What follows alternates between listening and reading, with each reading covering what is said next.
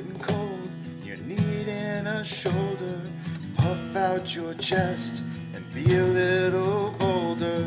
All we do is we buy and hold. There will be shills who wanna steal your thrills. There will be friends who hold till the end. There will be doubt, fear and cloud, but it's all in your head. Those hedges are dead. Panic and fear really are near, but it's not ours to own. We have shown that all we do is buy and hold. Oh, there will be shills who wanna steal your thrills, and there will be friends who hold till the end, and there will be doubt, fear and cloud, but it's all in your head.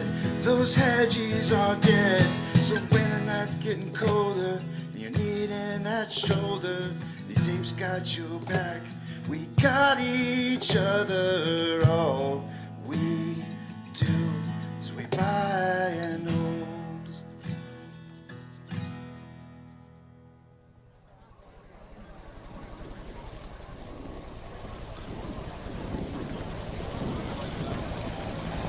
T-minus 90 seconds and counting. All systems are go. We're about 90 seconds from the launch of Space Shuttle Discovery. Go for launch, GC. Go, got it, go. Fido, go. Bravo, go. GC. Max, go. Eagle, go. Eco, go. FAO, go. Payloads, go. Scan for the customer, go. DPS, we're go. Eco, go. Booster, go. Surgeon, go. PRS, go. Okay. And let's see what we done, GNC. T-minus 60 seconds and counting. We are transferring to orbiter internal power at this time. Discovery is now running off its 3 onboard fuel cells. Coming up on a go for auto sequence start. FTO, I hear you loud and clear, 5 bytes. Tell me. Have you loud and clear as well, thank you, sir. Go for auto sequence start. And we have a go for auto sequence start. Discovery's onboard computers have primary control of all the vehicle's critical functions. T-minus 17 seconds and counting. 15, 12, 11, 10, 9, 8, 7, 6, start, 2, 1, booster ignition, and liftoff of the Space Shuttle Discovery, returning to the space station, paving the way for future missions beyond.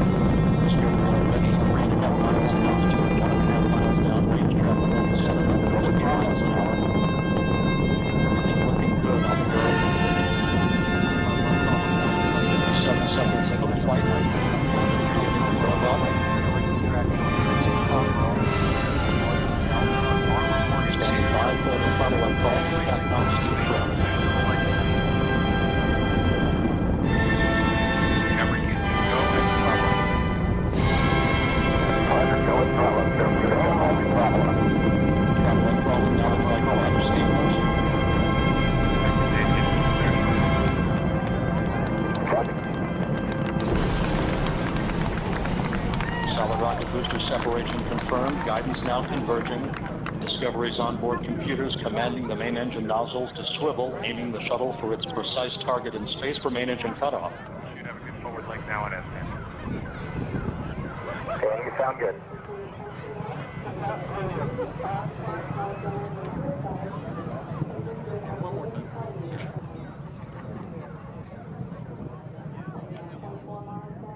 Discovery Houston, negative return. Copy, a negative return.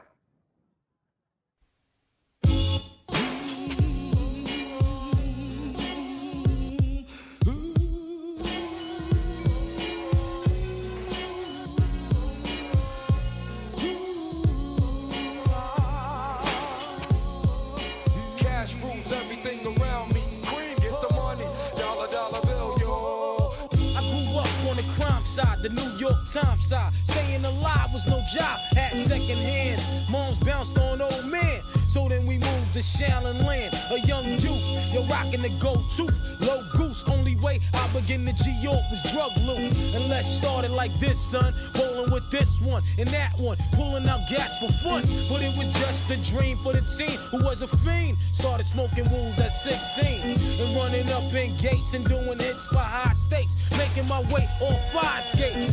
No question I was speed for cracks and weed. The combination made my eyes bleed. No question I would flow off and try to get the dough off. Sticking up right boys on board. My life got no better. Same damn low sweater. Times is rough and tough like leather. Figured out I went the wrong route. So I got with a sick tight click and went all out. Catching keys from cross seas, rolling in MPVs. Every week we made 40 G. Yo, brothers, respect mine. I ain't gonna take now. Bow, move from the gate now. Cash rules everything around me. Cream, get the money. Dollar, dollar bill, yo. Cash rules everything around me. Cream, get the money. Dollar, dollar bill, yo. It's been 22 long, hard years, I'm still struggling. Survival got me bugging, but I'm alive on arrival. I peep at the shape of the streets to stay awake to the ways of the world. Deep, a man with a dream, with plans to make cream was fail. I went to jail at the age of 15, a young buck selling drugs and such, who never had much, trying to get a clutch on what I could not touch. The court played me so now I face incarceration, pacing. No one upstates my destination. Handcuffed in back of a bus, 40 of us. Life as a shorty shouldn't be so rough. But as the world turned, I learned life was hell. Living in the world no different from a cell. Every day I escape from takes, giving chase, selling bass, smoking bones in the staircase. Though I don't know why I chose to smoke cess. I guess that's the time when I'm not depressed, but I'm still depressed. And I ask, what's your work? Ready to give up, so I seek the old earth. Who explain working hard may help you maintain. To learn to overcome the heartaches and pain. You got stick up kids, corrupt cops and crack rocks and stray shots. All in the block that stays hot. Leave it up to me while I be living proof. To kick the truth to the young black youth. When shorties running wild, smoking cess, drinking beer. And ain't trying to hear what I'm kicking in his ear. Neglected for now, but yo, it got to be accepted. That what? The life is hectic. Cash rules everything around me. Cream, get the money. Dollar, dollar bill, yo. Cash rules everything around me. Cream, get the money. Dollar, dollar bill, yo. Cash rules everything around me. Cream, get the money. Dollar, dollar bill, yo. Cash rules everything around me. Cream, get the money. Dollar, dollar bill, yo.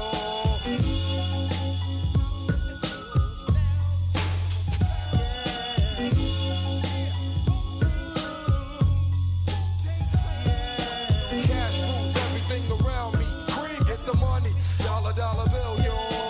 Cash rules everything around me. Cream, get the money. Dollar, dollar bill, yo. Cash rules everything around me. Cream, get the money. Dollar, dollar bill, yo. Cash rules everything around me. Cream, get the money. Dollar, dollar bill, yo. Yeah.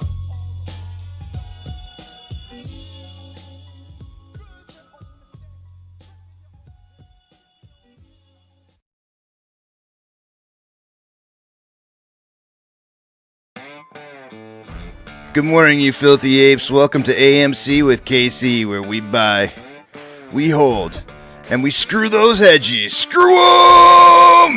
That's right. That's where we like to fling poo and eat crowns for breakfast. Rock strong.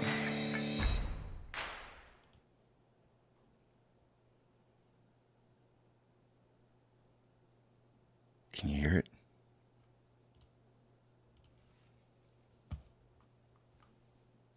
Can you hear it? Silence. Sometimes in music, The most powerful thing that you can have is silence. Silence can be golden. It can say way more than any one person can ever say. Silence.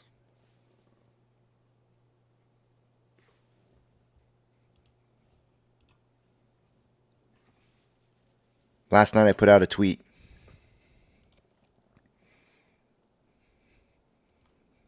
I'm going to share it with you guys.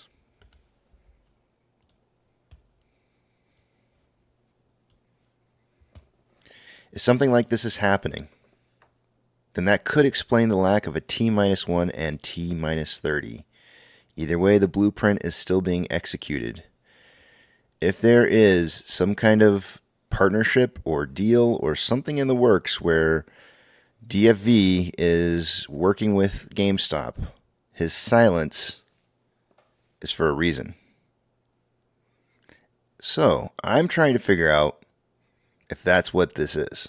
Now, I don't know. I don't know for sure. But he's not saying anything. The last thing he posted was his masterpiece.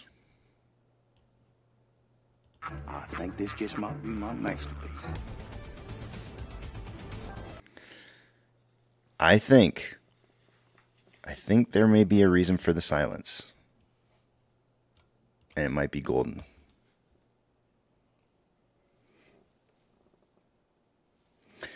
All right. I think some of the numbers will help us to determine whether or not that's the truth. So, let's check it out. Because if numbers can help reveal the truth to us, then we don't need... The numbers can be the words. So let me take you guys over to the other page here. We will find out very, very quickly if that's the case. And if it is, the silence is golden. I'm not going to be disappointed. I didn't look. I thought, Casey, you can just look in advance. You can just look and be able to come in with a title for the day and be like, guys, guess what? It's it, and be like, I know what's going on before everybody else does, but I'm going to watch with you. We will find out if history is being made before our eyes together. So I'm cleaning off my glasses, just like I do every day. I'm not going to be disappointed if I find out that the silence may not be related to that, but we're going to check together. We'll get there. Hold on a second. I'm still cleaning my glasses. Let's see if these glasses are clean.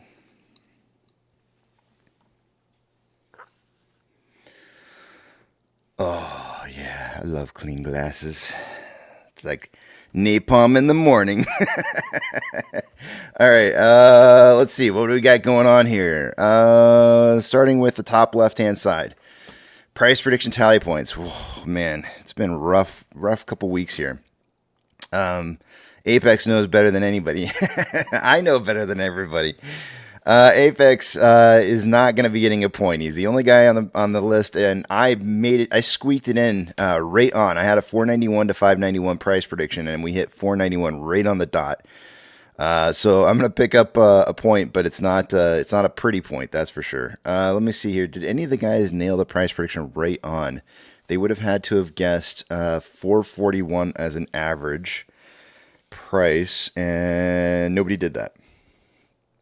So points to Rex, Twisty, and myself. Let me see here. So 2 for Rex.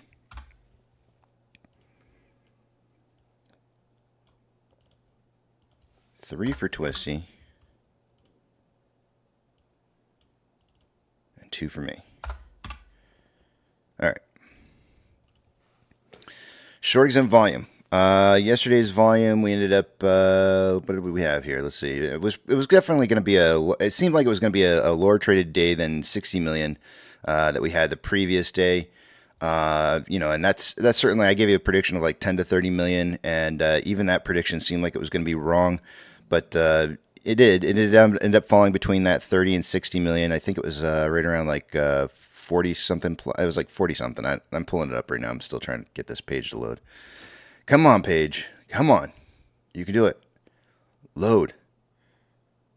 44.7. So our short exempt volume that we had yesterday, which was sitting at 1.845 million off of 60 million shares traded, it's going to be a little bit lower, right? So I'm going to guess it's going to be somewhere in between what we had a couple days ago at 900,000 and 1.845. So let's just figure on 450,000 more, somewhere like 1.2. Let's go with like 1.2 to 1.4 million in short exempt volume. Let's see what it is. Refresh. I might be way off. Let's see. Yeah, I was way off. Only 777,000. That's still way over the 300,000 that we need. But that short exempt volume was way down yesterday. 777. 777. Look at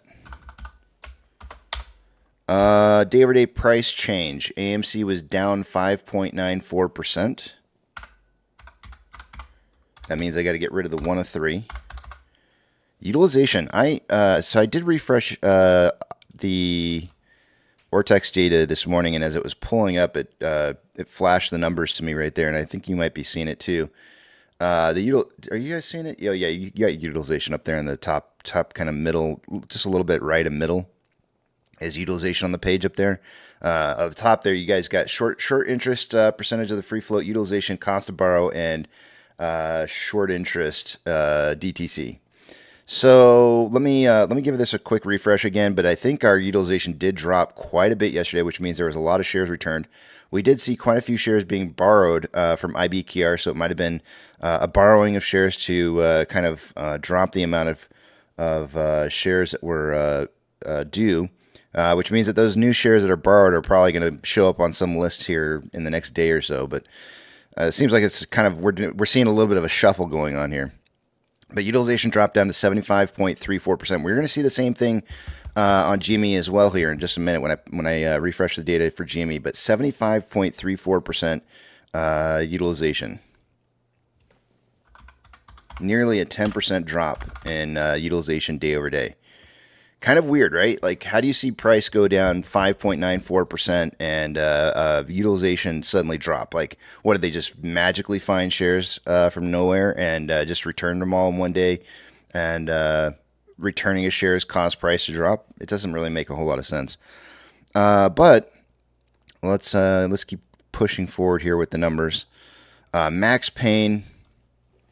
I think we're going to see some shifting of numbers here. Max Pain was $5 as of yesterday for this week for AMC. I expect that that number will probably stay the same for us. Let's see here. I'm refreshing. Yep, $5 still. Next week was $4. Let's see what it is now. It's $4.50, so it's gone up. 621 has gone up to 450s, and we'll move over to GME. And check that out. Yesterday, Max Pain at 6.4 for the end of this week was $26. I'm kind of expecting that to drop. Maybe, I don't know, what, 25 probably.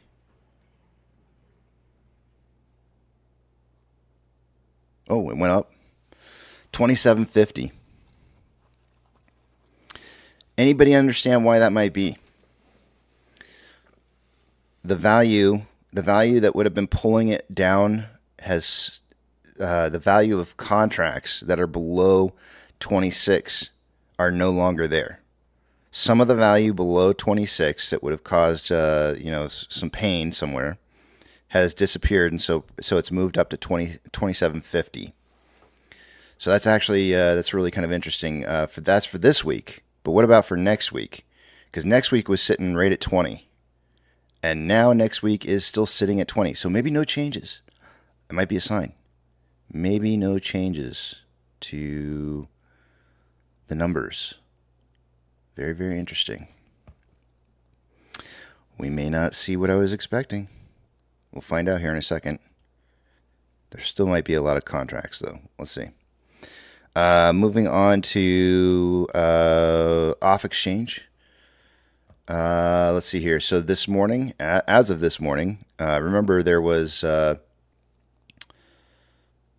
actually I was just looking at the borrow fees right here. There was like, what did we have? 1.2 million, 1 point something million shares available to borrow the other day, and now it went down to like 40 shares available to be borrowed as of last night or at market close. Then they returned some of the shares. They've been doing some piddly borrowing since 1800 yesterday. They just little tiny bits, 5,000 shares here and there, 5,000, 10,000. So it looks like maybe in all, maybe 50,000 shares borrowed since yesterday's closing. Yesterday we had 2.4 million shares borrowed. This morning, 50,000.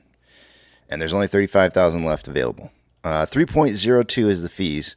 Let's move over to the exchange traded volume. Normally by the end of a day, I would expect to see exchange traded volume rate somewhere between right around 64% between off exchange and EDGX. We had 53.94% going through off exchange and EDGX at 10.88 for a combined total of 64.82 or 0.82% higher than what I would expect. So we probably didn't lose a whole lot through price discovery on what I would say, quote unquote, is a normal day. But normal for AMC is completely different than what every other stock out there is. We're losing price discovery every single day on it. I mean, 64% of our volume going through on an average day is just very odd. Most stocks do not do that. That's not normal. So we would be seeing a lot more price discovery if that were not the case. CHX volume for the day yesterday was 5,615 shares. So I think some people have had me compare to like Cinemark before. Let's do that. Let's just pull this up real quick here, and I just want to just kind of show you, because I don't want to just say it and then not show it. Cinemark, for example, off exchange 36.26 yesterday. And EDGX was 3.16, 39.42, right?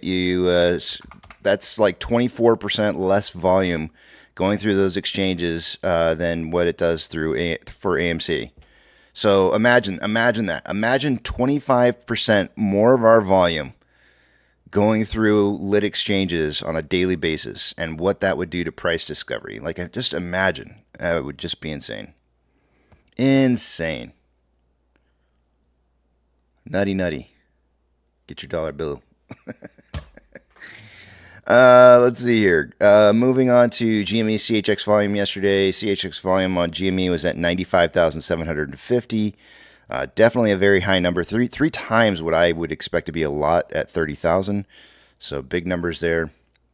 We'll just take a look real quick here at the borrow fees. Looks like a lot of shares available to be borrowed right now on GME.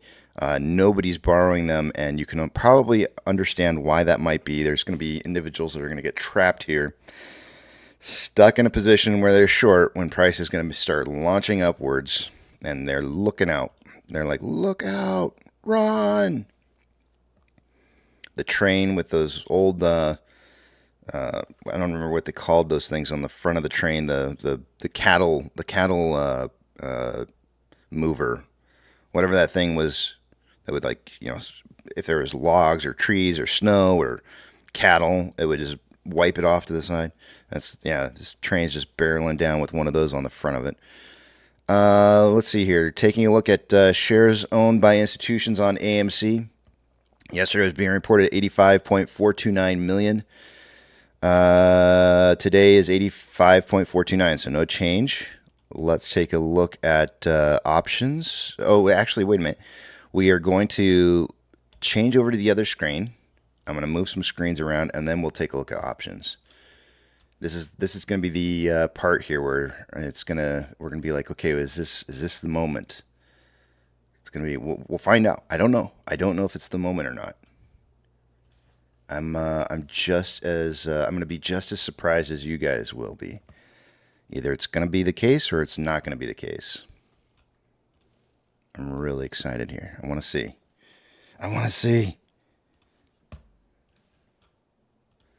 All right. Options. First, we look at AMC's. Let's give AMC a quick refresh.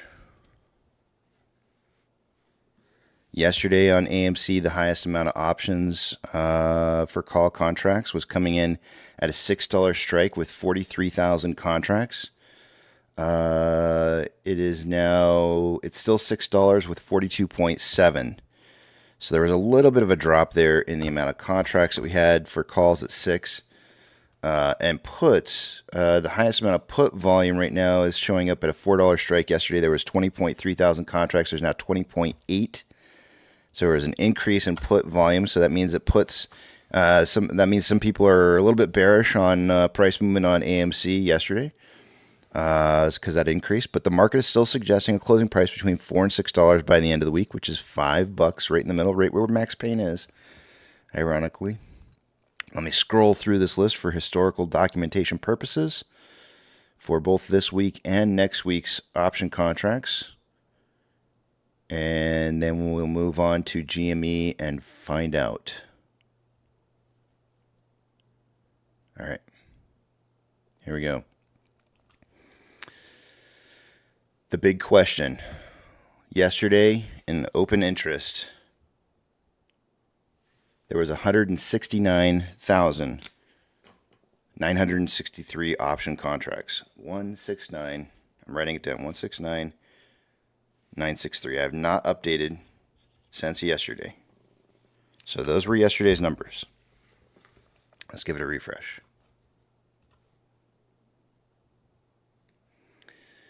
We will find out. I will scroll through this. We will look at this week's contracts first on what's expiring tomorrow.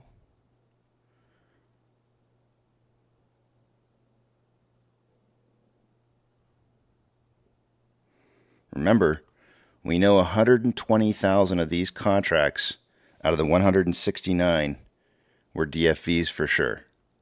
There it is. There it is. 111,818. 111,818. It is 100%, a 100% certainty that he has closed some of his call positions. A 100% certainty. There's less than 120,000 contracts there. He did not post his position. He did not post his position. Silence is golden. If you don't know what this means, I cannot stress enough to you. Go look at the past. If you want to learn a damn thing, you need to know your history. Go back and learn. You can't understand without looking at it with your own eyes. Darth Vader freaking asked Luke Skywalker to take off his helmet so he could see him with his own eyes. Come on. You have to see it with your own eyes. I can't tell you. I can't tell you. Luke, let me see you with my own eyes. Scrolling on. Scrolling on here.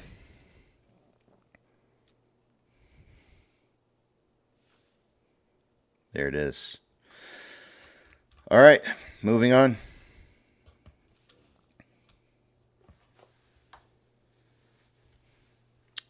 Moving on. If you guys are asking, if you have to ask a question right now, because I can see there's questions flying through. If you have to ask questions, then you need to go look. Nobody can tell you. You need to go look in the past. Find out what happened in the past. Figure it out. It is so simple. I gave you the path to finding the answers that you're seeking, and they're so easy to see what they are.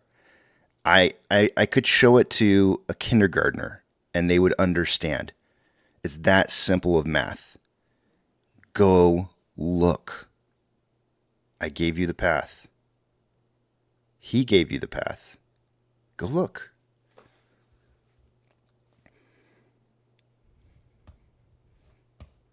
Ortex. Don't ask questions. Go look. Do not be lazy. I'm not spoon feeding you.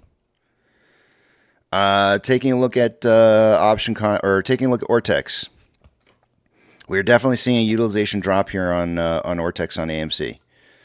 Let me pull up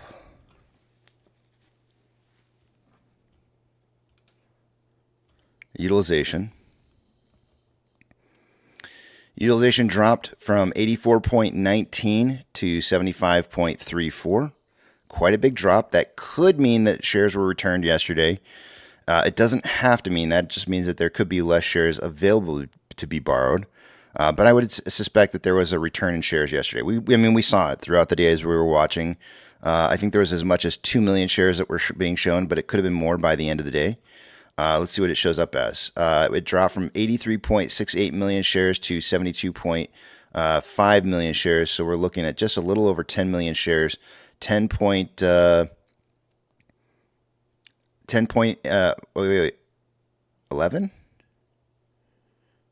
11.18 million shares returned yesterday.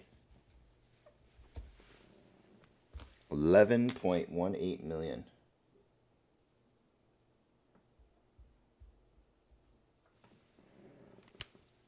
Obviously, 1/3 of that Ortex is going to estimate as being short interest that was closed. We know that's just an estimate. It's just them trying to figure out what they think it is going to be, and they just used a 1/3 number of whatever was returned on loan amount. But that doesn't necessarily mean that it's true, right? Because we just saw the exchange reported short interest back here continued to rise. Even when they were estimating numbers to drop, they didn't. The short interest continued to rise.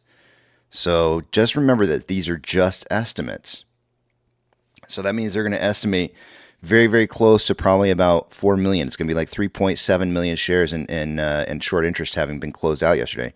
So it dropped, short share interest of the free float dropped from 16.3 down to 15.55. So we're looking at 0.75. Yeah, 0.75.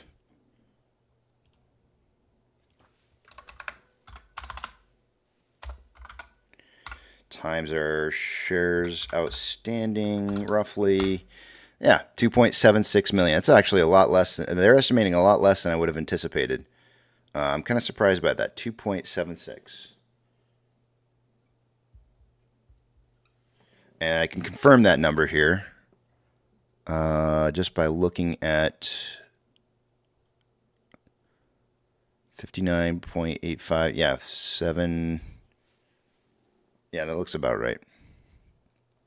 Yep. Very, very close. Let's see here. So next is on loan average age per day. So they returned a crap ton of shares. The thing that we're going to find out here is were they newish positions, oldest positions? If the on loan average age per day plummets, then that means that they were really, really old positions that they were returning. If the number rises or is even a steady number, then we're probably looking at just new positions having been returned. The on-loan average age per day rose, which means they returned mainly new positions. New positions, not old positions, but new positions. And those new positions drove up the on-loan average age per day from 26.04 to 27.31. So they got so that means somebody who just created some new short interest, I don't know, probably within I don't know, since this last run up, probably within the last month or so, returned those positions. And they're like, holy shit, nope. They played the big old nope card. They're like, nope, I went out. This looks really too damn scary for me. I'm out. I'm done.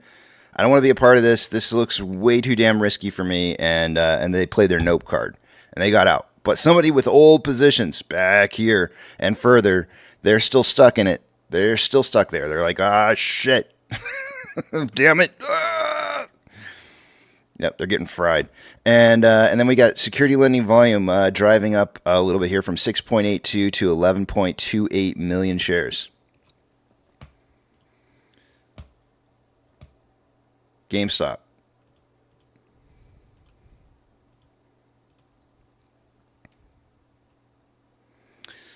The wheels on the bus go round and round. Let's see here. Utilization 47.18 to 36.15. Somebody is getting out of the way of this train. On loan amount dropping from day over day from 48.08 million shares on loan to 36.33 million. The estimated short share interest of the free float dropped from 14.68 to 13.79. And the on-loan average age per day, are these new positions or old positions that are closing? New positions only. This drove up from 26.34 days to 27.06. They're closing out new positions. Get out of the way. The train's coming. So you ever see that video of the trains in like India? And they've got like their markets all set up and everything, and they've got all their produce out, and there's like their tents are all out, and then this train comes, and all of a sudden everybody pulls their tents back, and everybody throws some stuff over the top of their food and everything. Next thing you know, you see this train just barreling through like inches, like less than an inch away from all the stuff that was just previously sitting like right there, and you're just like, holy crap, that's insanity. Yeah, that's what this is. Yep. They know it's coming. SSR trigger price for the day-to-day on AMC is at $4.42. For GME, it is $22.91. I thought SSR was triggered yesterday. No? Pretty sure SSR should be on for the day-to-day. I'll have to go back and look and see for sure, but it says off. We'll go look at that in a minute. But anyways... moving down, we have 245,000 contracts out of the money on the calls on AMC versus 10,000 contracts that are in the money. 56.6 thousand contracts are out of the money on the puts versus 16.8 thousand contracts that are in the money. GME has 374.9 thousand contracts out of the money on the calls versus 39.5 thousand contracts that are in the money. 185.1 thousand contracts are out of the money on the puts versus 63.1 thousand contracts that are in the money. And then next week is showing a less in the money call contracts than there is out of the money.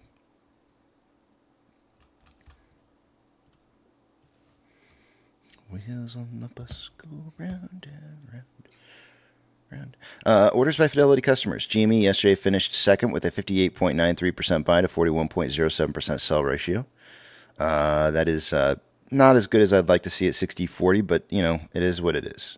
People are moving their positions around, and we've got a lot of probably new investors who don't know what's going on, and they're probably they're pissing in their pants just a tiny bit. You know, they're kind of going like, this is just too much for me.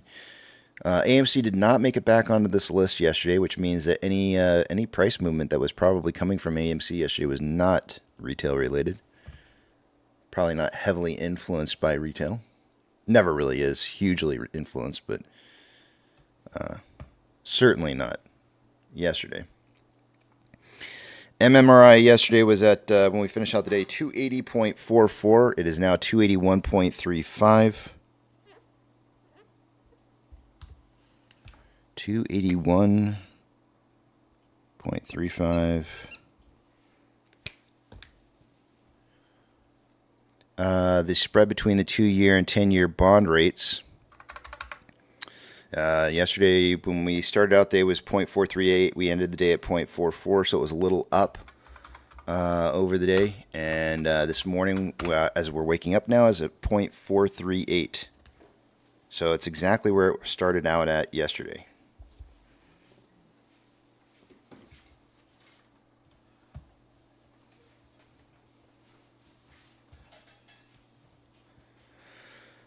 VIX showing 12.53 right now with a close yesterday at 12.04, which means that the VIX is suggesting, futures are suggesting it should be going up. Overnight, it's saying that it was down, which means the market should be up. The Nikkei, however you say, I don't care how you say the Nikkei. I say Nikkei.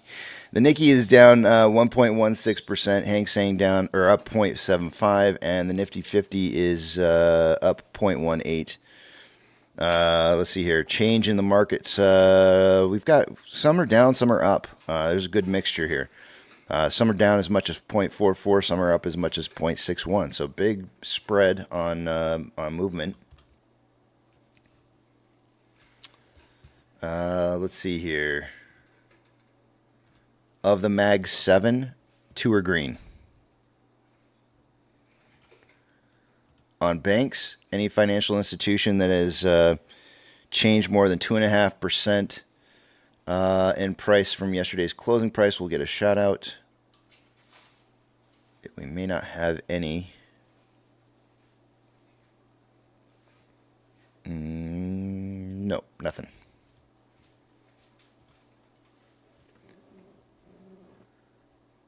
Gold is currently down 0.67, taking a little bit of a tumble here starting around 6:52 this morning. Looks like it's a continuation of that downwards trend. Have a good day at work. Downwards continuation on that movement for gold after breaking past this level of support here at 23.03 currently. It looks like silver's taking some hits too here. Silver down 2.14% and trending down. That usually should bode well for the market. Usually because gold and silver are usually safe havens for whenever there's a market recession or market dump coming along, right? That gold and silver you'd expect to be rising in price. Ethereum Classic is down 0.64. Also breaking that. Wow, that chart looks so familiar. Where is it? This one right here. The 5-minute gold. Look at the 5-minute gold, followed by Ethereum Classic. Almost dead on. Wowzers. That's interesting. Okay, anyways, moving on. Ethereum Classic is down 0.68 and slightly trending down. The US dollar is currently trending up. That usually means bad things for the market. So we're seeing a conflict of numbers here. But do remember that the US dollar took a big tumble yesterday and then slowly at the end of the day started rising overnight, rising quite a bit back up here and almost recovering most of where we moved towards yesterday at market open. SPY is currently up 0.11 and is, I'm going to call it consolidating.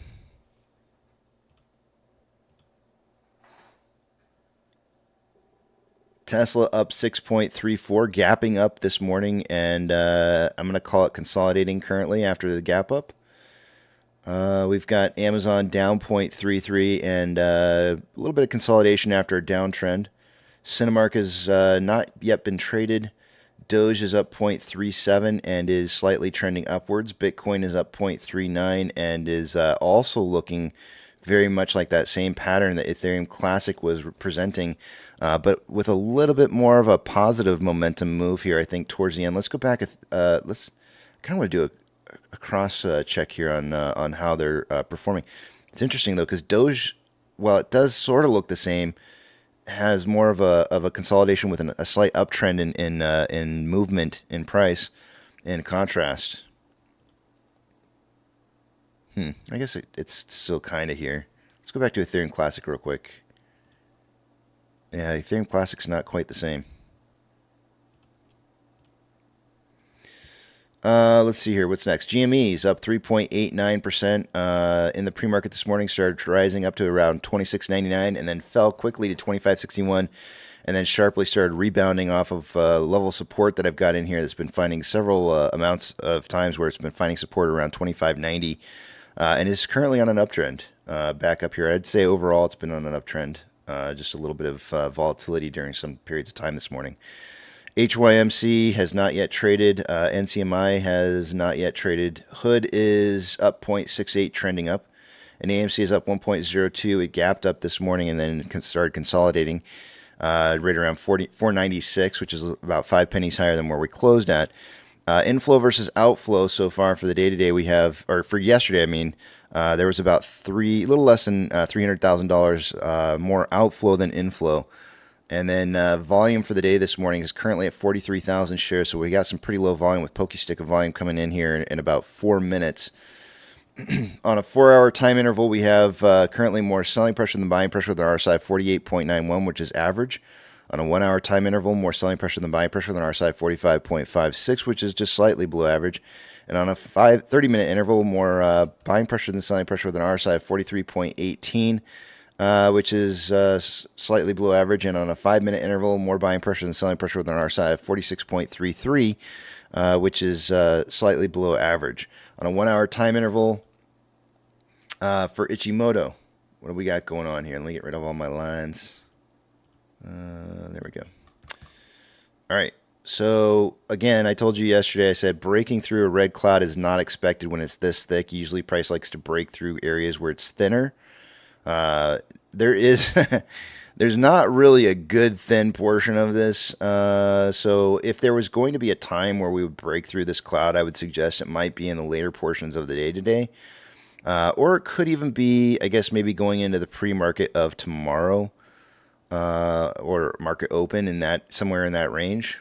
So you're probably looking at like anywhere, I'm seeing 14:30 to around 9:30 in the morning tomorrow is what I'm kind of seeing here.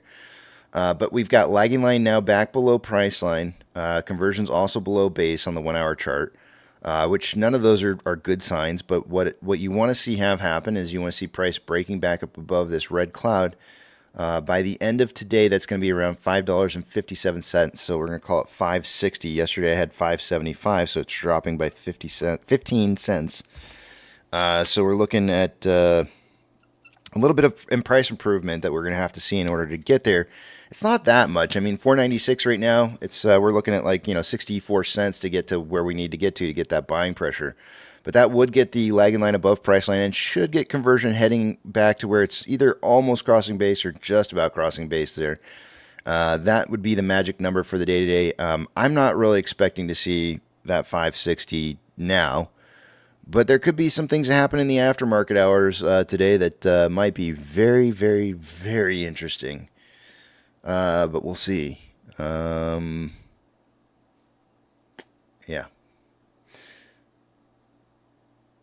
560. 4-hour time interval. Lagging line is slightly below price line. Conversion is below base. We are just above this green cloud here. I really think they want to close us out today right somewhere between that 496 level and 543. I will probably make a price prediction somewhere right in that range. We could see price drop down below this cloud here temporarily, which would be maybe like the 480 range. I think people are going to want to know, like, do you think we can hit 450 today? Well,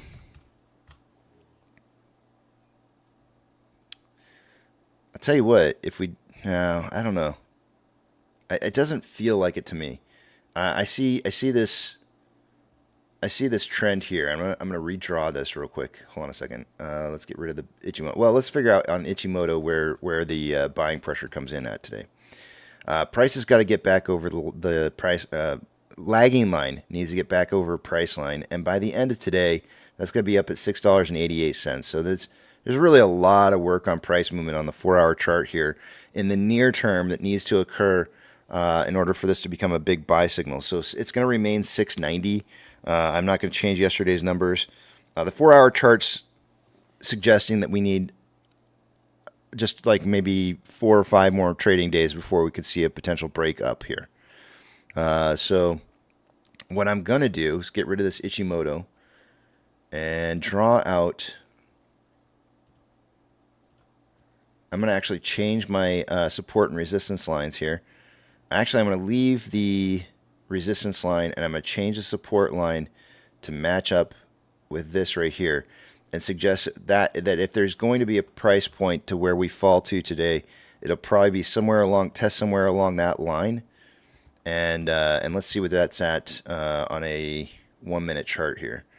So it could be anywhere. The lowest I've got here is 476. So maybe like a 475 drop could be a possibility at some given point. What's SSR trip at today? Trip's at 442. Yeah, I would not expect to see that SSR trip today, but we'll see. And our volume's been getting back down underneath our average 3-month volume, which is maybe a good thing in regards to, like, the market may not feel the pressure to need to drop price to fill orders as we're dropping back below that average 3-month volume. So, yeah, I feel like I can give a price prediction right now. I'm going to go with, let me look at that 1 hour chart one more time. I really feel like we're like right on the precipice of breaking out of this resistance line here. And if so, then we would be retesting 524, and that's still well within. 524 would be, retest of 524 would be our third. I mean, if you looked at this on a 1 hour chart, this would be test 1, test 2. And now if you go to 1 minute chart, you'd say like, no, it already broke past it. Yeah, but on a 1 hour chart, a retest of this 524 range, which is our synthetic price failure reset, looks to be like a very strong possibility. And then after that third test, getting a breakout, like a full-on breakout beyond this, like somewhere down the line, would be ideal. And I think when I put the Ichimoto back up here, that kind of makes sense. Like a test. So maybe a test of this of the support line, followed by a test of the resistance line at 524, and closing out the day maybe just underneath the cloud at maybe right around like 506, maybe a 501 close, somewhere around there. Let's go with I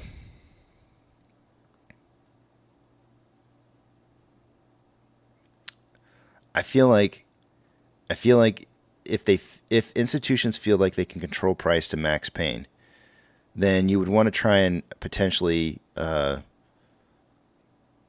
we'll see that initial drop down to that 474 range, so they can close out puts at $5, and then once those puts start closing out, the price will rise back up and probably retest that 524. And they may even drive it above 524 temporarily just to kind of create FOMO, and then drop price right back down again. So I think that 506 number sounds really enticing to me. So I'm going to go 456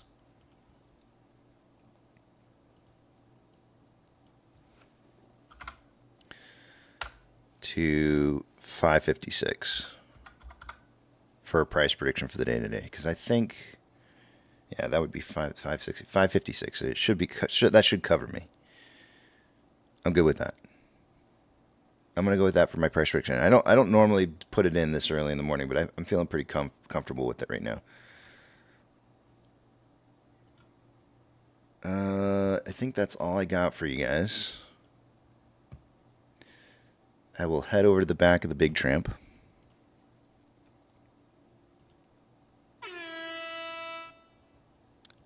And turn my microphone up. Not mine, but theirs.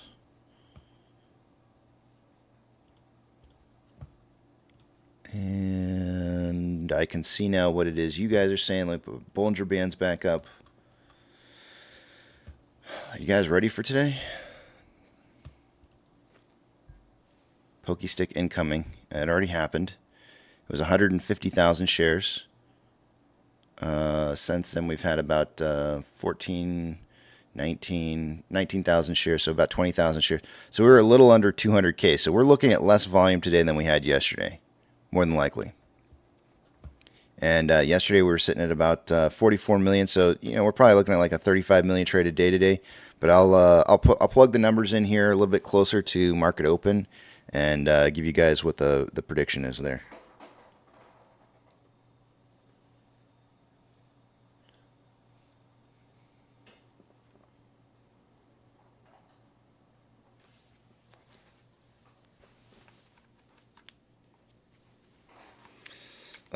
Apex says, Casey, I'm coming in with a 517 then for the time being. 467 to 567. Let's see here. 467, 567. Sounds good. 10 cents above me, so you can try and get that extra bonus point. Not bad.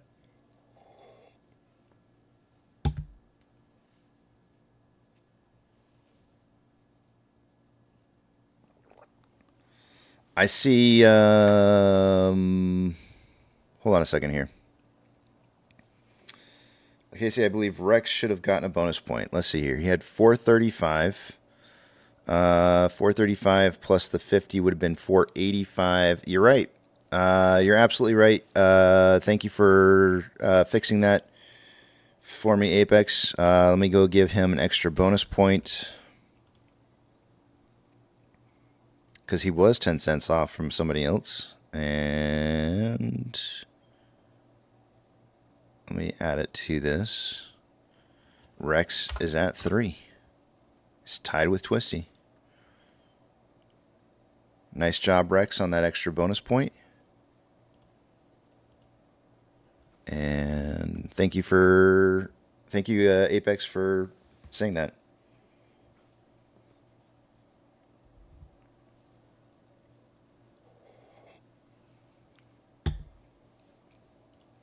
I just missed the fact that they were 10 cents, that they weren't, because I mean their numbers were so close. The bottom side of their numbers, because they were really, really close, and I guess I just didn't recognize that they were more than 10 cents apart. They were 13 cents apart. Let's see here.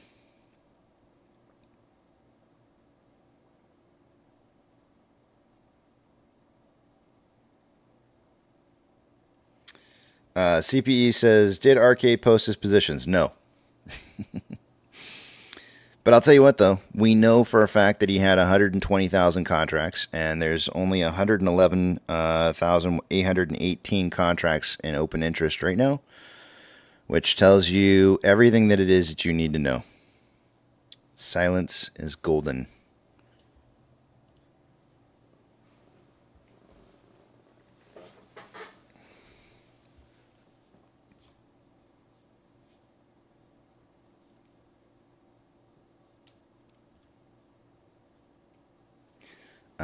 Let's see here. Okay, in reference to yesterday's little talk that we had on, let me pull up the information again here. OCC, the OCC rule that everybody was talking about yesterday in regards to the options clearinghouse, basically stating that they could take time on delivery of positions. So here's the thing. The OCC does not trump rules and regulations set forth by the SEC and FINRA. Period.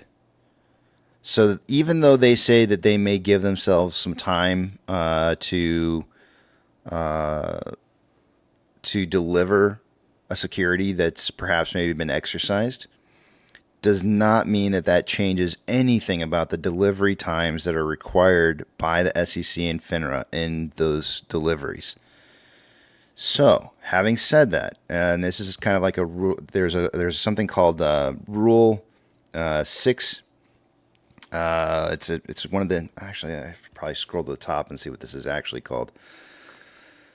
How do I get back to this? Let's see here. I know how to get back to it. Rule 6 for options trading. Rules principally applicable to trading of option contracts, business conduct, applicability, definitions, and references. So this is something. These are rules and regulations of options trading that are conducted by or produced by the SEC and FINRA in order to make sure that options clearing corporations are within certain regulations. Now, the OCC cannot, they have to abide by these rules and regulations regardless of what it is that they decide to do. They have to abide by those. So, if you go and look at Rule 6, let me go back to my delivery. There is, under Rule 6, there is Rule 6.26 called Delivery and Payment. And it says delivery, and this is very, very, I love how this is worded here. Because it does give the OCC an ability to be able to create or have some leeway in how they define their rules. But it says, Delivery of shares of underlying security or exchange traded funds fund share upon the exercise of an option contract and payment of the aggregate exercise price in respect thereof shall be effected in accordance with the rules of Options Clearing Corporation. So they're basically stating like, yeah, they can make their own rules and regulations in regards to timing and whatnot. But it says as promptly as practicable after the exercise of an option contract by customer, the member organization, OTP holder, or OTP firm shall require that the customer to make full cash payment of the aggregate exercise price in the case of a call option contract, or to deposit the underlying security or exchange traded fund share in the case of a put option contract, or to make the required margin deposit in respect thereof if such transaction is effected in a margin account in accordance with the rules of the exchange and the applicable regulations of the Federal Reserve Board. Long story short, settlements do not get trumped, period. You cannot, OCC cannot come, the OCC can come in and say like, we're going to give ourselves extra time to be able to clear something. But that reasonable time, that reasonable amount does not trump settlement cycles. So they still have to abide by those settlements. They may not, they may choose to kind of like extend out to some other settlement period, but those settlement rules are in place for a reason, and it's to keep an orderly and fair market. So yes, they can probably change or kind of squeeze by with giving themselves a little bit more time on clearing, but that does not exempt them from any of the rules and regulations on normal settlement periods. Period. End of story. You cannot trump the settlement period cycles. End of story. There's no debate about that. SEC and FINRA rules supersede anything else. So some OCC can't come in and just say like, oh, we're just going to delay delivery forever. So get that out of your mind. If that's going around and people are spreading that kind of FUD out there, tell them to shove off. Because that ain't true. They have to deliver within certain settlement cycles.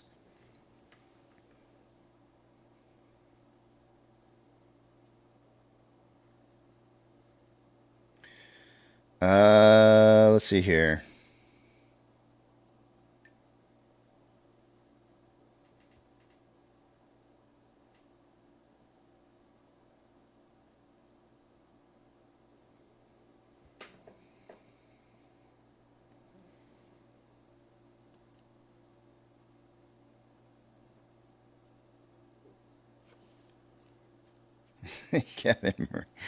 Kevin, I hate to break it to you, but they still have to abide by certain rules, and that's here's the thing, Kevin. Do you want to know how I know that's true?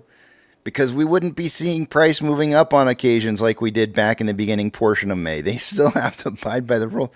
We would never, ever, ever see price on AMC or GME do some of the things that they do. And the reason for that is because if they could always just consistently push the rules out to where it benefits them, then we would never win this game. Ever. So you have to ask yourself, do I see that we have ever won this game before? And the answer is yes. Why did we win the game? Because there are certain rules and regulations that cannot be violated. They have to deliver within the settlement cycles. They are forced to. It's taken out of their hands at some point and placed in the hands of individuals who will force them to do that. So there are certain hard limits on how far the game can be stretched. But there is definitely hard line rules. So don't be discouraged, because we've seen it happen on many occasions in the past over the last 3 years where there's been plenty of times where prices started rising on AMC and GME out of nowhere. So, I mean, because otherwise, to make the statement that they can just find a loophole to get out of this would be basically making the statement that there's no way we can win. And that's not true.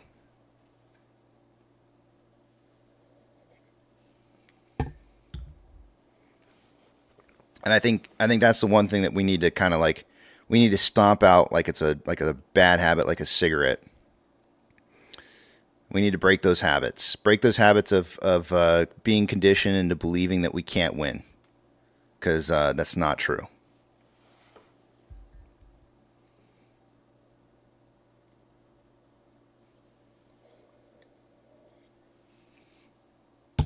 But 3 years. Do you realize every single time we've hit one of those mile markers, like every time when we hit 1 year, before we even got to 1 year, we were like November, right? We were November of 2021, and the shills were already saying 2 years.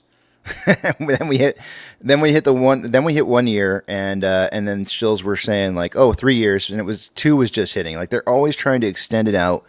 Like a year further than where it's actually at. Like we're literally like right now. What are we? We're just 3.5 years now. So they're already saying 4.5.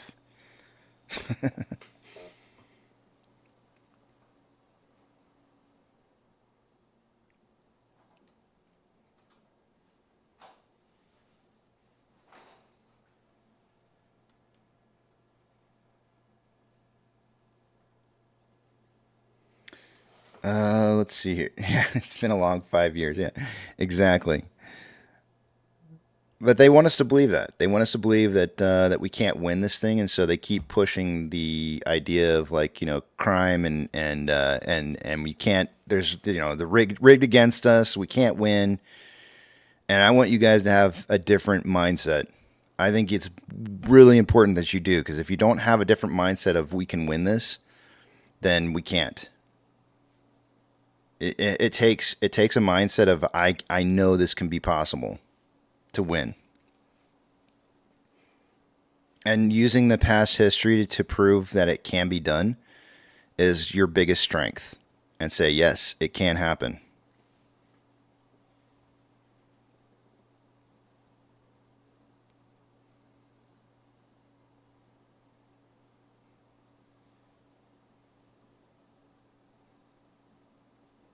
Tyler says AMC is so undervalued. It is. It is massively undervalued. There's no way you could look at this and be like, this is the largest theater chain in the world, and it's only $496.5 for a share of the largest movie theater in the world. Holy crap!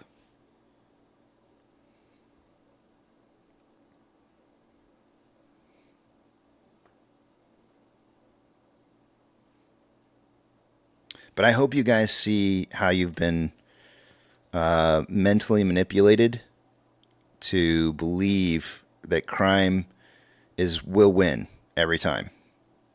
I hope you see that. I hope you acknowledge it, and I hope you resist the idea that that's a possibility, that there can be ways to win this.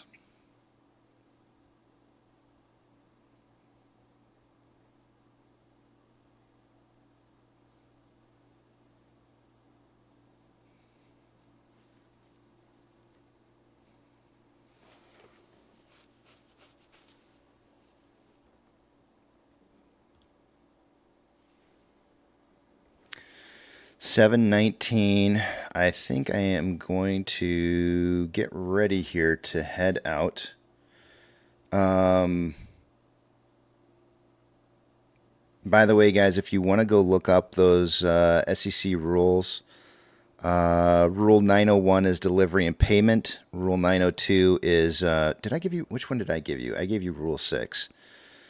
Let's see here. So Rule 901 talks about delivery and payment. Rule 902, delivery of underlying securities.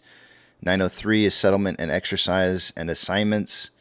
Those might be some other things that you might want to look up. But we do have settlement cycles that were reduced to a T+1. And I would imagine that the documentation that we were seeing that got changed in the end portion of May, I think it was. I'd have to, let me see. Do I still have it open? I do. Hold on. No, do I? Dang it. Man, I don't remember what page this was on. Do I still have the image? Nope. Well, it'll take me probably a hot minute to find this, so I'm not really going to try too hard. But if you go to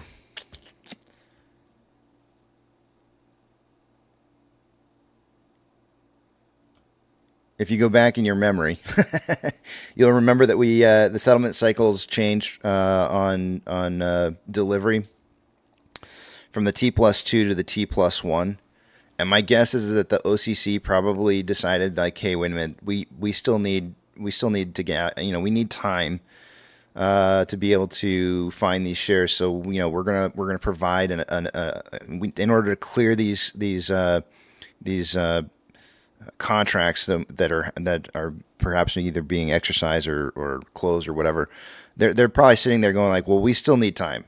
Like there might be certain situations where we can't find the shares aren't there or whatever. Who knows? Right. So they're basically making it available for people to be able to make it past that T+1 settlement cycle and move into another settlement cycle period. Right. But it doesn't change anything in regards to eventually those shares have to be found and purchased.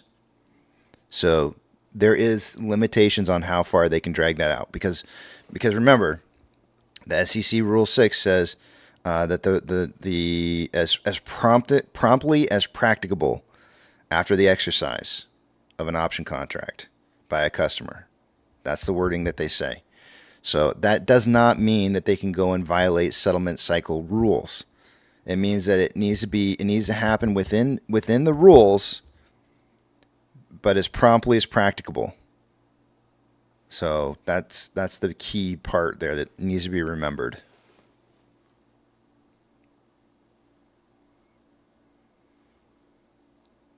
Jay, take care, man. It's good to see you, and thank you for the consistent break reminders. And I did not take. Damn it! Somebody reminded me to take my medication last night, and I forgot. I even had a reminder.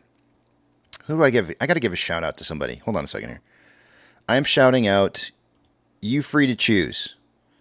He literally just sends me a DM and he goes like, dude, like, so just a reminder, don't forget to check your old man meds.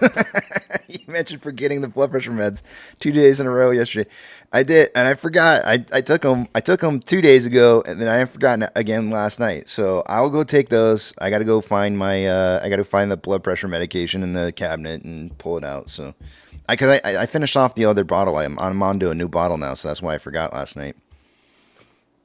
There was no bottle sitting out for me to remember. Who do we got back here? Good morning, Casey. Manjit, good morning. Hey, we were just talking about good. We were just talking about you yesterday.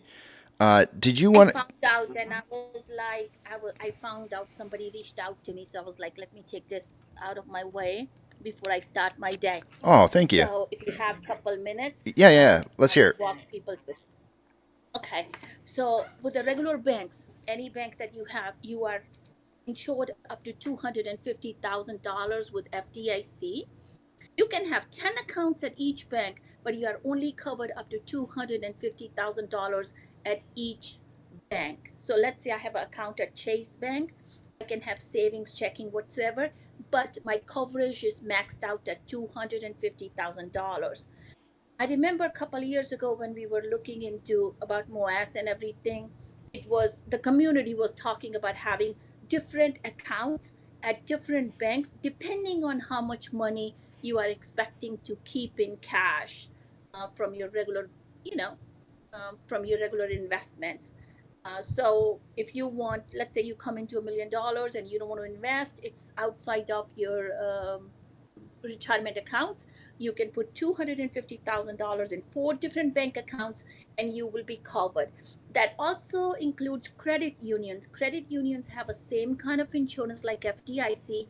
It is called NCUA, but it also covers you for $250,000. So if I am going to, let's say, come into $1 million and I want to keep my $1 million, I'll have 4 different bank accounts at 4 different banks. So you're limited up to 4 banks, but what happens if you go to a 5th bank and you're not covered anymore? No. You're not limited to 4 banks. You can have 10 bank accounts, and you will be insured up to $250,000 at each bank. I'm just giving an example. Okay. You come into $1 million and you want to keep all your $1 million. I would go into 4 banks and put 250, and 250. Even in your savings account, higher interest rate savings account right now, the interest is nice. If people want to do that, they will be able to do that. And without naming any specific financial institution, I know we had talked about some of the institutions having insurance policies that cover higher than $250,000. How does that make you feel? Like, do you feel comfortable with that? Well, I am comfortable with that. For example, let's say you have IRA Roth, or you have IRA, or you have 401k. Some companies allow you, and let's say you have it with a certain brokerages. If you take that money out, you're going to pay, like, they will charge you taxes, and they'll charge you fees like 10% penalty and stuff. So I would leave that money there. Most of these brokerages, they are insured up to like $30 million. I am comfortable with them. Means, come on. Um, you have to give them some weight to a certain extent. I understand we are in a short, these kinds of place, but I will leave my cash there. I will wait to reinvest though. I'll leave my cash there. Once I sell my positions, I'll leave my money there and wouldn't worry about it, because they also have insurances that cover millions of dollars. Some even cover as far as $30 million. I don't remember top of my head, because we did that research a couple of years ago. And people are asking about, what if you have a significant other on the account? Is that is it per household or per person, or does the amount increase to 500 if there's two people? For example, if you have two people on a same account, that account is only covered up to $250,000. The best policy will be, let's say you're a husband and wife, or whatever. You rather have two bank accounts at the same, because you have two different social security numbers, basically two different tax IDs. So then you both will be covered for $250,000 each, but you need to have separate bank accounts. If you have same bank account, that account is treated as one entity. Doesn't matter you have two people or three people on the same account. The max is $250,000. Excellent. Thank you. You're very welcome. Yeah, I appreciate that. That's awesome.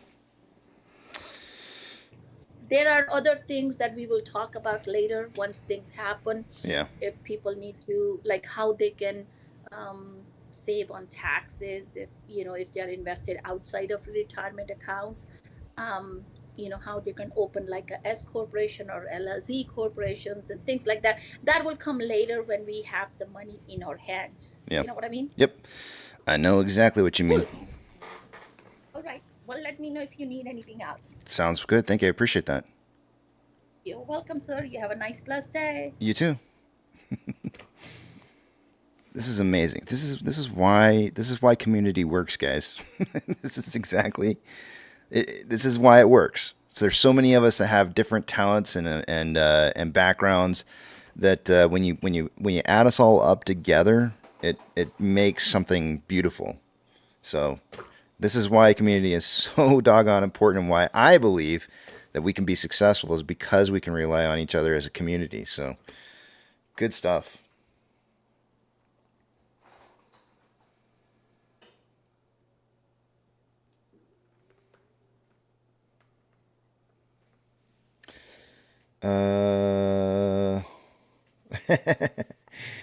Jay say, I'm sorry, but I don't do that here. I think that the golden rules apply for any time you're trading in the marketplace. They're great golden rules to have in regards to at least the golden rule number 1 is a perfect rule for just trading in general. Only buy shares with money you don't need in the foreseeable future. And the reason for that, why? You need to be able to have time on your side. If time's not on your side as an investor, then you truly aren't investing, you're gambling. And gambling is probably not what you should do in the market, but I'm not giving you financial advice. It's your money, it's your choice, and you have to decide ultimately what you're going to do. But whenever I invest money, I don't like to invest money that I need to have somewhere down the road. Casey, I wanted to clarify one thing.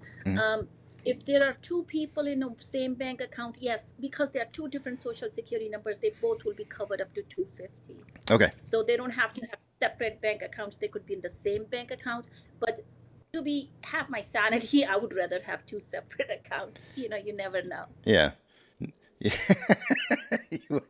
You don't want to eat out of your salad, and you don't want you don't want somebody else sharing your salad with you. I got you. Okay.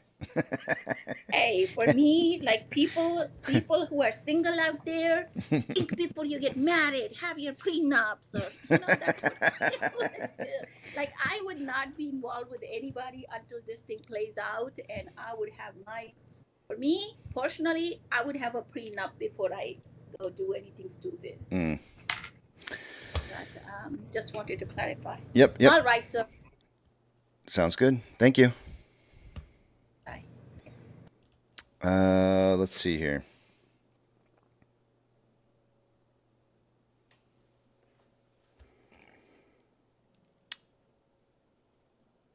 I need to put the message up on the screen.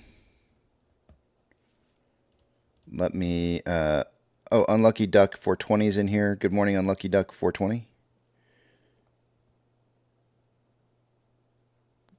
Good morning. How you doing today? Kind of tired. Well, that's part of mornings. I like the green lucky duck. That's cool. Thank you. Yep. I'm going to step aside though. I'm going to take a break, so I will be back in the back of the Big Tramp aftermarket open and intro and the morning talk and everything. So I'll see you guys back here a little bit later. Let me put the message up on the screen. Silence is golden. Can be. Doesn't have to always be golden. Sometimes there's like, I've had some awkward silences before. Those aren't very. Sometimes it's golden for somebody. Somebody else, it's not always golden. Let's see here. That's why I said can this morning. I didn't want to say silence is golden. As soon as because I was starting to write it down, I was like, silence isn't always golden for everybody, though. I'll be back at 8:15 a.m. I will see my time, Central Standard Time. I will see you guys back then. Let me. I'm gonna have to auto trim this page here, so in case price starts moving up quickly, I can. It'll follow it. Otherwise, I'll have to just come back and monitor the computer. All right, I will see you guys. I'll see you back here in a hot minute.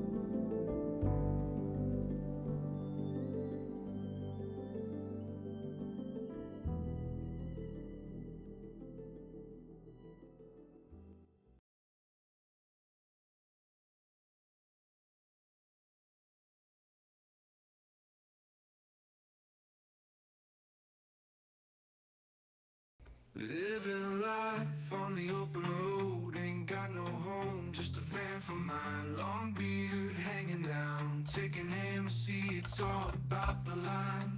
No ties, no suit and tie, just dark circles round these tired eyes. Sipping coffee, crunching numbers, technically analyzing. Walls roll down, the wind in my head, I embrace the grit and grind. There's my castle, roots my kingdom, no place else I wanna be. AMC ticker keeps on rolling, stock charts and patterns unfolding. Fear and greed, wolves and bears, it's a wild ride, I'm all in stride.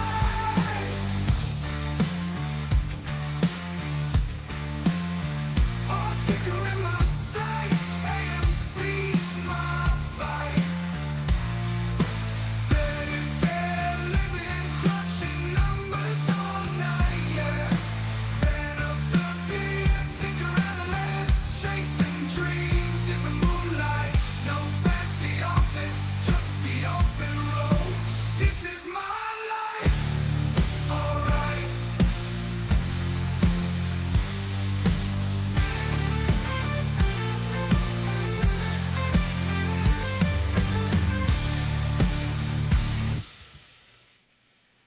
Good morning, guys. Good to see you again. I'm back. It's 8:18. I got my price prediction already in for the day today.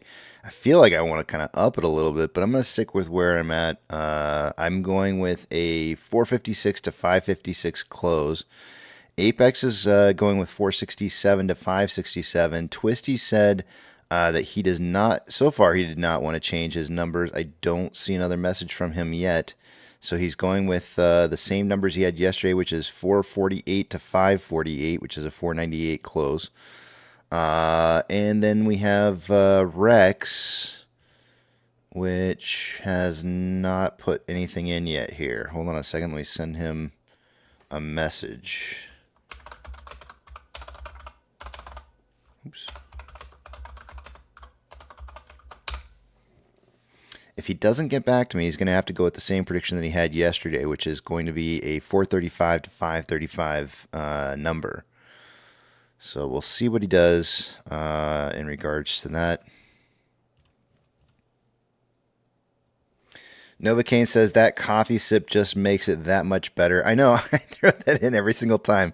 I added it in every single time. It's not a real coffee sip, but I thought, like, you know what? It just fits there. I feel like there needs to be like that sound of like a sip of a cup of coffee and going, just it's like that perfect point in there. So I throw it in every time, just for the heck of it.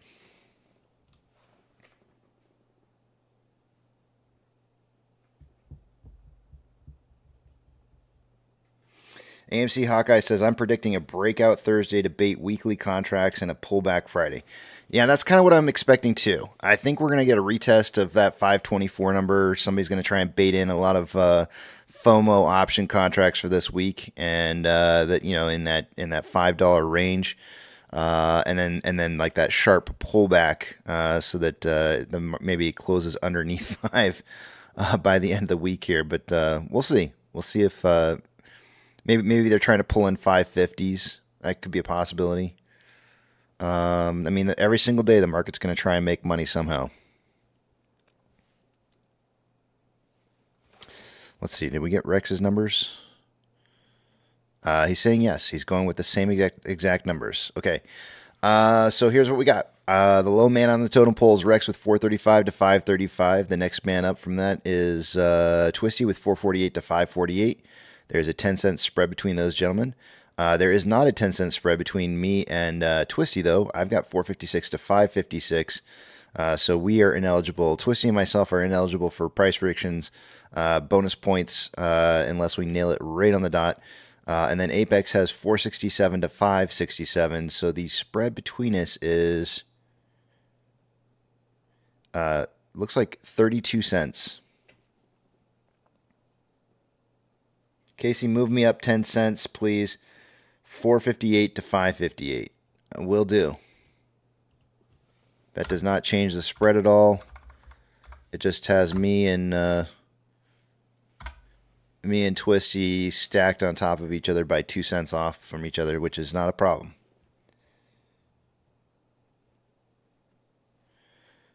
Just leaves Apex and Rex eligible for extra bonus points.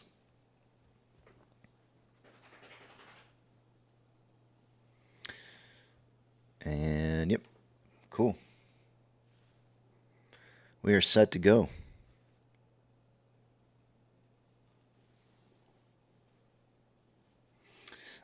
In case you didn't see Twisty or Rex, if Rex didn't see either, there was a bonus point for Rex yesterday.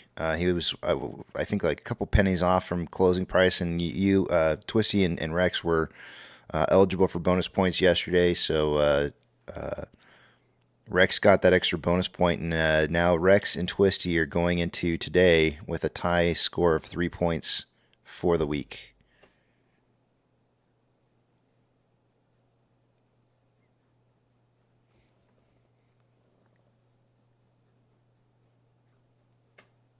Apex is saying Rex was off 6 pennies.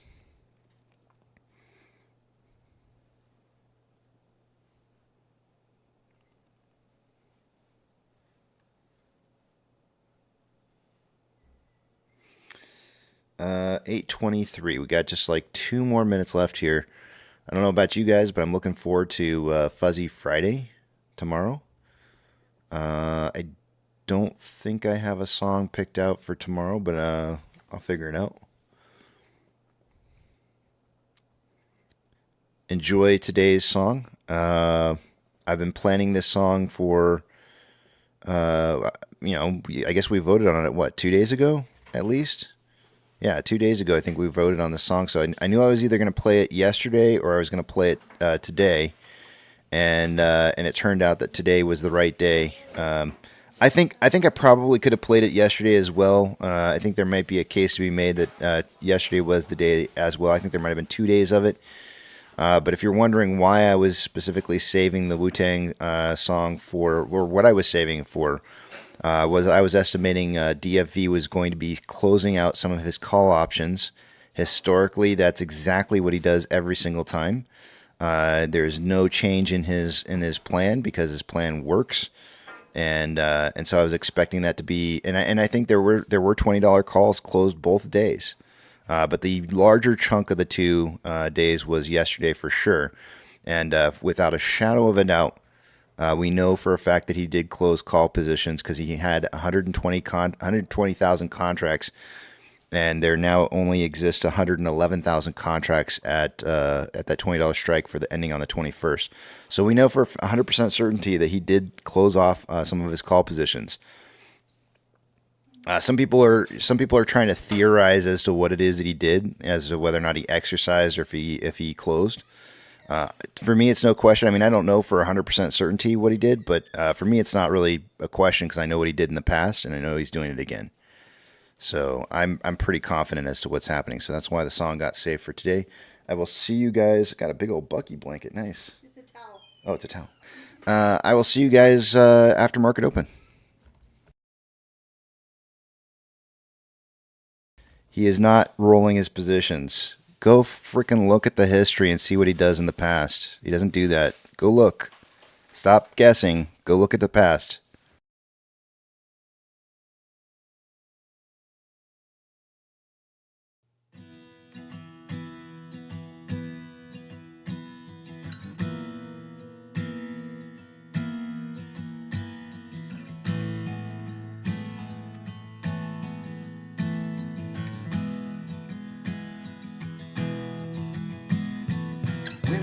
Getting cold, you're needing a shoulder.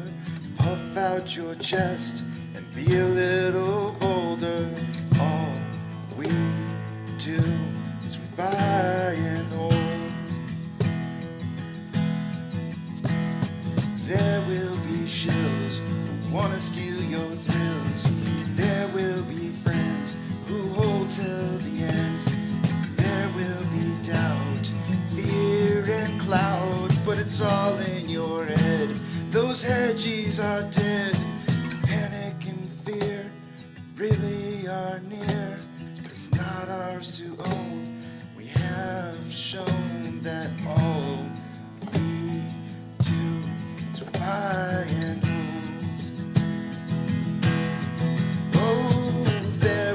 be shills who wanna steal your thrills, and there will be friends who hold till the end, and there will be doubt, fear and cloud, but it's all in your head. Those hedges are dead, so when the night's getting colder, you're needing that shoulder, these apes got your back. We got each other, all we do is we buy and hold.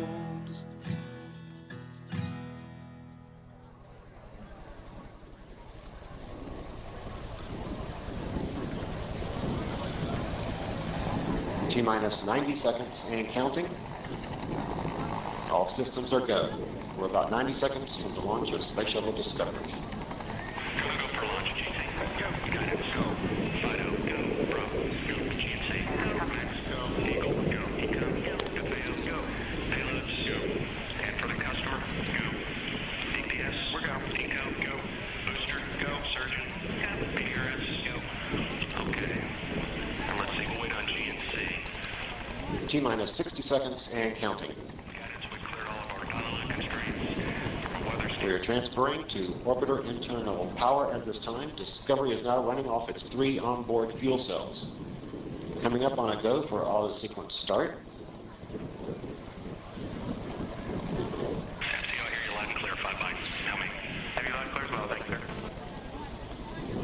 Go for auto sequence start. And we have a go for auto sequence start. Discovery's onboard computers have primary control of all the vehicle's critical functions.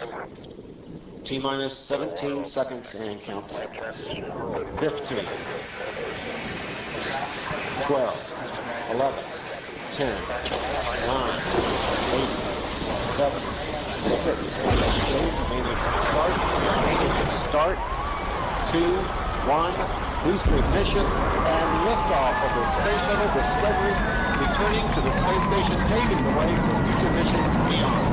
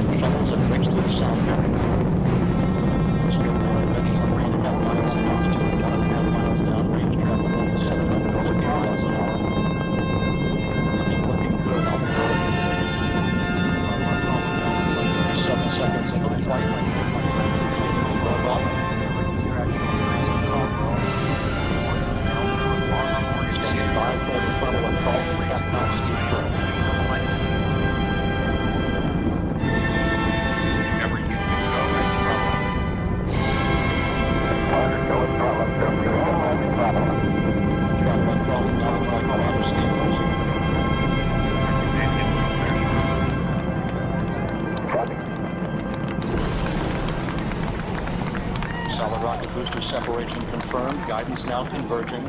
Discovery's onboard computers commanding the main engine nozzles to swivel, aiming the shuttle for its precise target in space for main engine cutoff.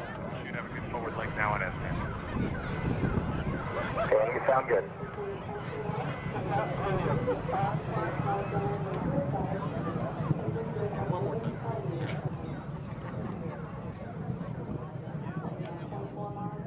Discovery Houston, negative return. Copy, negative return.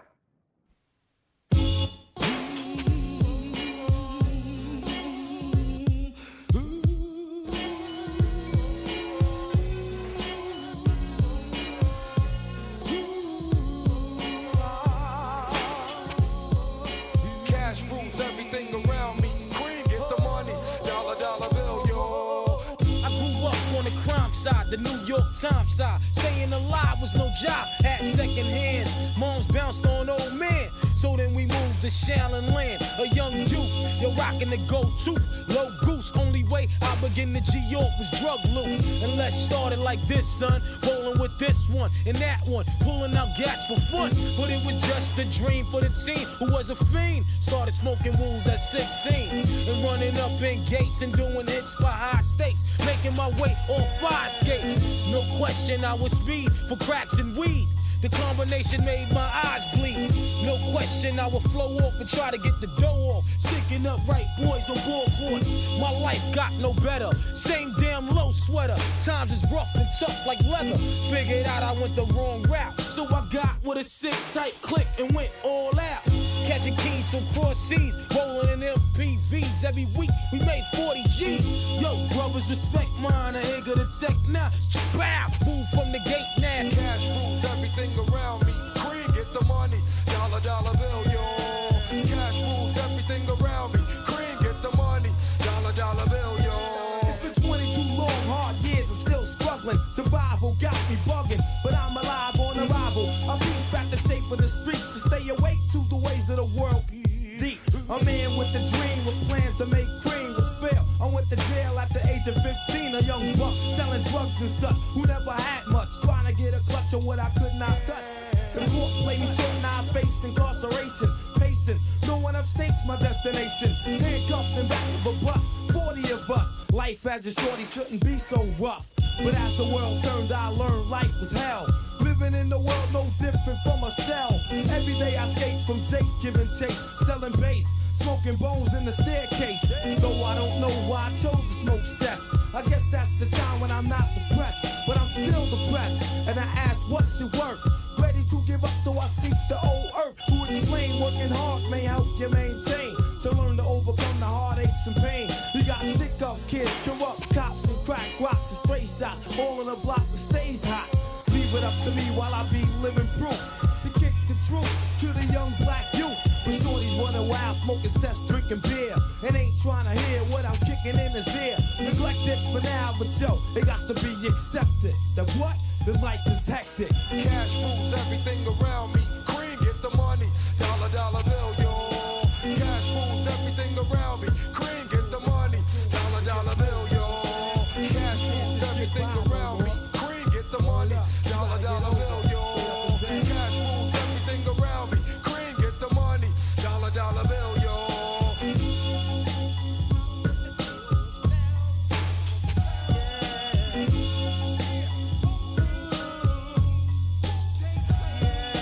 Cash rules everything around me. Cream, get the money. Dollar, dollar bill, yo.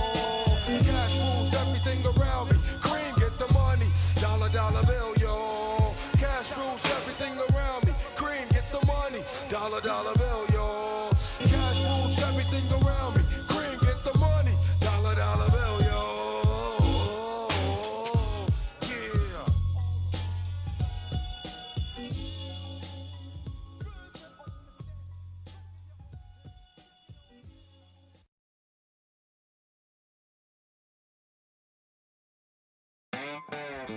Good morning, you filthy apes. Welcome to AMC with KC, where we buy, we hold, and we screw those edgies. Screw 'em!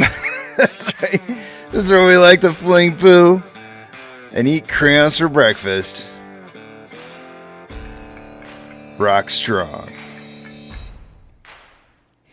The title for the day today, guys, is Silence Can Be Golden.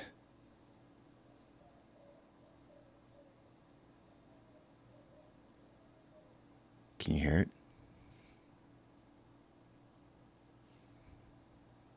Can you?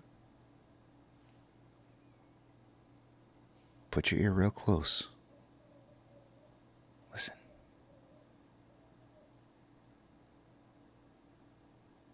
Silence. In music, silence can be one of the most amazing things to express or change a mood. Silence is golden. It can be. Yesterday I posted this out.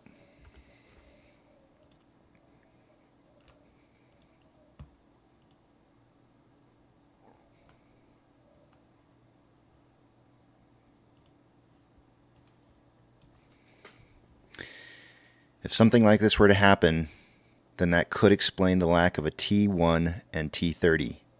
Either way, the blueprint is still being executed. This picture that DFV posted was a picture of a executive with a GameStop logo, and you have DFV's little kitty in the pocket here. Some people are talking about this being a merger episode. The title of this episode is called Merger. Regardless, one way or the other, if there's something going on here between GameStop and DFV, then there's probably a reason why he's being silent about posting his positions. When I posted T-1, that was my expected time or day, meaning 1 day left before he would start to close call positions. He's on a time frame. And if you go back in history and look at the time frame, he's following the time frame to a T.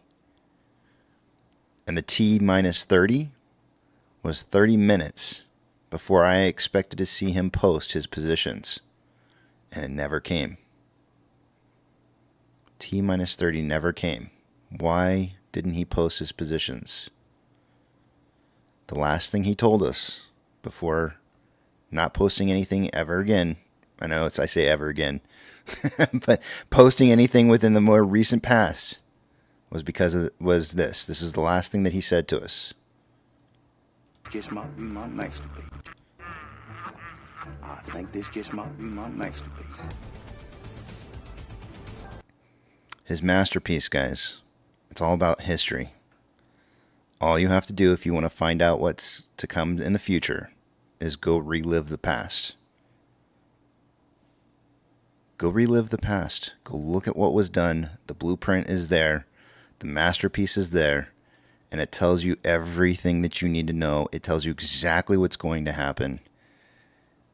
You don't have to guess. You don't have to guess anymore. Everything is there. It's literally like you have the power to go look and see what the future is going to hold. Go look. Silence is golden. Go look. Don't ask. Go look.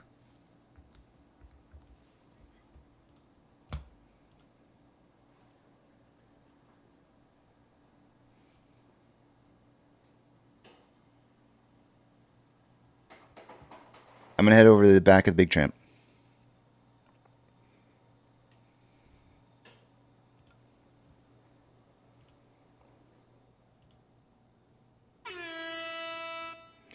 Good morning, Quack Quack. How you doing today?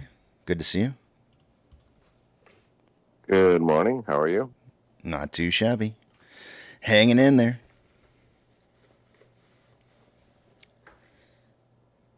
Let's see here. Let me take off the auto page here so I can adjust this on my own because I kind of like looking at it a little bit differently. So we saw one of those nice little settlements showing up in the pre-market this morning of a previous trade that occurred, touching that 524 mark. What is that blue line? It was the last synthetic price failure reset, which we did reset, by the way. Let's go back in history just a tad bit here and look at the past. We broke that 524 yesterday, and we went up to 545 as a high. So I went ahead and wrote that down in my notes as a new reset for synthetic price failure. I actually have 549 listed on my chart, and that's because we hit 549 2 days ago. So 549 was the top. A synthetic price failure would begin at $4.41. I do believe I have that set up right down here, so we know where a synthetic price failure would occur at. But what's kind of happening right now is if I look at a 5-minute time, if I look at a 1 hour, if I look at a 1 hour time interval, what I see is a retest, multiple retests of this 524 range. And I think really what's going to happen here is we're going to have to see multiple tests of that 524 range before we can break past it. We are kind of facing a little bit of resistance here at this price point that you see drawn here on the page. And I would say we're kind of breaking beyond that right now. So that's going to be probably our third test at some point at 524. I mean, you could already say it's already happened with this one data point right there. But more than likely, very good chance of seeing some kind of retest of that. And I don't know if we'll break out this time going beyond 524, but it's possible. I could see a situation where potentially, maybe the market wants to create some drama, and people who are going to make poor decisions on options trades and FOMO into thing like 550s or something like that for expirations that close this week, and so raising the price and doing something similar to this, but maybe on a lesser of a scale, like just touching 524, and then pulling back before the end of the day is over is kind of what I'm kind of expecting. So I'm seeing maybe a 506 close for the day today, and which is a little bit higher. But then I think maybe tomorrow would potentially be that actual break that gets us above 524 and keeps us above 524 going upwards. But I don't know. We'll see what ends up happening. Maybe I'll be wrong. Maybe it'll be today. There's certainly some interesting news that's going to probably be occurring in the aftermarket hours. Actually, you know what? Is the shareholder... I saw somebody list that the shareholder meeting's at 11 o'clock today. And during market hours. It's in 15 minutes or so. Really? Your time. Yeah. Oh man. Do we listen to it? Is it? I've never. I mean, if they're doing it during the middle of the day, that tells me they're probably not doing anything crazy. Because I don't think they could have it in the middle of the day if they weren't. They're just going to be talking about everything they've already discussed. Then, if that's the case. So I don't know. I'd agree. Yeah, I can't imagine. There probably won't be anything crazy there then. You guys are saying yes, please. All right, I see a lot of yeses in here, so I guess we can go listen to it. Let me pull it up here. Give me just a second. I will pull it up. Let's see here. I am a GameStop owner, so I do have something in the game. Let's see here. Casey, while you're pulling that up, I just want to chime in to validate and confirm. I did up my price 2 cents before market opened. I got you down as a 469 to 569. Is that correct? Yeah, that's correct. No. Okay, I just want to make sure. Yep. So that gives us the 34-cent spread, and Rex and I are still bonus eligible. All right, cool. Let's see here. Thank you for your help on that, by the way. Listen to webcast. Name. Email.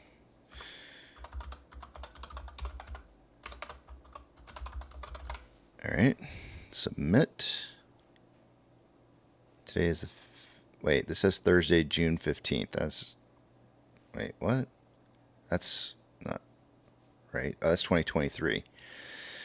Hold on a second here. Something's not right. Let me find the right link here. Give me a second.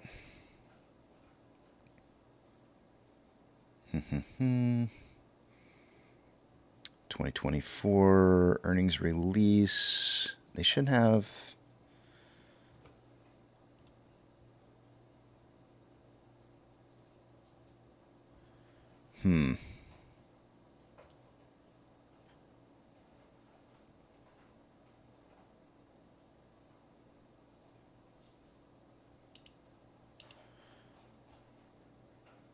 Shareholder.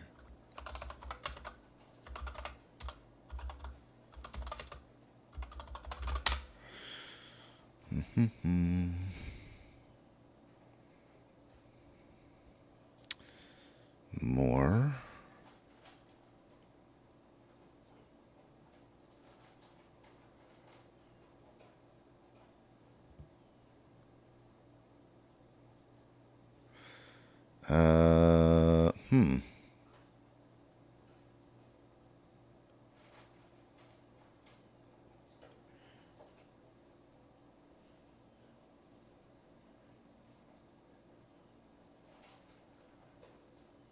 Let's see if this gets me to it. Apex, good morning, by the way. Also, welcome back on Lucky Duck. And looks like Morning, who else do we got? Oh, Rex, good morning to you, sir. Gee whiz. I cannot get into the shareholder meeting through computer share. When I stopped earlier today. Yeah, it popped up no problem earlier this morning when we first started. While you were going through numbers, we were talking about it. There it is. And I got it. I got it. There you go. Yeah. It just took forever to load. Join meeting now. I'm clicking on it. It's like so bogged down right now. It's not even funny. I'm clicking on it, but nothing's happening. Few people waiting. Okay, wait. It's doing something. Got it. Let's see here. Come on, pop up. Do it. Beep, boop, boop, beep, beep, beep, boop, beep, beep, beep. Yeah, I know, right?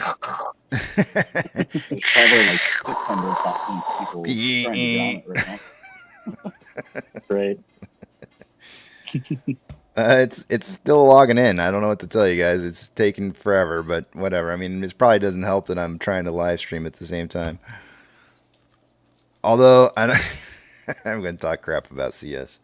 Let's see here.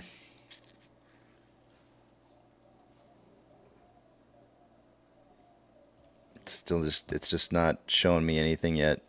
Well, we'll see what happens. What do we got? We got, is it 15 minutes. 12 more minutes before? 11 o'clock Eastern. Eastern? Oh, so we got another hour and 12 minutes. Yeah, you got an hour and 15 minutes. Okay. 11 o'clock Eastern. All right. Well, I'll just have the page pulled up here. That's probably why you're not getting anything. Yeah, that could be. But I mean, the page is just blank, though. Like, it's not completely loaded or something. All right. Well, I didn't say 10 o'clock your time. Yeah. We'll get back to it. My bad. No, that's all right. We'll get to it when we get to it. That'll give us a chance to do numbers. Maybe I'll do the 10 o'clock numbers like just a little bit early so that we can like have those numbers and then still be able to get in there so we can see differences. We can compare hour to hour differences on numbers. I'm really surprised that they're doing it during market open. There must be nothing in there to announce that is new. I don't think they could announce anything.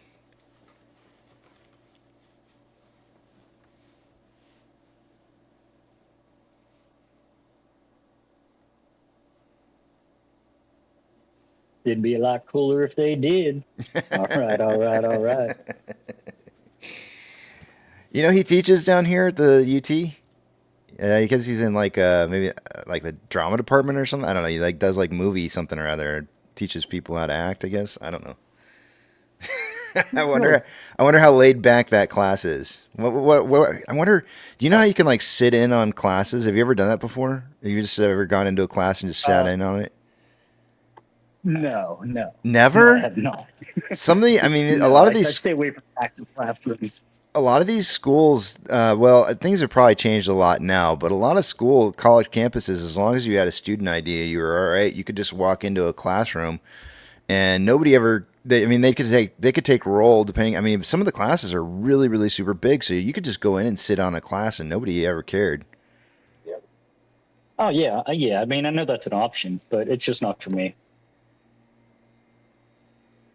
I'm out of sight, out of mind, man. Once I get my shit done, I disappear until it's my time to leave, or I'm needed. I had a class once. So here's the funny part. If any of y'all are ever thinking about taking classes, college courses, and you find that you signed up for one, that you want to sign up for one that's full, just drop in anyways. Because I guarantee you, within probably like the first couple weeks of the class, people will drop. I promise you, they'll drop. And if you show up every single day and show that teacher that you're committed to be there, and you tell them, and they write your name down in the, you just have them write your name in, and when you walk into class, be like, I'm here, I'm dropping in, and you just let them know that you're there for good, and that you're not going anywhere. When they see that you are consistently there on a daily basis, they will, when enough people drop out of that class to make a spot available, they will fill you in.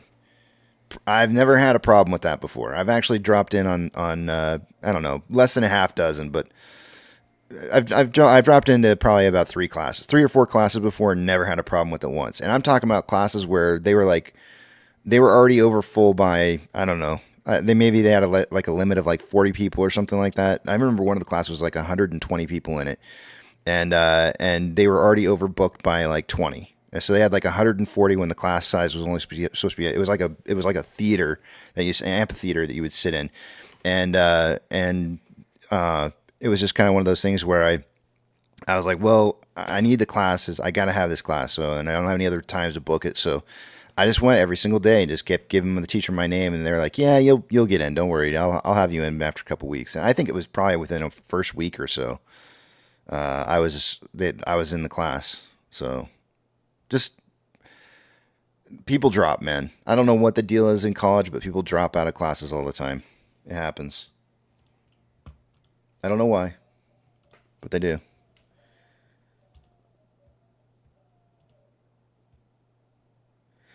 Tendy says it's not illegal to announce shit, right, Casey? But if they they can stop trading if they want. Yeah, I guess that's true. If there is a change in company, and there's too much of a price change for the day, the New York Stock Exchange could stop it, and they could go in there and be like, due to company changes or company announcement, they could shut it down. Sure, I could see that happening. It's funny you should mention that, because I was just thinking about that. Last night I sat in a space call, and I don't really, I guess tinfoil hat, right? I'll throw on my tinfoil hat. I went into one of Batman's space calls last night, and the minute I went in there, he's talking about like GME buying AMC, and I was like, dude, no, you can't. Like, don't. But what he meant to say was, is GME buying AMC shares, like having a significant position with AMC to where they could potentially maybe have somebody on the board or whatever. So all this is tinfoil hat, guys. Remember, this is all just theoretical crap right here. This is nothing that's realistic at all, or not realistic, but not set in stone or anything that's even been announced at all.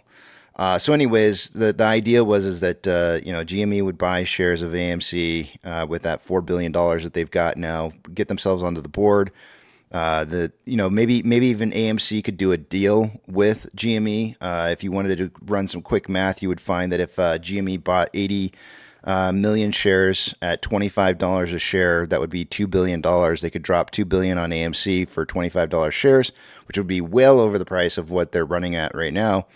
Which who knows why they would do that, except for the fact that it would put $2 billion into AMC's pocket, which would pretty much set AMC clear and free of any kind of debt issues going forward.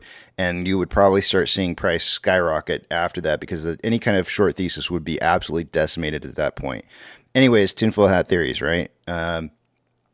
But the whole thing I was thinking about was like, gosh, if they did something like that, if they actually went out there and stated that they were going to be buying shares of AMC and or maybe some kind of merger, if any kind of merger announcement were to occur at all, if there's any kind of merger announcement, they will stop trading. They will halt trading on both GME and AMC when price starts fluctuating too much. And it will. It'll start fluctuating, I guarantee you, the minute that something like that's announced. So I was thinking about this yesterday after we had that conversation. I was like, yeah, that'll put a little bit of a kink in price movement, but don't worry, that's not a bad thing. I know people are going to throw FUD and like crazy at it, but it's not a bad thing. It's just that's how the market's designed to work. If companies announce some kind of weird, restructuring or anything like that, and price moves too much, either direction, there's always going to be these halts in trading, where they freeze it for until it's completed, until any of the actions are completed. Yeah. So don't a panic. Good example of that is Barnes and Noble recently. Yeah. Don't panic. Not a big deal. It's just something that happens, and you need to expect it. And if that were to occur, again, all this is tinfoil hat. It's not really any kind of like. I'm not even suggesting that's even a remote possibility. I'm just saying always be prepared for the future, right? And don't freak out when things that you weren't expecting happen. That's it.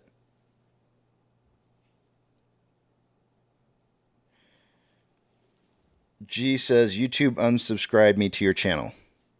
Don't worry about it too much. I'm not too worried about it. I don't make anything from subscriptions anyways, so don't worry. I'll be all right. No, not a lost subscriber. It is what it is. Chi-Town says, last night I attempted to sell a share after market close. I was able to do it. I suggest everyone test and see if you were able to do. Wait, what? How about let's not tell people what to... I'm going to remove that, Chi-Town.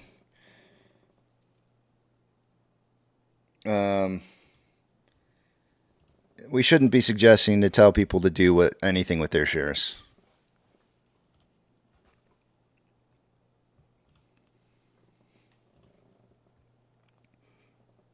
I do not stand behind that statement.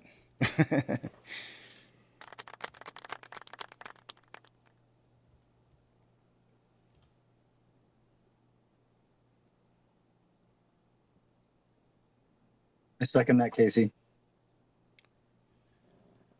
Do you need to read? You need to read the. Maybe you didn't get unsubscribed. Please make sure you're reading the rules of the chat. We don't talk about stocks unrelated to AMC or GME here. What was that? What you were saying, Apex? What did you say? Oh, I was just seconding that motion that we do not stand behind that statement. Oh yeah, yeah. Yeah.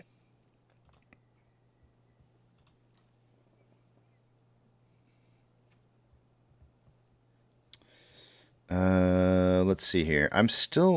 My computer's still just kind of like doing nothing. When you logged into it after you got past that screen where, you hit to join, was the screen just kind of blank, or what happened when you did it?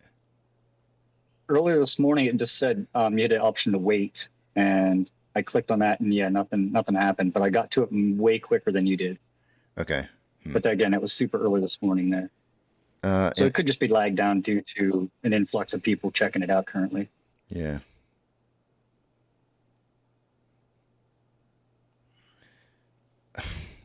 Don't say it. There's so many things I want to say right now, and I'm going to keep my mouth shut, not say anything. Don't say it, Casey. Don't be negative. Be positive. I'm trying so hard. How dare you? That's right. Let's see. Oh, Maze Blue too. Good morning to you. How you doing, sir? Good, how are you? Good. I think Chi-Town's probably talking more about how you said yesterday to get familiar with your app. Yeah, but I wasn't saying do that. A lot of people that haven't sold anything. Yeah, I'm not saying that specifically, but if you were to, buy a 50-cent security, buy a share of like some random 50-cent security just to sell it and kind of get used to how your system works. Yeah, absolutely. That's not a bad idea, right? Like just trying to remember towards what he was trying to say, but not specifically our stock. Yeah.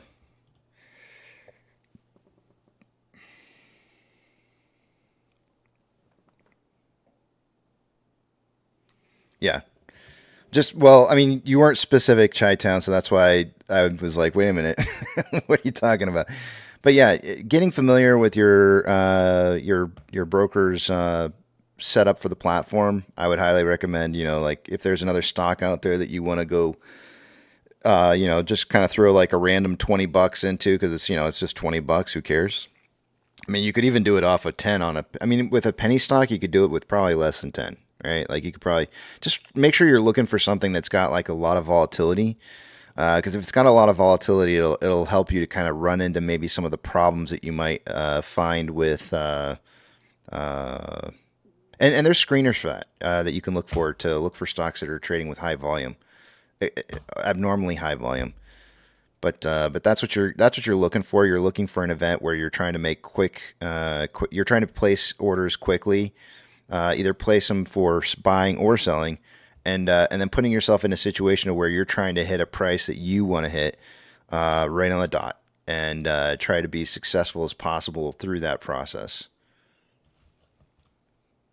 And if you make some mistakes, it's only $5, $10, however much you put in. It's not a big deal, right? It's a lesson learned, and boy, wouldn't you rather learn a lesson on $5 than something way higher? No sense in making mistakes on high dollar value positions.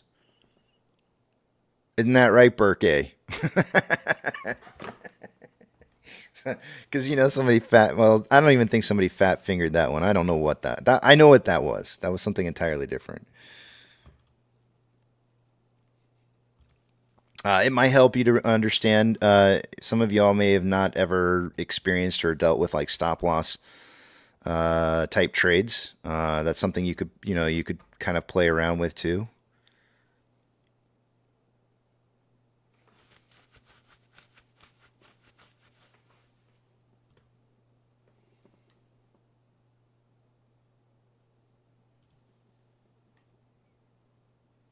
That's right. Chi-Town says also know what times you're able to buy or sell after hours. The broker I use allows, and then he's probably going to say like certain specific times where he can trade, and that's absolutely true. For example, one of my brokers actually allows trading. I think, well, actually, I'm not 100% certain on that now. I feel like one of my brokers allows complete trading throughout the pre-market time frame, but another one of my brokers only allows it specifically when I start the live stream, which is at 6 o'clock in the morning, which is a big difference. That's three hours of time in there of trading that occurs in the pre-market hours that for one of those brokers that I can't even touch anything. And that's something to consider, especially for those of you who are in Europe, or overseas somewhere in a different time zone. The idea that you could or could not make trades during certain periods of time is definitely going to impact how you look at this play compared to everybody else. You're going to see things way, way differently.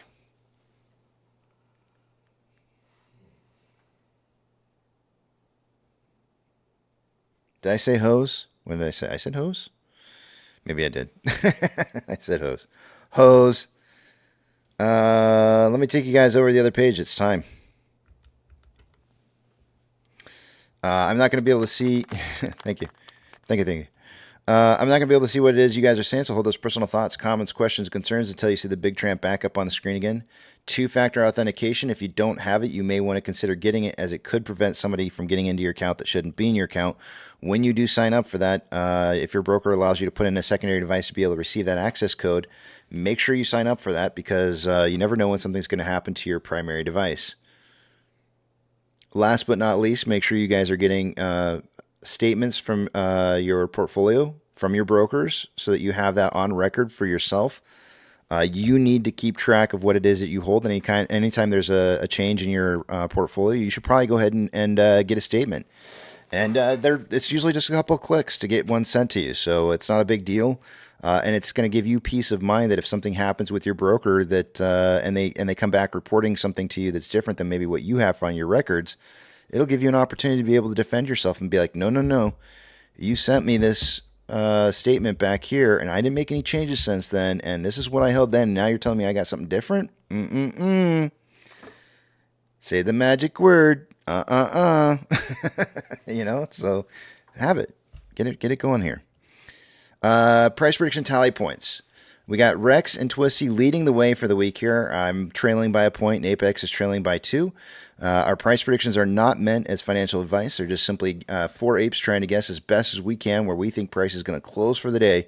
I've got 456 to 550. I'm sorry, let me start at the bottom. Rex has got 435 to 535. Up from that is myself with 456 to 556. Up from that is Twisty with a 458 to 558 prediction, and Apex is at 469 to 569, giving us a grand total of 34-cent spread between the group here.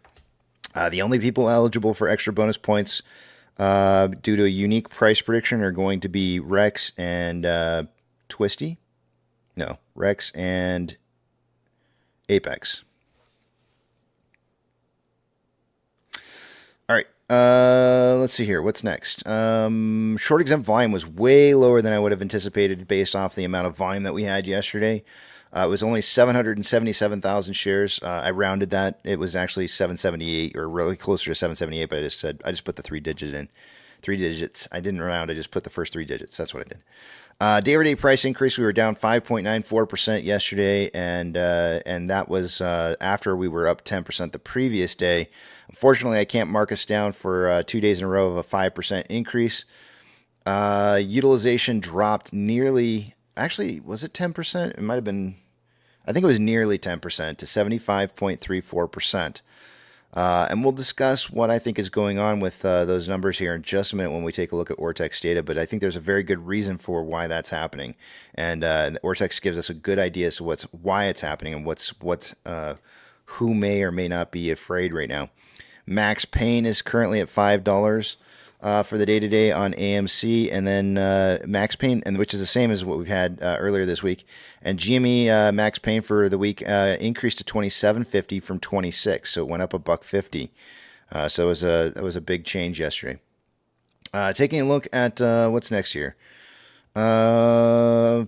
Shares traded through exchanges. By this time in the morning, I would expect to see about 44% going through off exchange and EDGX to be somewhere right around 11 to 12%. We have 55.2% going through off exchanges, EDGX at 9.98. The combined total 65.18, which is about 11.18% higher than we would normally see by this time of the day, which means that those off exchanges are being heavily utilized, meaning we could probably have higher price discovery if it weren't for that being the case. CHX volume is extremely low today on AMC, only 400 shares returned so far. GME CHX volume for the day-to-day is coming in at 9,597, so also low value on that. Taking a look at shares available to be borrowed and fees. Looks like in the last hour, a bunch of shares have been returned. We're sitting back at 350,000 shares available with fees at 2.62%. Let's go to GMEs real quick and take a look at theirs real fast. Let's see what it's at. They are negative rebate value of 3.32 from 2.97 earlier this morning, which means that they are hard to borrow once again. Somebody may be doing some share recalls. It kind of looks like that might be the case. Because the reason I say that is like, why would it be hard to borrow if IBKR says I got 3.6 million shares available to borrow? And why is fees jumping up? Oh my gosh. I didn't even see that. Fees were at 2.35% a little while ago and have jumped up to 8.64% on GME. So it's hard to borrow. Fees are rising, but there's 3.6 million shares available to be borrowed. Interesting. Somebody may be clawing back shares. All right. What's next? Institutional ownership. Earlier this morning, it was being reported 85.429 million shares owned by institutions on AMC. It's now being reported. This is by Fintel. It's now being reported at 85.429. So no change there. Let's take a look at options.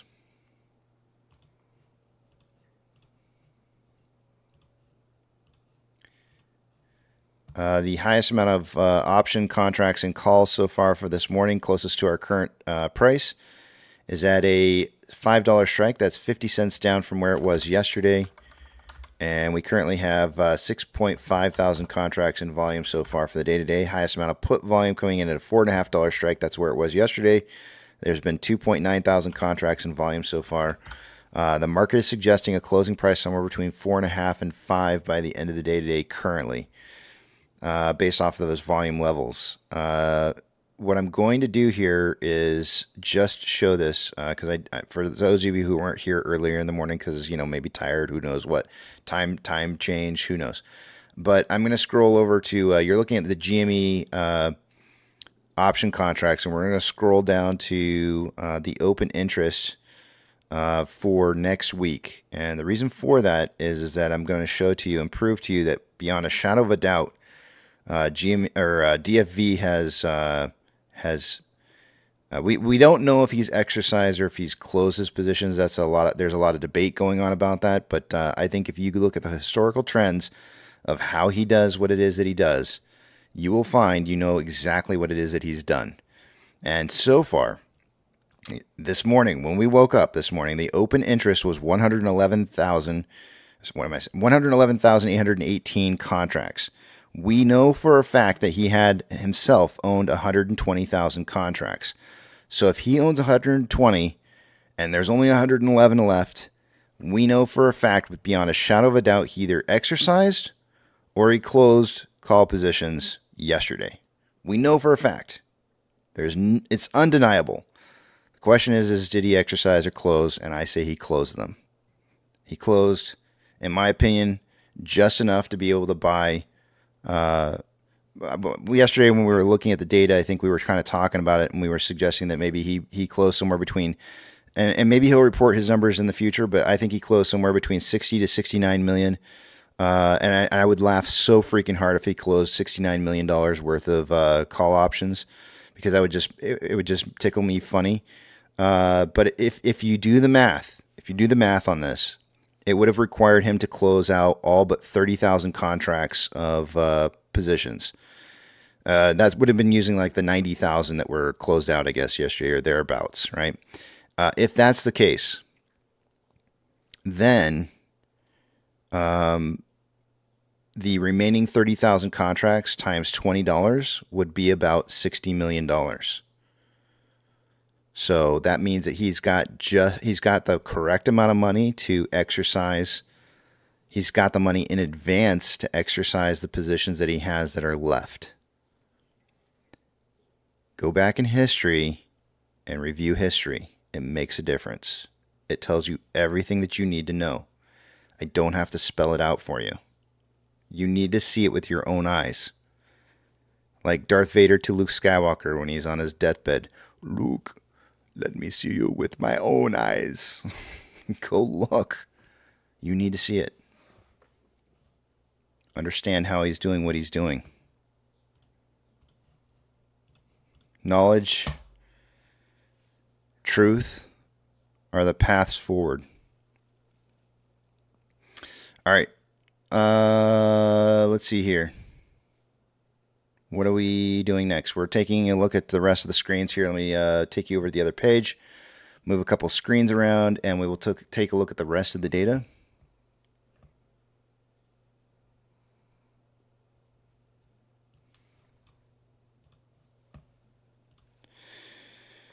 Let's see here.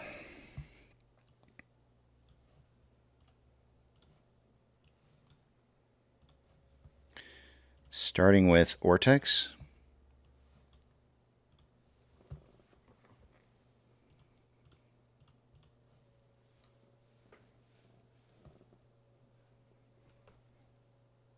So far for the day-to-day, Ortex is reporting about 745,000 shares having been returned. Yesterday, we had about 7 million shares returned, reported at the end of the day. And I'll discuss it with you here. There was a lot more than that was returned, way more. But at the end of the day, we had only seen about 7 million being reported at the time. But anyways, 745,000 shares returned so far for today. That's going to lower the estimated short share interest of the free float to 15.5%. The cost to borrow mins at 3.54, average is 6.4, max is 14.39.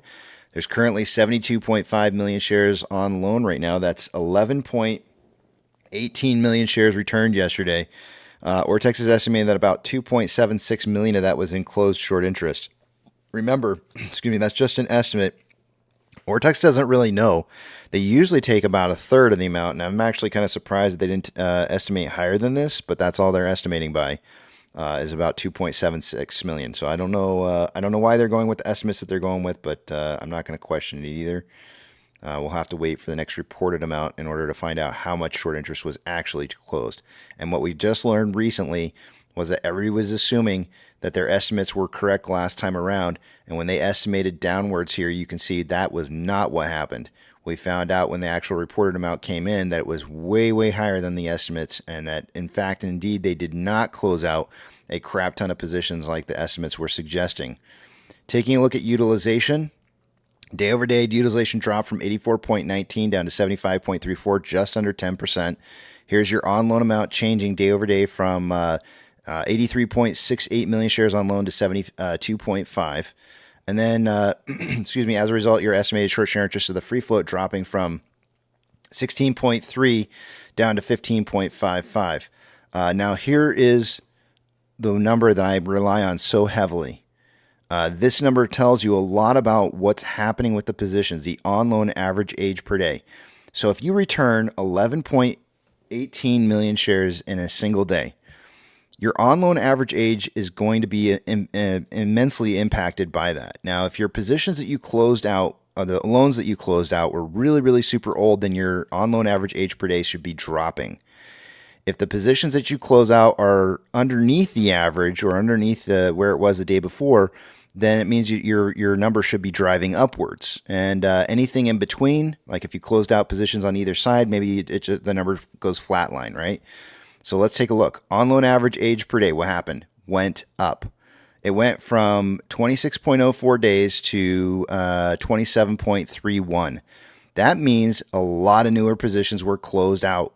Maybe some mid-age positions as well, but more than likely anything that was newly created in short interest between this last run-up in the beginning portion of May and currently, somebody has decided that they wanted to close their 11 million shares of short interest. Why? Maybe they know something's coming, and maybe they decided, I don't want to be a part of this. This is too damn scary for me. If you look, there is absolutely a case to be made here that there was more than 10 million shares that were created in loan shares, because we drove from 59.37 million. Let me highlight it. We drove from 53 point something million shares all the way back up to 82 million shares there. So there was definitely more than 10 million shares borrowed within the last, I don't know, what is that, 10, 15 trading days or so? 2 weeks? 2 to 3 weeks there. And so somebody's saying, I'm out. I'm done. I don't want to be a part of this. I'm probably, if they open these positions back in here when price was back down in this range in here, then they're already out money because the price has not dropped back below that, and they may not be expecting it to. So they said, this is it. I've took too much of a loss already. I'm done. Stop losses are hitting. Too much risk. Done. So that's what we're seeing have happen right now. Security lending volume is driving upwards. We're seeing security lending volume drive from 11.28 million to 14.84. Let's check out GMEs, because GME's seeing some weird numbers too. So let's see what's going on here. Can we make heads or tails of what's happening with their numbers? Because we're seeing utilization drop down to 36.15%. Why? Why is that happening? Why is utilization dropping to 36? Let's see here. Utilization dropping from 47.18 down to 36.15%. Seeing huge amounts of utilization dropping here. So what does that mean? It means that either one, there's more shares available to be borrowed, or two, somebody's making less shares available to be borrowed. One of the two. It can't mean any. I don't think it can mean anything else. So if that's the case, then and somebody's if we know that this is either less shares are being borrowed, we should be seeing shares being returned. But maybe we see shares being returned, but we also see what's the word I'm going to use here? I can't think straight. I talked myself into a corner. We should see two different things happening, or maybe just one of two things. In this particular case, we have on-loan amount dropping from 48.08 million shares down to 36.33. So we did see shares being returned here in just a little over 1 million shares, or 10 million shares. So somebody is returning shares, but it might also mean, because we're seeing hard to borrow also show up right now. So if hard to borrow, if shares are hard to borrow, but we see people are returning shares, this could be a combination of not only somebody returning shares, but somebody's maybe recalling shares. Why would somebody be recalling shares? Maybe those shares are going to be worth something a lot more in the near future, and they need those shares really, really, really bad. And if that's the case, this is what an unwinding of all of those positions would start to look like. The estimated short share interest of the free float is dropping as a result from 14.68 down to 13.79. And then the on-loan average age per day. Are these old positions or new positions that are closing? They're new. On-loan average age per day is still rising. It's been rising since June 7th. It found a bottom and has been rising ever since. Somebody is getting out of the way of a massive train that's coming down with its animal. I forgot what it was called earlier too. the animal hitch on the front of it, that big old triangle looking thing on the front of the train that like shoves everything out of the way. Yeah. Something's coming down the road here, and somebody sees it, and they're getting out of the way because they know it ain't going to be fun. Security lending volume. About equal to what it was previous day, 23.59 to 23.69.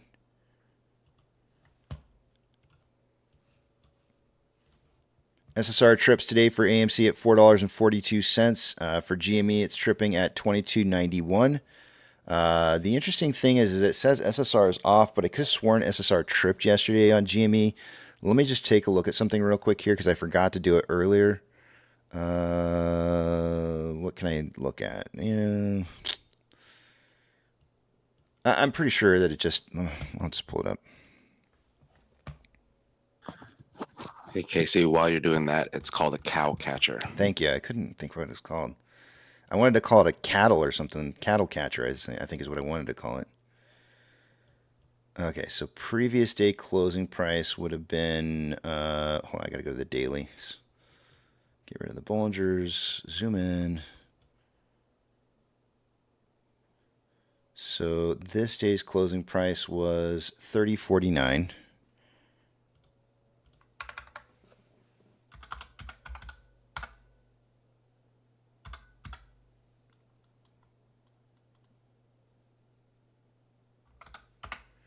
So $27 should have been enough yesterday to cause that to trip. The closing was $25.46. I'm not sure why it's not showing that it didn't trigger, because it did definitely trigger. It closed lower than 27. So let me make sure I got that right. Closing price was $30.49. Yes, that's right. Okay, yeah, $3.49 would have been 10%. Yeah, SSR is on for GME today, but for some reason or another. Again, I don't quite know how to explain this, but Stonko Tracker is saying that it's off. Again, it might just be some kind of Excel formula that they've got set up that is tripping up their system, but it should be on. SSR should be on for today. Right? Yeah, it should be on. All right, anyways, moving on. What do we got going on down here? We've got on AMC, there's currently 212.3 thousand contracts that are out of the money on the calls versus 43.2 thousand contracts that are in the money. 66.6 thousand contracts are out of the money on the puts versus 6.8 thousand contracts that are in the money. GME's got 370,000 contracts that are out of the money on the calls versus 44.5 thousand contracts that are in the money. 189.6 thousand contracts are out of the money on the puts versus 58.6 thousand contracts that are in the money. There's currently for next week on GME 204,000 contracts that are in the money on the calls. You can see that drastically dropped after those $20 call options were either closed or exercised, and I'm pretty sure I know which one that is. Closed.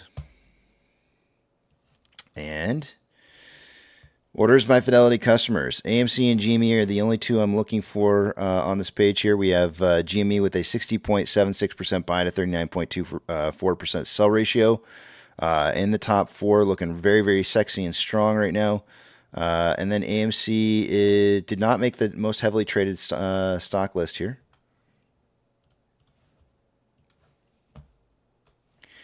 MMRI earlier this morning was 281.35, is now 278.92.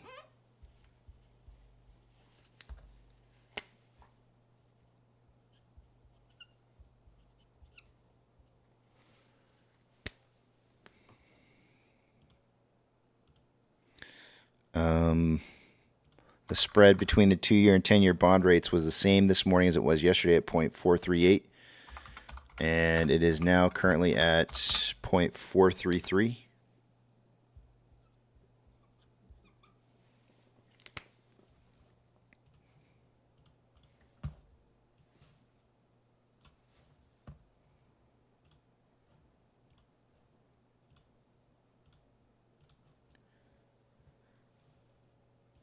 NASDAQ is up 0.15, Dow Jones is down 0.65, and the S&P 500 is down 0.16. We have 3,718 decliners to 1,512 advancers.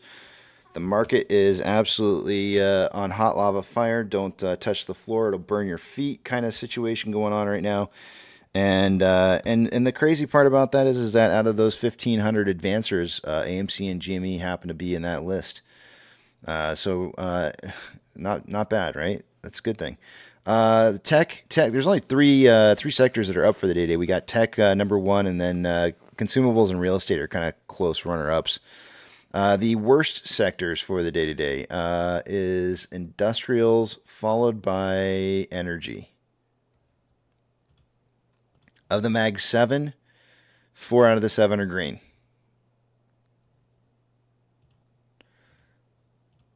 Financial institutions that have changed more than 2.5% in price since yesterday's closing will get a shout out. Coinbase is down 2.88%. FRC is down 20%. Douche Stank is down 3.03%.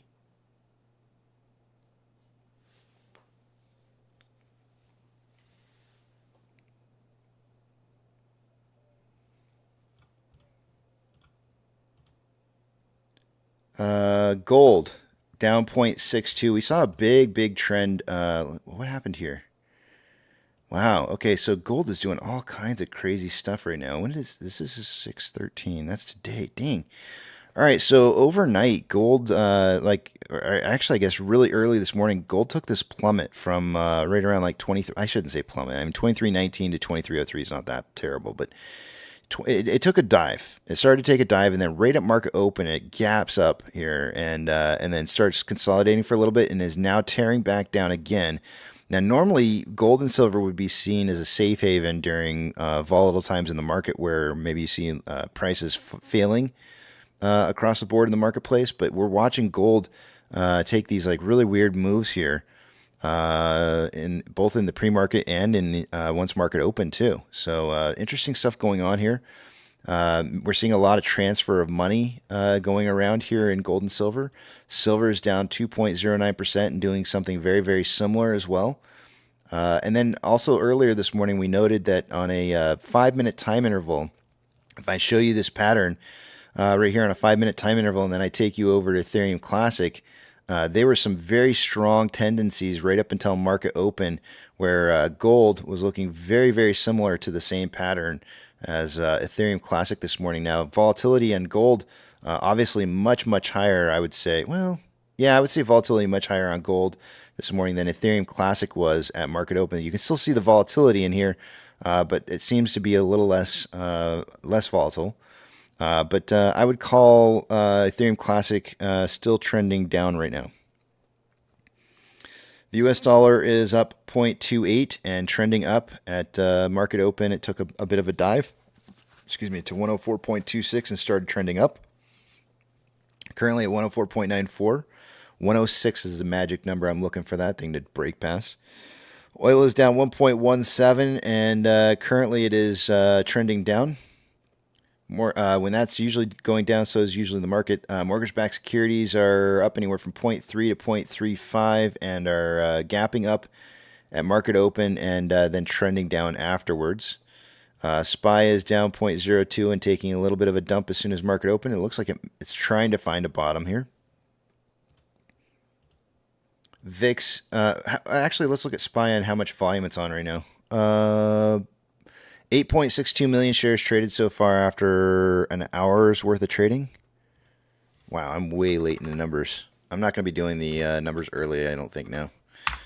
60 minutes. SPY is on a pace for about 56 million shares traded by the end of the day today. It's still kind of lowish volume, but it's a little bit more than maybe it's been recently. Taking a look at the VIX, it is up 1.83%. It did drop earlier this morning down to as low as 11.93 and looks like it's trying to break into an uptrend, but not quite there just yet. So at 12.26 with futures suggesting it should be around 12.73. So it's got room to move up according to the futures. VB is currently down 1.06 and trending down. VBR is down 1.13 trending down. Very, very interesting because AMC, VB and VBR are well, at least last time I checked, were the two largest ETF holders of AMC. So those are down, but AMC is up 6.52%. Tesla is up 4.3 and is, I'm going to go with trending down. Amazon is down 0.38. Lots of volatility today. I'm going to call this consolidating with just a ton of volatility on either side of market open price. Cinemark is up 1.62. Volatility kills markets, guys. I mean, that's what the whole thing on the VIX is. It's the fear index based off of volatility. It's the volatility index.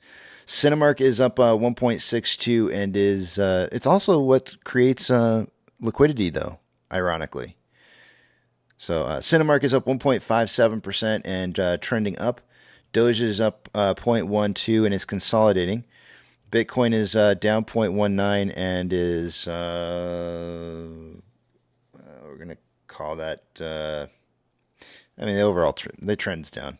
GME is up 4.79 and is. I'm gonna run with consolidating right now. There's a little bit of a downtrend in the beginning of the market, but it's broken that downtrend and heading back up. It might be some consolidation.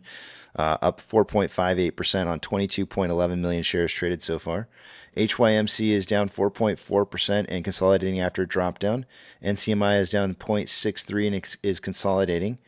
Hood is up or down rather 1.14 and is consolidating after a trend down.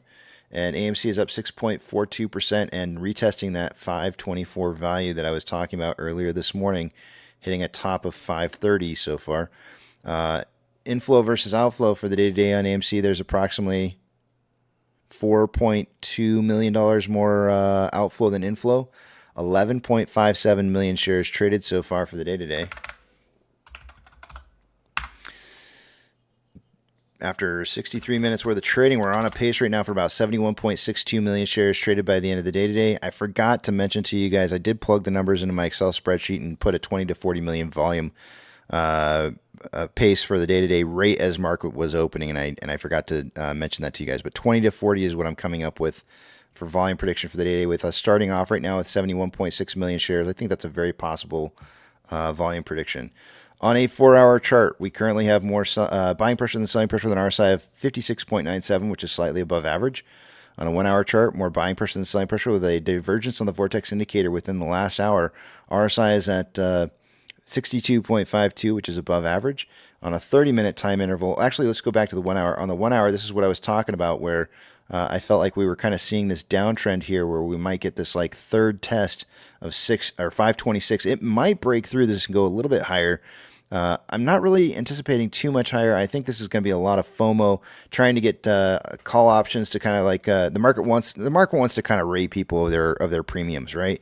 And how do you do that? Well, you get these sharp moves that go one direction, and then you run it back down right where it was before, and that's how you do it. You screw people over you screw them out of their money by creating these instances where there's volatility, and you just rob them blind of their money. So watch out for that.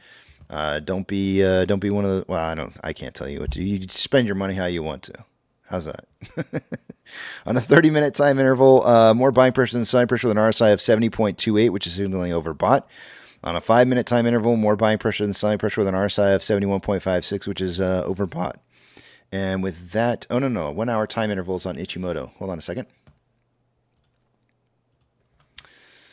All right, what do we got going on here? So again, on this indicator, anything inside the cloud is a point of uncertainty. So it's usually where if you were using this indicator to make trades, you do not make trades inside the cloud, ever. Lagging line is just now breaking price line, but conversion is still below base. We need to see conversion above base. Lagging line is already over price line, which is good. The only thing we need to see left here to get a buy signal from outside investors from AMC would be to see price breaking the cloud here, which would be at around $5.60 later on today. So that's going to be the magic number for us, is 560 that we'll be looking for. If we can break past that, then we should see a continuation of price moving upwards. That'll be the big decision as to whether or not we find resistance at that 524 price point or not. Going forward, though, there's really not too much cloud left here. So a very strong chance that in the later portion of tomorrow we could see that move upwards. But do note we have immediate green cloud showing up, which means that if price were to trade out sideways, let's say we closed at just 528, or let's just say we close at 525 right here. Tomorrow we would be opening up and in the first couple hours of trading would be above a green cloud, and that would be very risky for us to fall back down below the green cloud, which is ironically 506, with max paying at $5. Go figure. You can kind of see where this is going, right? On a 4-hour chart, lagging line is just slightly above price line. Conversion is below base. Again, we got to get conversion above base and price. Lagging line needs to stay above price line, and that's going to be a steep slope for today, meaning we have to get up above 688. And I'm writing down 690 on my board is the magic number for this. 690 should get this conversion line to cross base, and we'll obviously be well outside of a green cloud.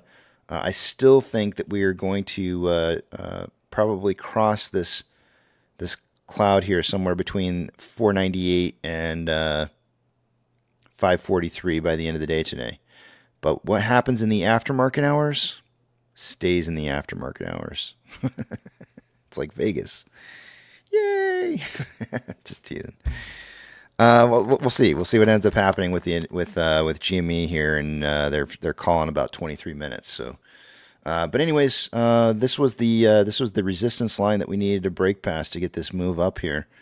524 is now going to be that key target number, and that we need to break through. And it should, I'd say on a 1-hour chart, getting rid of the Ichimoto so it's a little bit more clear. I think what we're really seeing is that third major test of 524, and we'll probably come back down and retest something down here, which is going to be in that 491 range, going into maybe even next week. I don't know, somewhere around there, right? And then eventually this final break above 524, because what you end up having form right here is what you would call as a bullish triangle. I couldn't come up with the word. It's a bullish triangle. And so you might see a break, and this is, again, just suggestive. I'm not telling you this is going to be where it's going to happen, but leaving out just the tip, you could see a potential break maybe kind of like somewhere around here. That would be Monday, maybe Tuesday-ish, breaking above 524. Might happen before. Sometimes I'm wrong, guys. I mean, these things here are not. These boxes are really just suggestions. They're not really like it has to happen here. I'm looking at consolidation periods, right? I'm saying like, okay, I've defined a level of support and I've found a level of resistance. Where does price kind of consolidate within that range and find a point to where it can no longer continue to hold some kind of pattern that lasts within that range of support and resistance? And that's why I'd leave out just the tip, because guys always say. So with that, I'm going to yield the rest of my time to the back of the big tramp. Cover me, guys. Cover me. Need help. Man down. There you go. That works. Yeah, that works.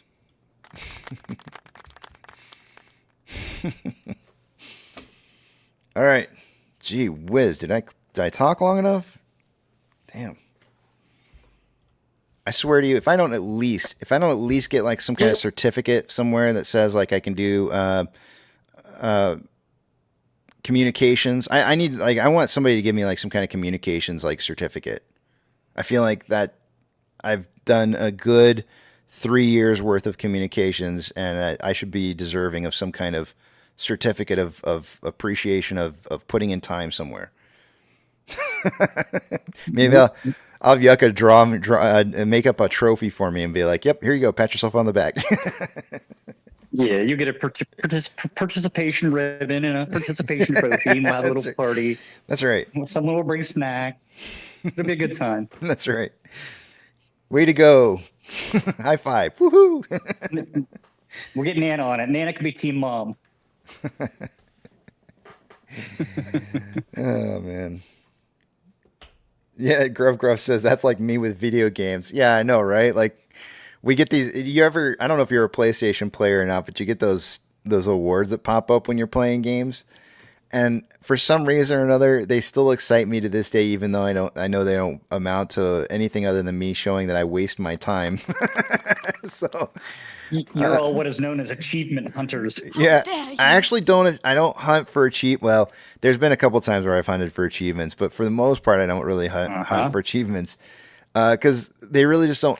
You know where I came to the realization that I was wasting my life away on video gaming? Farmville. Farmville did it. Farmville, yeah, no doubt, no doubt. Do you remember that from Facebook way back in the day? I was sitting there farming these and I was timing it. I was like waiting for the time to hit to where I would have enough gasoline to run my tractor through again. And yeah, I was planting stuff. I was planting things for the Fukushima nuclear meltdown at some point. That's when I realized I was wasting my life away playing stupid video games. I was like, this is dumb. What's up? Was that Rugged? I heard Rugged. Good morning. Oh, good morning. This is Rugged from the Association of Certification Credential Specialists. I'd like to go ahead and give you an honorary awarding of the various degrees to Mr. Casey Shaw, including we're going to celebrate and awarding you certified professional in public relations. We're going to also award you certified digital marketing professional credential, accredited public relations practitioner, certified social media strategist certification, holy shit, certified communication management professional, certified corporate communications professional, certified crisis manager, accredited business communicator, professional certified marketer, and certified sales professional. Maybe not the last one. I love it. That's awesome, man. I'm gonna have to clip that out. On that. I'm gonna clip that out and make sure Yucca writes me up a plaque with all of those on there, so that I can have that for after this is all over, and I'll look at that every day. Like, Rugged said that. I remember. I am definitely congratulations. That's funny, man. That's good. Good. Thank you. I appreciate it.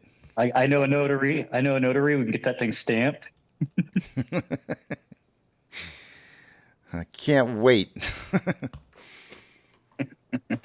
Oh, man. I'm still trying to get into the computer share meeting shareholder web thing, and I'm having problems still. Anybody else experience that problem? Has anybody tried? Oh, I'm not even trying. I'm on my phone walking around now. I'm actually getting yelled at because I'm not wasting time on a game that my old lady and I play together. Which game is that? Messaged me, get on your board. Monopoly Go. Ah. That's actually, I've played that. I feel like it's a cheating game. You pay to win ordeal. It's like all of them. They're nothing but advertisements. Once you get going, you run out of time. I get on her like once a day just to appease her because I love her. Well, it pissed me off because we pay here in our family. We like playing a lot of board games and stuff, and so we paid for that game. And then I want to say, like, I don't know, a month later or 2 months later, PS5 released it as a free game. I was like, son of a bitch, you assholes.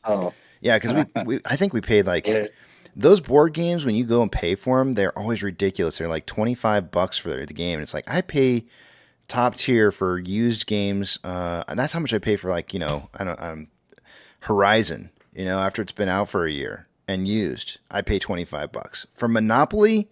Yeah. I should not be paying $25. It should be a $5 bargain bin game, not $25.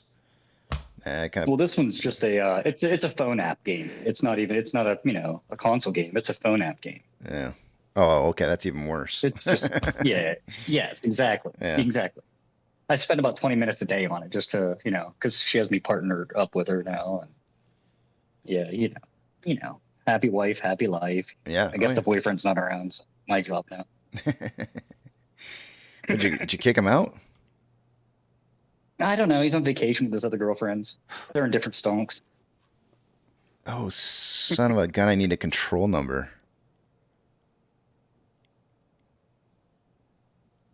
Okay, well, I am a shareholder, so how do I get the control number? The control number is either... Oh, it's got to be through CS, probably.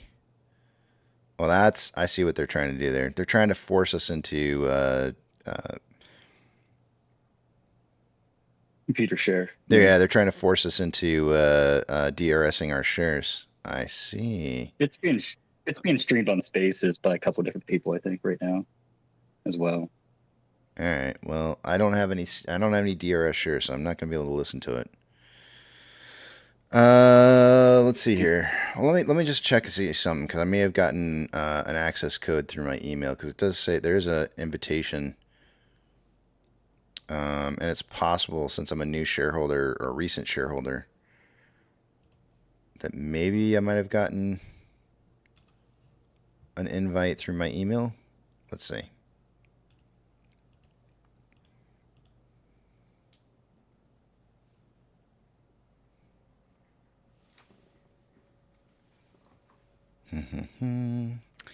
Inbox. And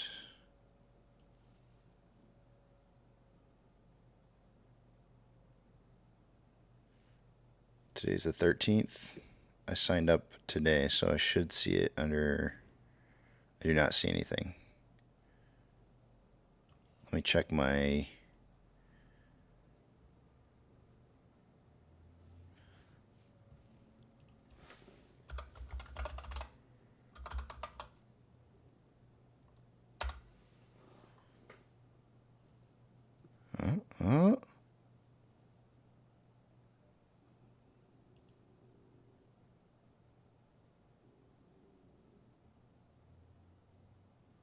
When was this email? May 2nd, 2023. You have had a login from an unknown computer. This simply means, okay, so somebody tried to log in as me on ComputerShare. That's good to know. Back in 2023, a year ago. Okay. I don't think I'm going to be able to stream this, guys.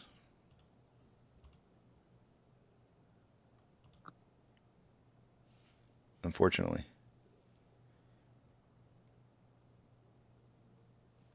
Casey, is it that you need to have a ComputerShare account, or is it that you need to have? You would have one. Yeah, if you had a control number, you would more than likely you would have an account with ComputerShare, and you would be able to get your control number from them, it says it's located in the shaded bar, the white circle, or below the voting instructions on front of your proxy notice or in the email you received. So there should be a control number listed on the information that you have from being a shareholder. But in this particular case, I do not have. I purchased last week, so I don't have any of that information. So I might be able to look up and see if somebody accidentally had a control number listed on the internet, which would be really stupid for them to do. But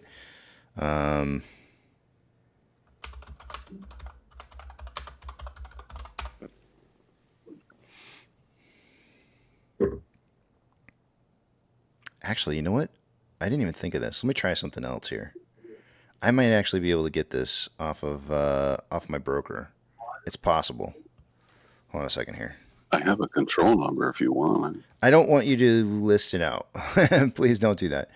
Give me just a second here and let me see if I can't figure this out. 'Cause I still got 10 minutes left here. Just give me a second. Mm-hmm. Portfolio.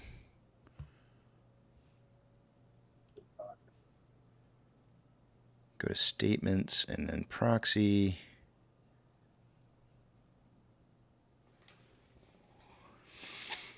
All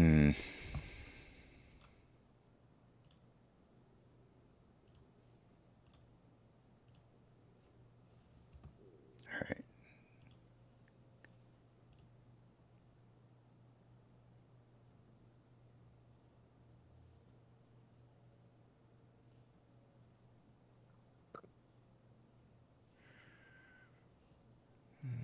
Should be in this one. Actually, it has 3 control numbers.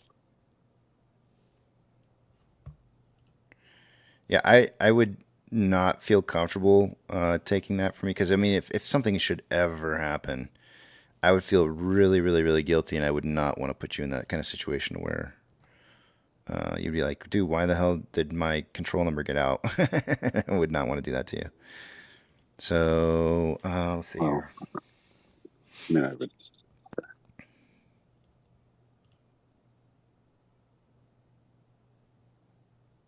So I were to share, if I were to stream. Yes, you could do that.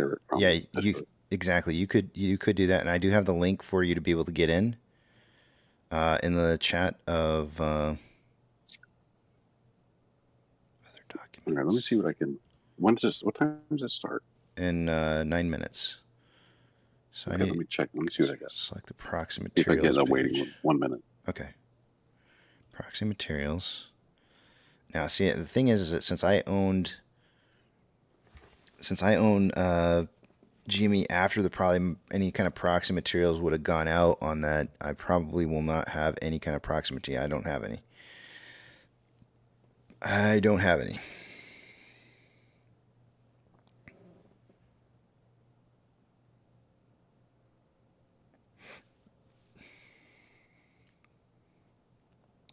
Good morning, Casey.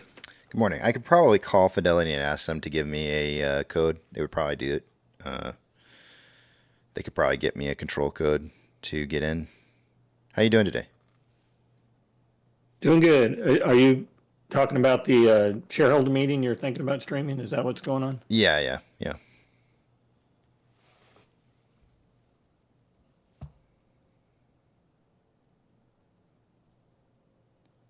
I wonder if I should call them up. I could probably call them up and get a control number from them.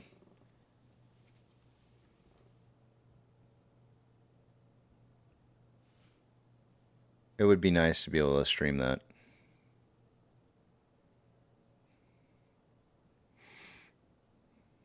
You know what? I think I'm going to go radio dark here for a moment and see if I can't contact Fidelity. And actually, let me try doing it online first.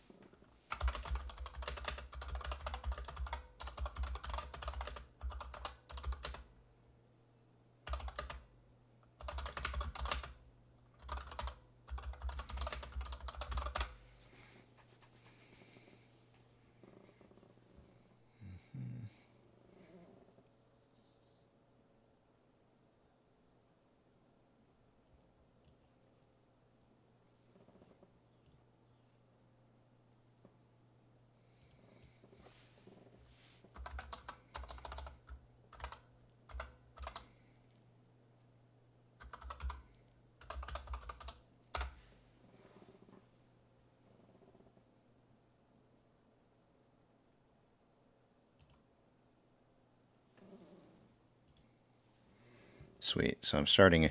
I don't actually have to go offline here. I can just chat with them and see if I can't.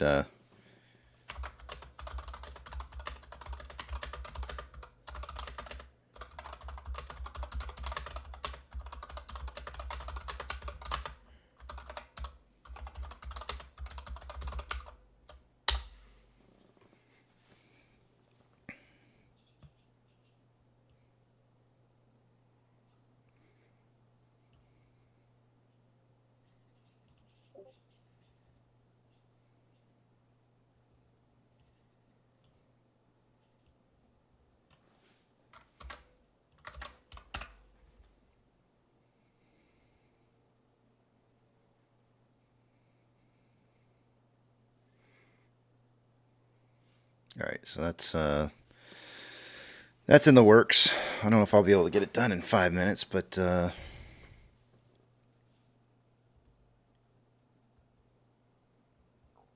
see if I can. I have my Ape Rally Cry song done. It's only 3.5 minutes. We have time to show that, or yeah, play it up. Well, I'll throw it in your. It's a video with the words on it. I'll throw it in your music channel, the link, if you don't mind. Okay. So they can see the words. Well, I can't pull it up at this second, so because I'm in the middle of this live chat here. We can do it later. Yeah, sounds good. Oh, type my question here. They're waiting on me. There we go.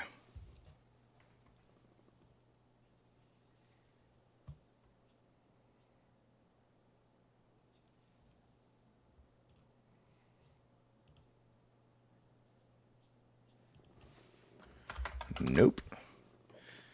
He goes, I can certainly help you look into that. However, before we continue, is there anything else I can help you accomplish? It's like, no. I want one thing, and I want one thing only. Let's get that.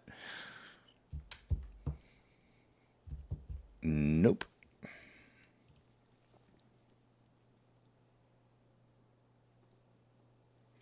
Attendees, that's crazy.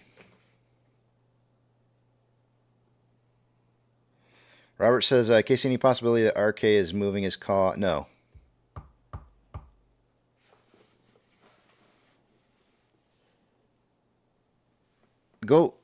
Just go back in the past and look at what he did in the past. And then ask yourself, why in the world would he change up what he did from the past when it worked before? And the simple answer is, and he already posted it up there in a meme, is that it's, you know, it's basics. It's 101 basics for options. You know, options basics 101. Wasn't that what it said or something like that? Yeah. He's not gonna. He's doing everything. This market runs like clockwork, right? Like you throw a bunch of cogs and gears and dials and all that kind of stuff into a system, and when you throw a wrench in there all of a sudden, and you know, it's gonna kill everything. So they have to run this market like on this very rigid system that repeats over and over and over and over and over. And so if you see something breaking in the system and you utilize or you manage to catch it when it's breaking, then your timing has to be exactly the same timing as what you've had in the past, because you know what that timing is going to be. The idea that he would go in there and start doing some stupid ass shit that that he didn't do from the past because those things don't work is probably not the case. So go back and look at the past. It's very straightforward. There's not really anything there that is very questionable. He's reviewing my accounts. Maybe I get a proxy number here in a minute. He's probably going to tell control number. I mean, did you happen to see Dave Lauer with the options expert last night talking about this, Casey? No, I didn't. Why? What did he say? I mean, he kind of played out this guy saying, you know, there's kind of like four possibilities, and he kind of went through them, and I don't pretend to understand all the intricacies or whatever, but just kind of talking through what are the possibilities, and he saw 4 possibilities, but maybe somebody else that understands options better saw it last night, can recap it better than I could. But I'm getting a message here. He's typing something out. As soon as I get it, I will plug it in. If I get it.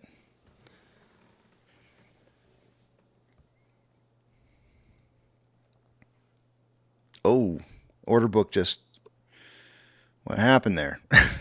It just disappeared, then we came right back.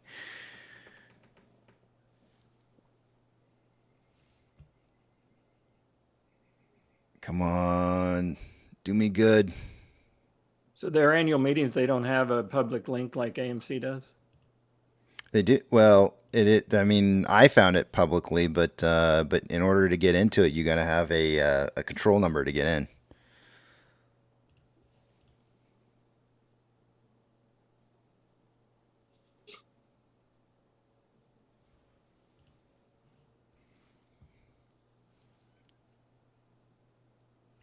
So we'll see here.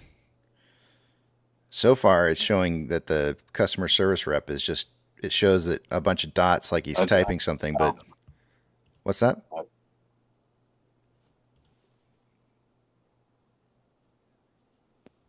I get bored out here, and it's always nice to have someone to chat. Somebody's saying I can log in as guest. Oh, wait, hold on a second. Maybe I can. Hold on. I see it. I don't know why I didn't see that before. Hold on a second.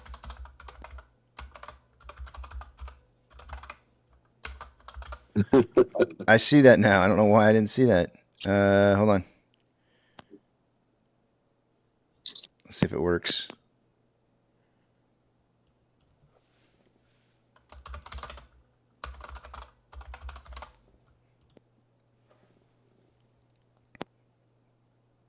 It keeps saying check your credentials again. It won't let me. Maybe if I put. It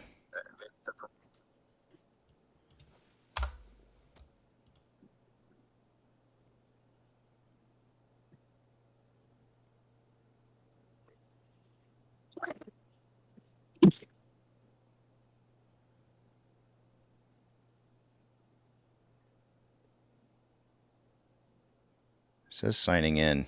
I don't know if it's going to work or not. The chat says...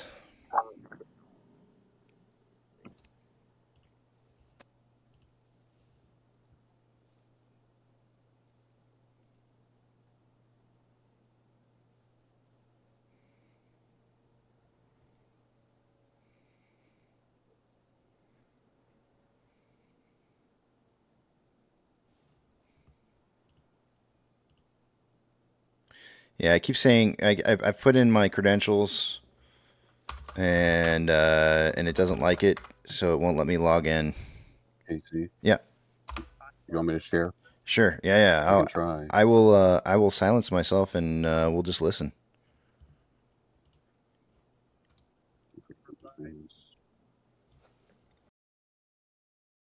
Let's see if it let me do this.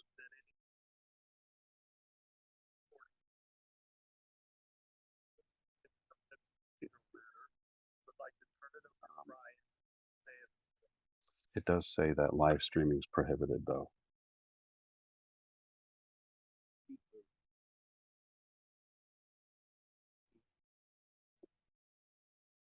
That'll get you a strike, Casey, if it says live streaming prohibited.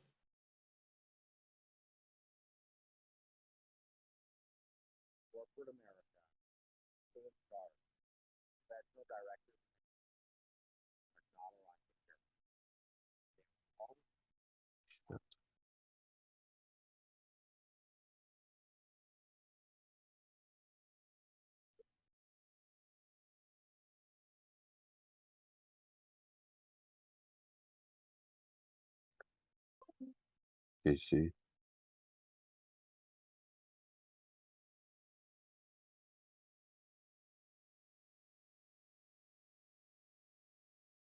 Can you hear me? I think he jumped out of the van. You can't hear me because I can hear you. How do I share my screen over an iPad? If you on an iPad, if you click on the screen, and then you should have some buttons that pop up at the bottom that show like a share screen on there. Okay. Do you see it? Okay. Yeah, let me try this. Okay.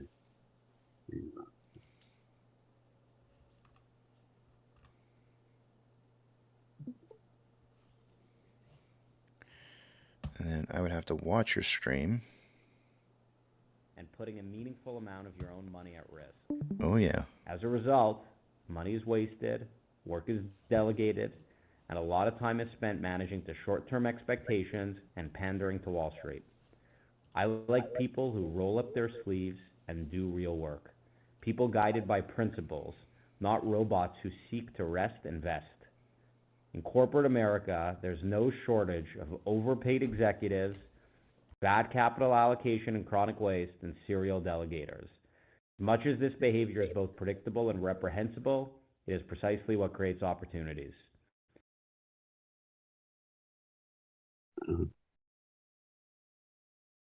Shareholder. Thanks, Ryan.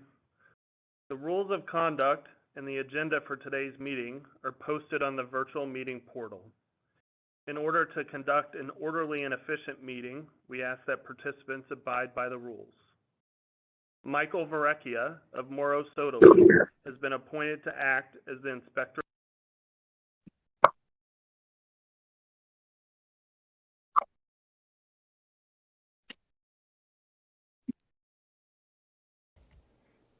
We lost it. We lost it. We lost it, Rugged. I'm trying. I'm not sure what happened here. Good morning. This webcast is being recorded. At this time, I would like to turn the meeting over to Mr. Mark Robinson. Please go ahead, sir. 2023. The affidavit is available for inspection by any stockholder upon request and will be filed with the company's records.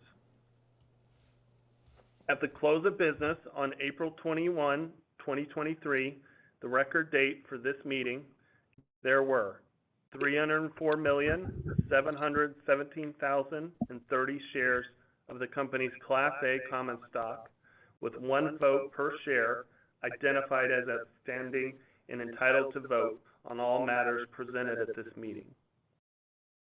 There are present at this meeting, in person or by proxy, more than a majority of all the shares entitled to cast votes at this meeting. Based on confirmation by the Inspector of Elections, I find that a quorum is present, and this meeting is duly constituted for the transaction of business.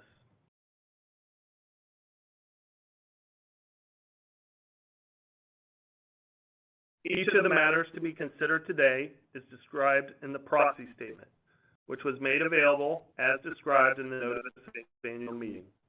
The proxy statement has been filed with the Securities and Exchange Commission and can be found on the Securities and Exchange Commission's website and our website. The first item on our agenda is the election of 5 directors, with each to serve as a director until the annual meeting of stockholders in 2024 and until his or her successor is duly elected and qualified. The company's nominees are Mr. Attell, Mr. Chang, Mr. Cohen, Mr. Ruby, and Ms. Zhu. Second item on our agenda is the proposal to approve, on a non-binding advisory basis, the compensation of the named executive officers of the company. The third item on our agenda is the proposal to approve, on a non-binding advisory basis, the frequency of vote on the compensation of officers of the company. The fourth item on our agenda is the ratification of the Audit Committee's appointment of Deloitte & Touche LLP as the company's independent registered public accounting firm for the company's fiscal year ending February 3rd, 2024. No stockholders or other nominations or stockholder proposals were properly submitted under A8 in accordance with advance of proxy access bylaw provision. It is now 10:07 a.m. I declare that the polls are now open, and I will now call a vote on the 4 proposals. The polls will be open until the conclusion of any questions related to the specific matters under consideration at this meeting. We will now use this time to answer any stockholder questions on the specific matters under consideration at this meeting. You may submit questions through the meeting portal.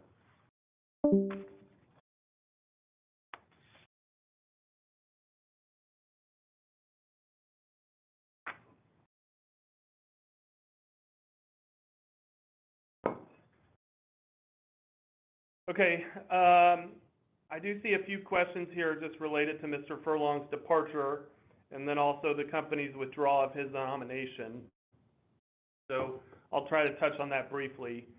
As it relates to his departure, we don't speak on personnel matters other than to indicate that Mr. Furlong's employment was terminated and he resigned from the board. I will say with Ryan becoming executive chair, we feel very strongly that we have the right leadership structure in place to drive efficiency in this business. As it relates to the withdrawal of Mr. Furlong's nomination, I think it's clear that Mr. Furlong's termination and resignation, that it does not make sense for the company to support his nomination.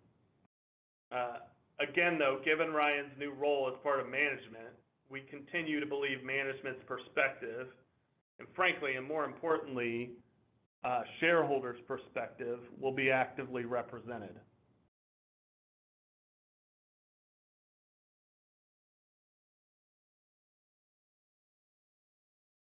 Okay, I also see a number of questions just regarding direct registration of shares, short interest, and a number of similar topics. I don't have too much to say on that. We do continue to be supportive of our retail shareholders and have increased our disclosures related to direct registration for that reason.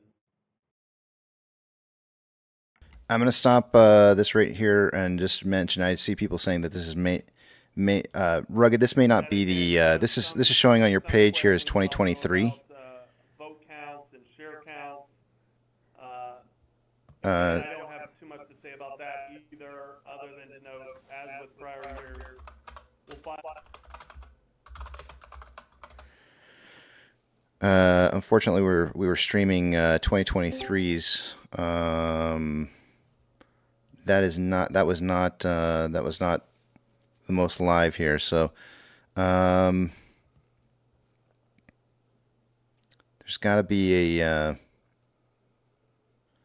Rugged. I'm gonna stop watching your stream there. I don't want to see anything I shouldn't see, but they're going to be 28 minutes late. Okay, so let me continue. I don't know what I'm sorry. Yeah, no, it's okay. It's okay. We're just trying to hear. Let's see here. I was on the GameStop site. I said listen to webcast, and yes, that's I'm sorry, everybody. No worries. It was a nice dry run. It's good to practice things. Yeah. I'm still trying to. I unfortunately ended the help with my broker here.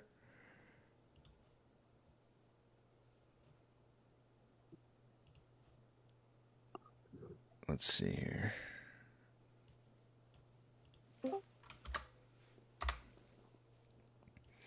So they're saying to me, they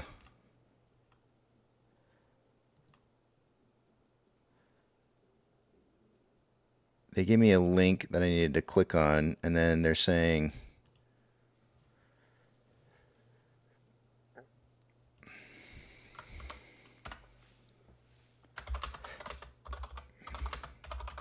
hold on a second here.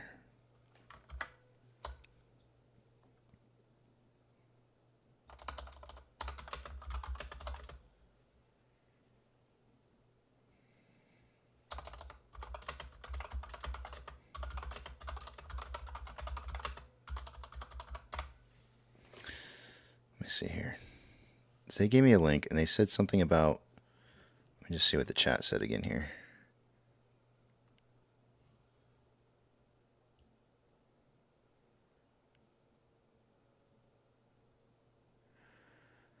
The website information is on the bottom left under company profile. Bottom left under company profile. I do not see that.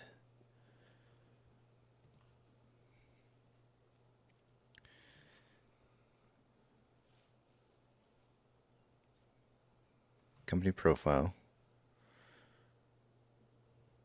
GameStop.com. Okay, then what does it say? It says, were you able to find the site? So I found the site, but that's just going to take me to GameStop.com. I don't want that.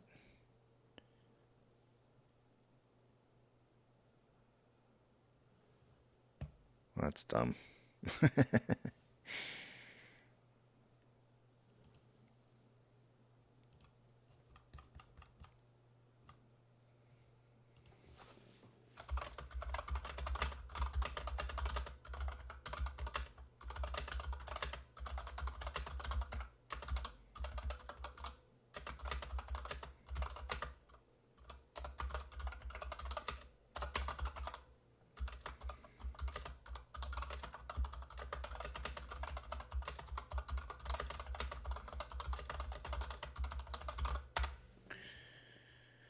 Maybe there might be another way for me to do this. Let me just try working around this.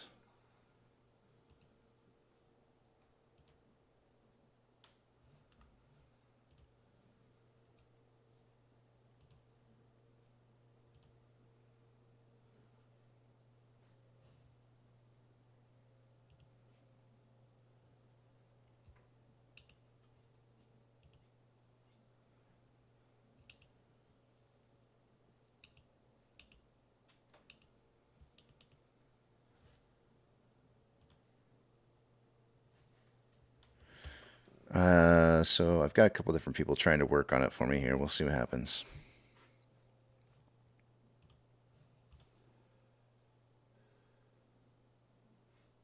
Bob's saying they're saying it's going to start 28 minutes late, so that's good. I could use some time. Look at price on AMC parking right on that synthetic price failure 524 price. It's insane. For those of you who are wondering what that is, the bottom that we were supposed to have on our synthetic price failure, or not that we're supposed to have, but the bottom that we saw was 549. I'm sorry, not 549. Top. The bottom we found was 456, and with that bottom of 456, an exact 15% increase in price would have meant $5.24. Right on the money exactly. Is that right? Let's just verify that. Hold on a second here.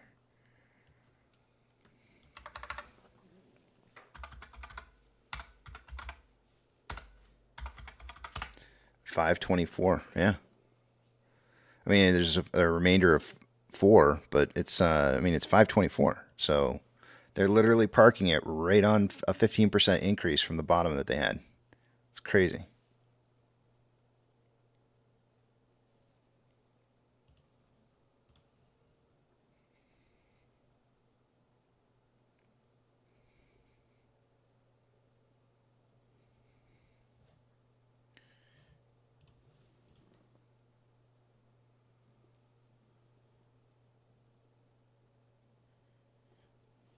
That's called Astral. That's called Theta.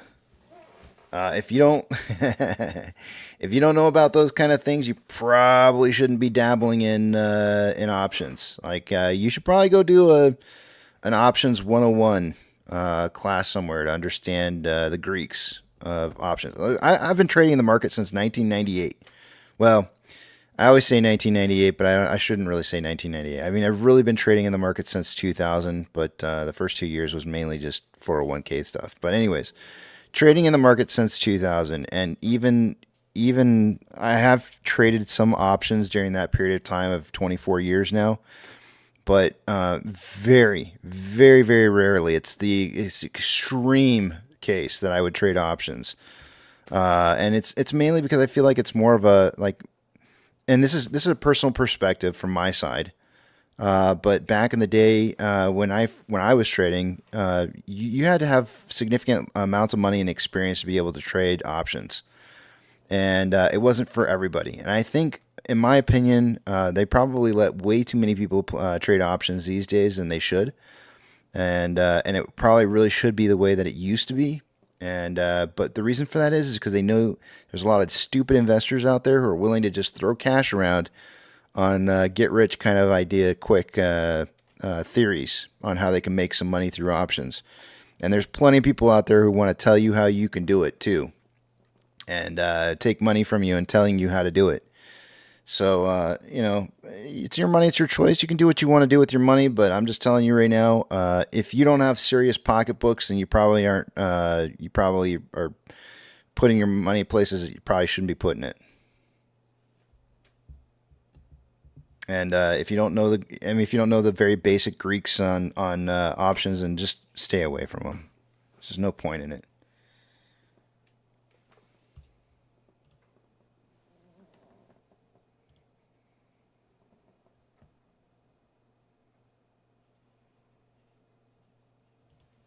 Bebop, go look what DFE did back in 2021. Everything's all laid out for you to go see for yourself what he did in the past. And I guarantee you he's doing the same exact thing now as he did from the past. And the whole idea of rolling over options based off of where we're at right now in his plan is absolutely probably the most dumbest thing I've ever heard somebody say.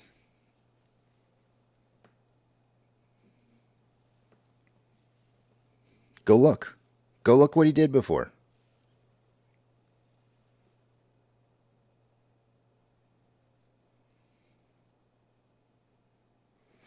Let's see if I got anything back from the chat here.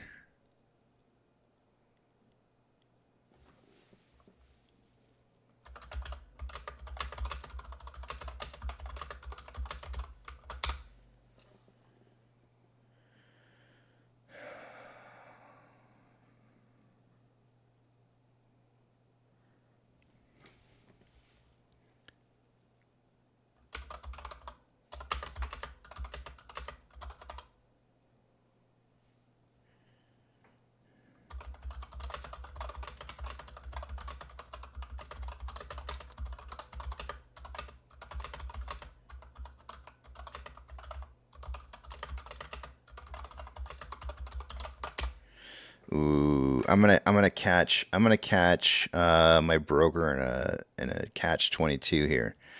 So they're saying since you didn't get a proxy material, you don't have a control number. And I'm like, yeah, but I'm still a shareholder, which means I should be able to attend the shareholder meeting. So can you give me my control number? And that should be kind of interesting because yeah, they're saying from what I can see, there doesn't seem to be any available on your profile at the moment, unfortunately. Yeah, I understand, but that should not preclude me from being able to attend a shareholder meeting if you hold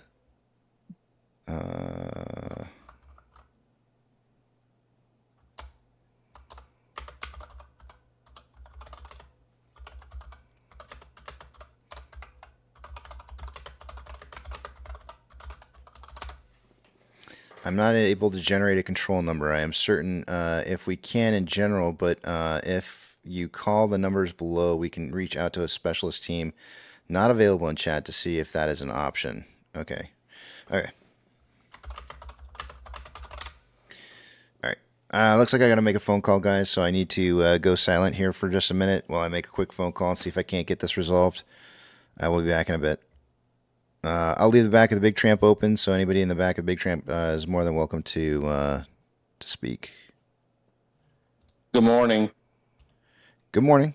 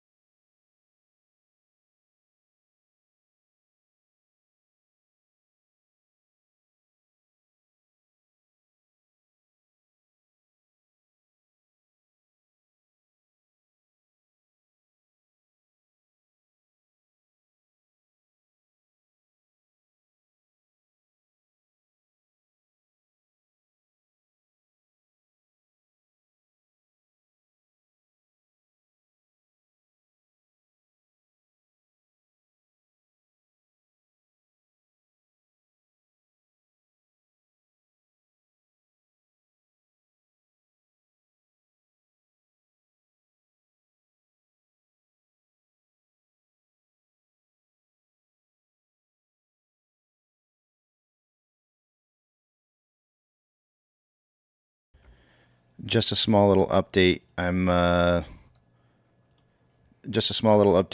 actually on hold right now with somebody, and they're checking to see if they can't get me a control number to be able to get in. So I'm still attempting to get in here, but I would assume the meeting would have probably started right about now because it's been about at least 28 minutes. So still working on it.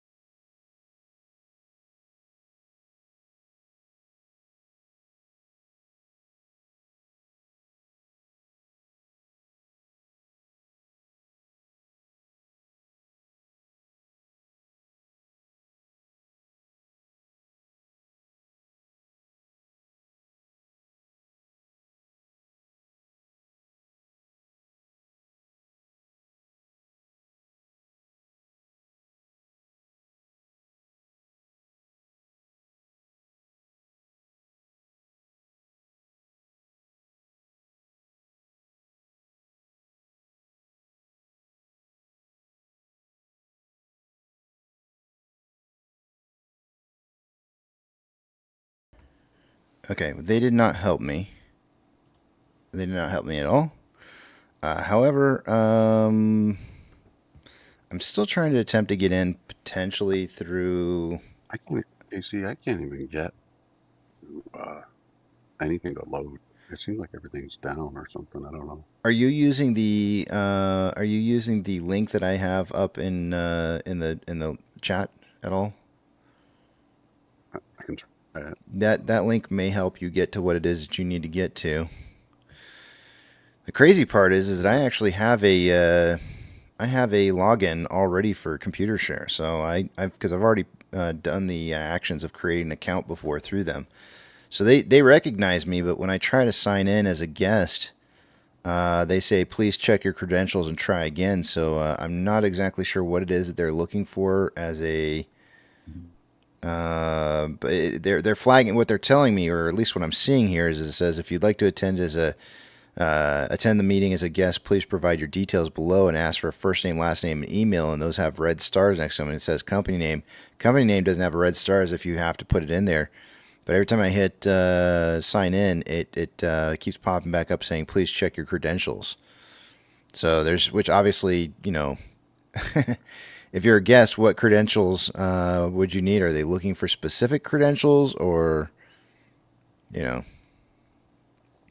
don't know. But anyways, I talked to Fidelity, and Fidelity's saying that without a control number for being a shareholder when the proxy materials would have been first created, which would have been, me identifying myself as a shareholder at the specific point in time when they did the date to decide who were shareholders and who weren't.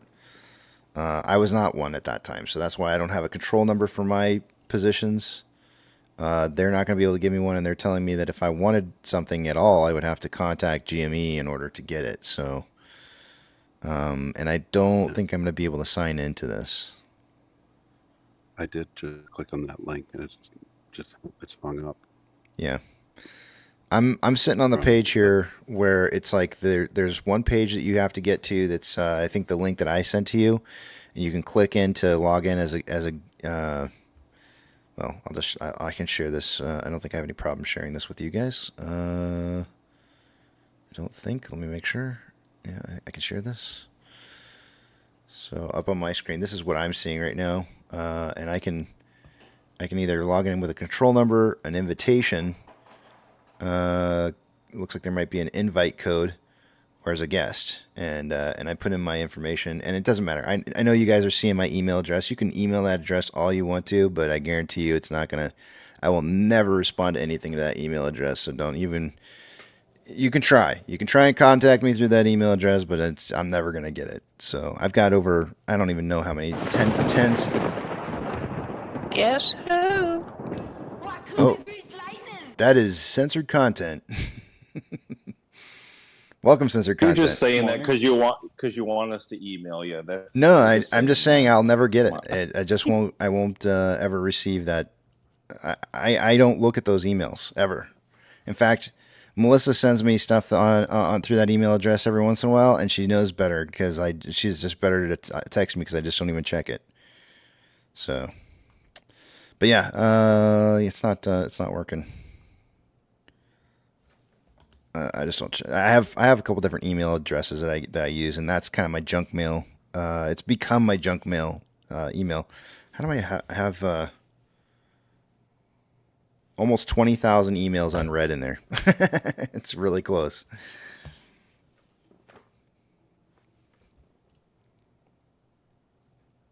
Hey Casey, how do you find the control number for the share? If you received your proxy material from your broker, it would be in your proxy material. Your control number should be in the proxy materials that you received.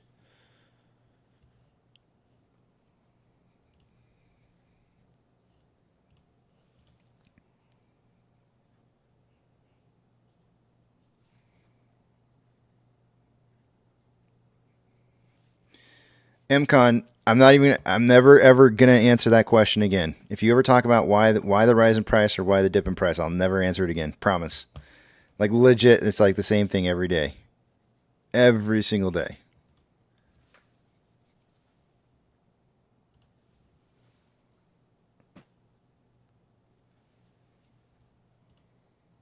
it's always the same answer to elicit a reaction out of you. Every single day, it never changes. Casey, can you use my control number to log in? I don't want you to give me your control number. Please do not. Please do not do that. But if you want to log in with your control number in there and you want to listen to it in here, that's fine. I don't have a problem with that. Yeah, I've been trying to log onto the site forever, and I can't get in. Okay. Somehow I've managed to get in. I don't know if it's because I have a. Did you already have a computer share login already or no? I'm not sure.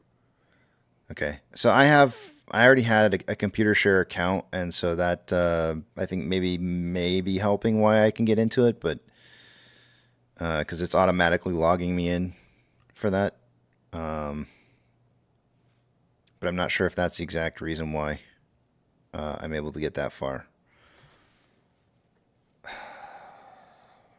Yeah, I don't want you to send me your control number. Don't do it. I think that's too risky. BNS says, I just sent you my SSN. Did you get it?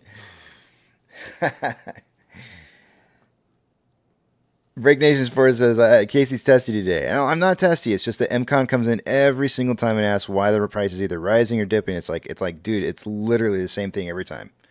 It's to elicit a response out of investors. That's it.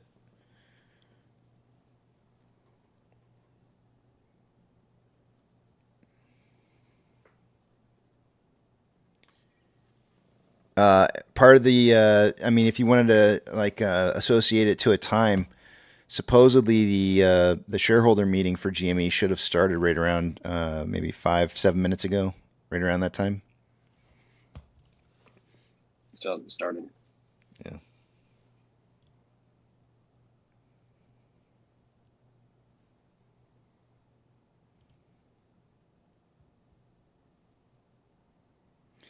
For one timer saying, I think the computer share site is getting hammered. I believe that to be the case as well, because I have had issues with it. So I'm trying to be really, really, really good not to make any disparaging remarks about it right now, one timer, but I do want to just state that should be something that everybody should be thinking about. Every broker is, if there's a sudden influx of user activity, can your broker handle that? If your broker can't handle that, you need to consider that as a potential failure on your broker's part to be able to work with you as a investor.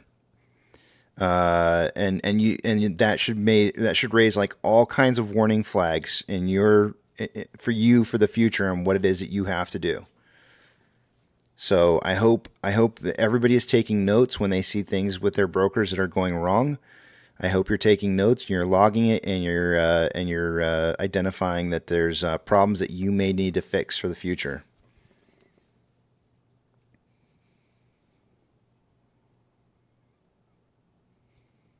Yeah, the date of record is what they're looking for, Billy. If you were not a shareholder by the date of record, you would not have a control number, and you would therefore would not be able to gain access. I unfortunately bought after the date of record, so I don't have a control number yet for any kind of proxy materials, obviously, because I wasn't a shareholder back when they had that. That date had been listed. So, I can't get in. But I do have a computer share account, though. 114.721.245 480-163. Okay. Try that one. I don't even want to. All right. Put in 69. Put in 69. It even tells. I think it even tells how long the code is too. Maybe not. I don't see here. No, I think for some reason I thought I saw it say it somewhere that. You know what? I wonder if. Nah.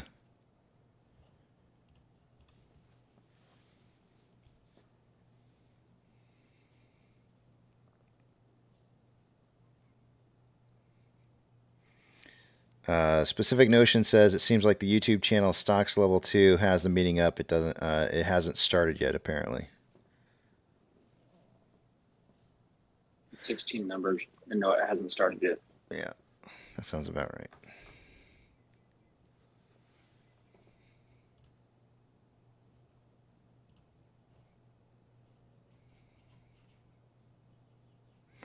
You know, the interesting thing that I had a problem with Computer Share, and I actually have, there's an old video out there from 2021 when I went through the process of buying and selling a single share through Computer Share because I wanted to see what their platform was like. And actually, I have the check in my desk drawer right here in front. It's right here, as a matter of fact. Look at this. Check this out. What happens if I put the interview button on? Interview. Okay, look at this. I have not cashed this check. I got to cover up some information here that's on here. What all can I have on here showing? I think I just got to put my thumb through one section.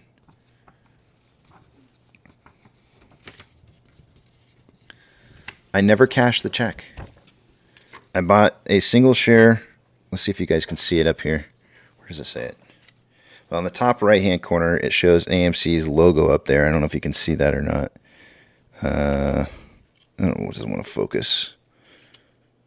No, AMC's logo is in the top left-hand corner, and then it shows an amount there for the position that I bought one share. Well, I was supposed to buy a single share, and did not, and never cashed the check. But down in the bottom right-hand corner, underneath here, let's see, it does say, where is it? Where did it go? Computer Share says it right there. You guys can't see it. I know it's like too hard to see. Anyways, it's a check from Computer Share for the position that I had, and that's when I created an account and decided to test everything and see what they were all about.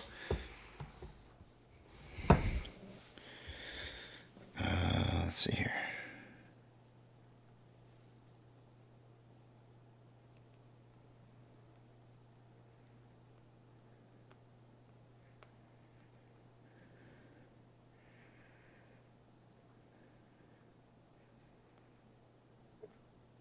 Finally got the page to load, but put in my control number and now it's just stuck there trying to log in.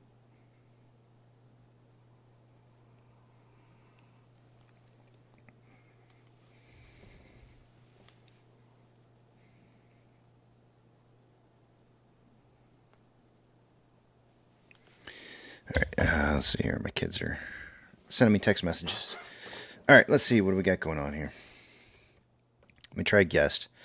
So I'll keep trying doing the guest sign in because it keeps saying, please check your credentials and try again. So I'll keep trying that and seeing if eventually maybe it'll just pop up when the meeting actually starts. I don't know.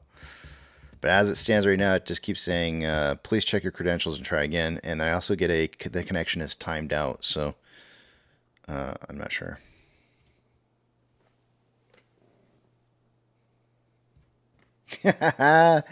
Bebop says, "Is that your salary? You work at AMC?" No. That's from that's a check that was cashed to me from Computer Share when I decided to use their platform to buy and sell a single share to see what that was all about.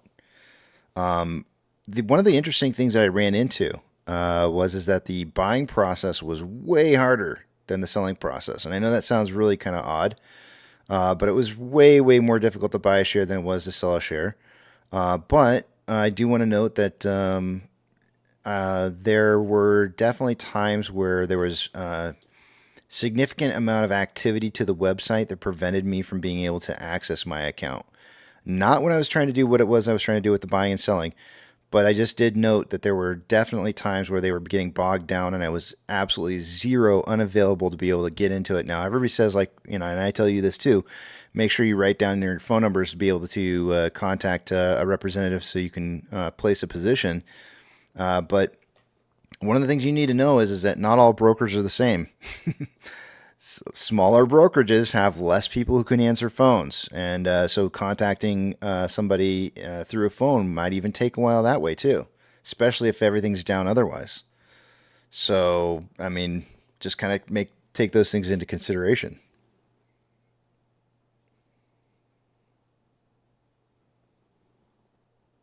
Jim says the meeting was postponed.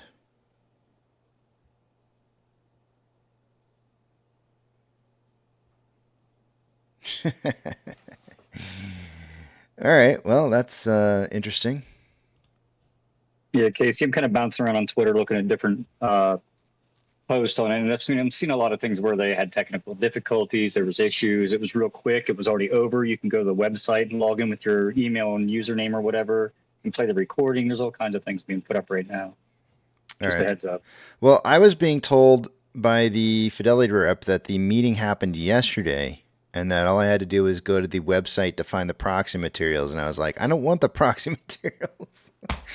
I was like, I want to hear the meeting, and the meeting's today. And he's like, well, it happened yet. He was trying to convince me that it happened yesterday. So, which I do think sometimes these are pre-recorded, but I'm not sure how far in advance they're pre-recorded. So, let me pull up something here and see.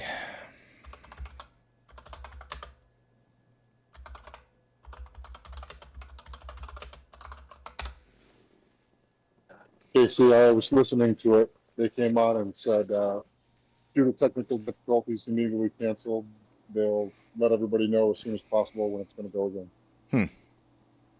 Yeah. Yeah, Boss Blunts even has a thing up on his stream. Okay. As well. Well, that was fun. Somebody streamed through Twitter. So maybe they're doing the same thing that Roaring Kitty did the other day, kind of watching the market mess itself. Yeah, maybe Cohen's up to something. Following suit.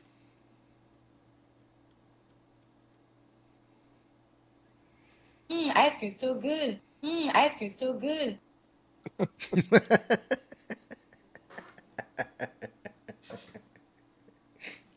Oh, Billy. I feel ashamed that I even know what that is. what you just played in as a reference. Those people, like, it's so I've watched some of those because I wanted to try and figure out like what the hell was going on. These people were like making shit tons of money, and I was sitting there going like, what are they doing that is so like popular? And I couldn't figure it out. And Ice cream so good. yeah, and I'm like, it's literally like it's micro. It's on a macro level. It's micro transactions that you're trying to accumulate, right?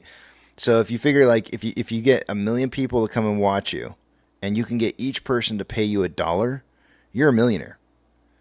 And so what this all comes down to is it's microtransactions on a massive level, like a macro level, right? So pull in as many people as you can. You charge them 10, 15, 30 cents to have them, have you do a reaction or do something, right? And you make money doing that. And I'm like, holy, this is insanity. Play it again. Yeah. Ice cream.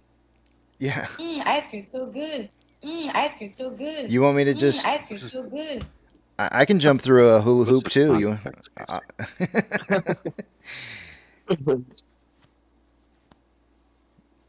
Yeah, Casey, you talk about like the microtransaction, Yeah. And it always makes me wonder, like all those YouTubers that got like tons of like channel members and stuff. Mm-hmm. How come they didn't like just put up like $1 and they have they have $1 million, like, but I guess they don't think they have that many fans, I don't know, man. I don't understand. So they crank it. Half the stuff I really don't understand, like why things work the way that they do. I don't know. Yeah, so marketing genius. Tendy says that is volatility on another level to have canceled the stream.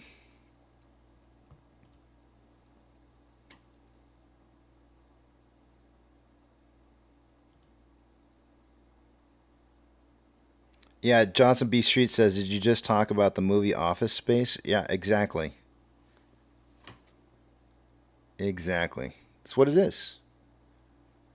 GameStop so good. GameStop so good. Or maybe they finalized some news and they have to bring it out after hours. I don't know. I don't know. I mean, typically, I've never seen this happen for a call.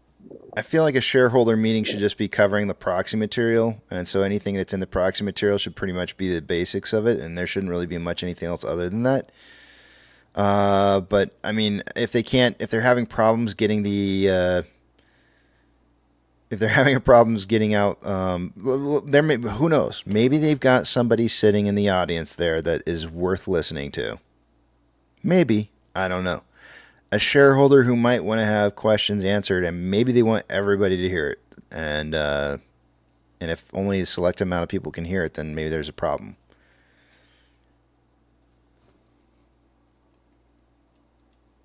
Jeffrey says, "How come there's no more movie trivia?" I kind of stopped it a while back because I was kind of getting burned out on it a little bit, and I can try and get it back up and running again. Let me think about it. I got to. Sometimes when you do things, you got to kind of like make things fresh and new and change stuff up. And I know I haven't really done anything new and fresh, but it was getting old. It was getting a little stale. We needed to break away from them and then revisit it and make it fun again.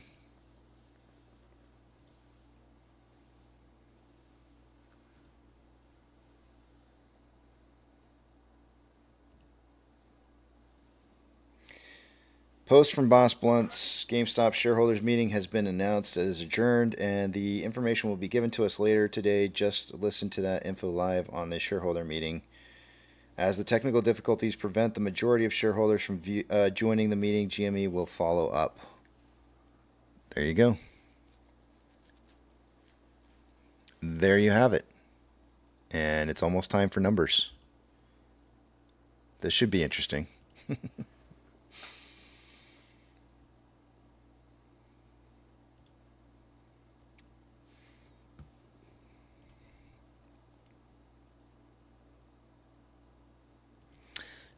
The fun thing is, I don't have to put it together. I go to break twice a day for 45 minutes, at least. And so if somebody else wanted to organize and put together the movie trivia, then they'd be more than welcome to do so. And that would be a perfect time to do it when I'm on break.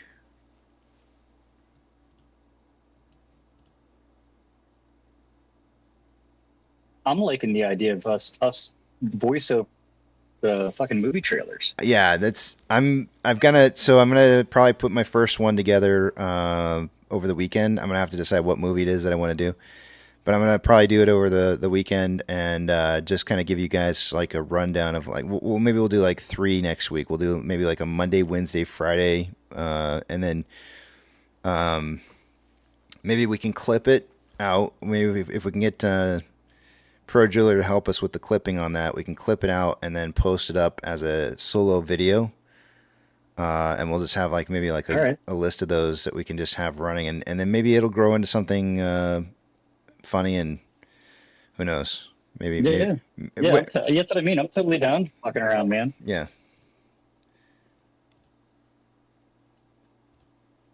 I'm gonna try though. I think I'll put together 3 this weekend. So the trick for me is to review and go through and like document what they're saying throughout the entire thing, and then seeing how much I can put into it to make it to kind of redo it, but make sure my timing's down and all that kind of stuff. Yeah, keep me in the loop on that. I'll fucking help you out as I can too. Yep. All right.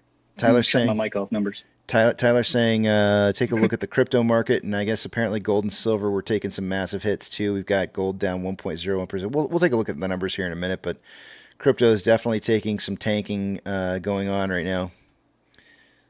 A little bit of hits going on right here.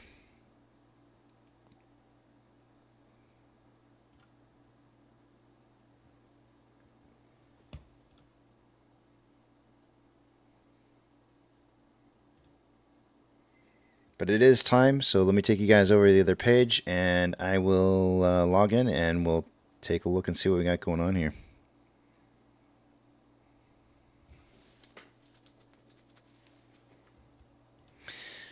Two-factor authentic. Oh, remember, I'm not going to be able to see what it is that you guys are saying, so hold those personal thoughts, comments, questions, or concerns until you see the big tramp back up on the screen again. Two-factor authentication. If you don't have it, you may want to consider getting it, as it could prevent somebody from getting into your account that shouldn't be in your account. When you do sign up for that, if your broker allows you to put in a secondary devices to get access, that access code, probably not a bad idea to set that up, as you never know when something bad's going to happen to your primary device. Last but not least, make sure you guys have those statements from your portfolio from your broker. Those are really, really super important to hold for your own records, because you want to know at all times what it is that you hold in case your broker ever makes a mistake and does not get that information correct at some point or another. Let's take a look and see what we got going on for these numbers, starting with off exchange.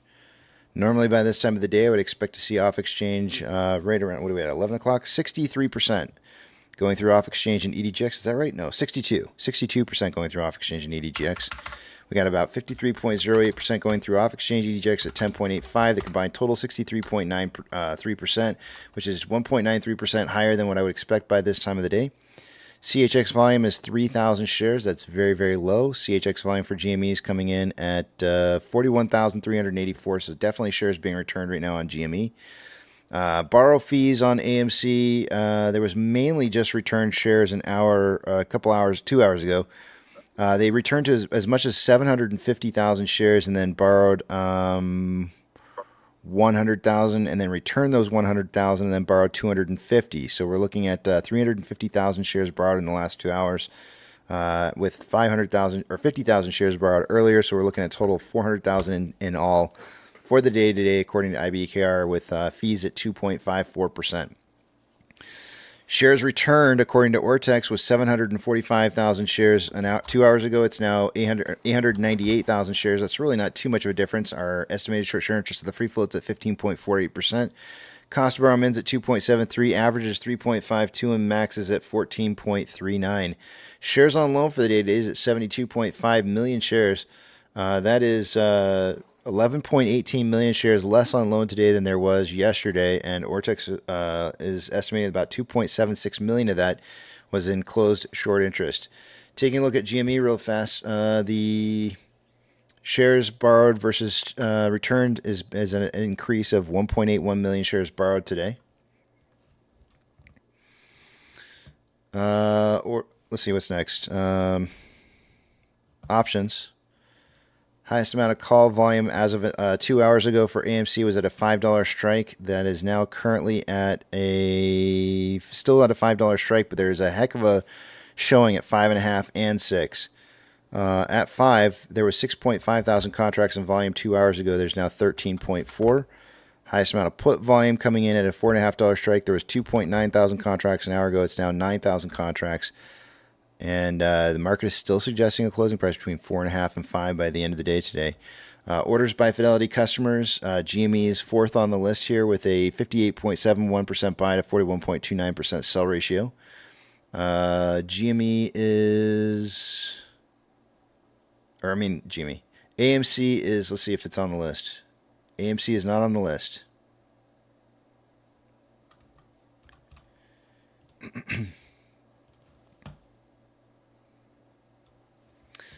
MMRI was 278.92 2 hours ago. It's now 277.25.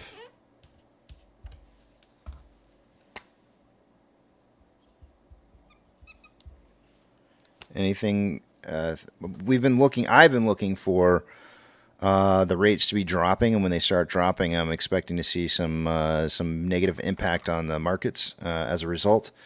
But the 2-year has not dropped underneath 4.5% just yet. It's still above that.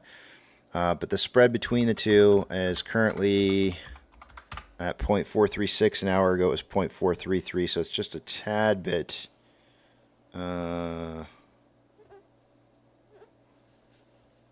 higher. Sorry, I'm trying to decide whether I want to delete this, get rid of this number on my board or not. 36809. Give me 1 second here. 36809.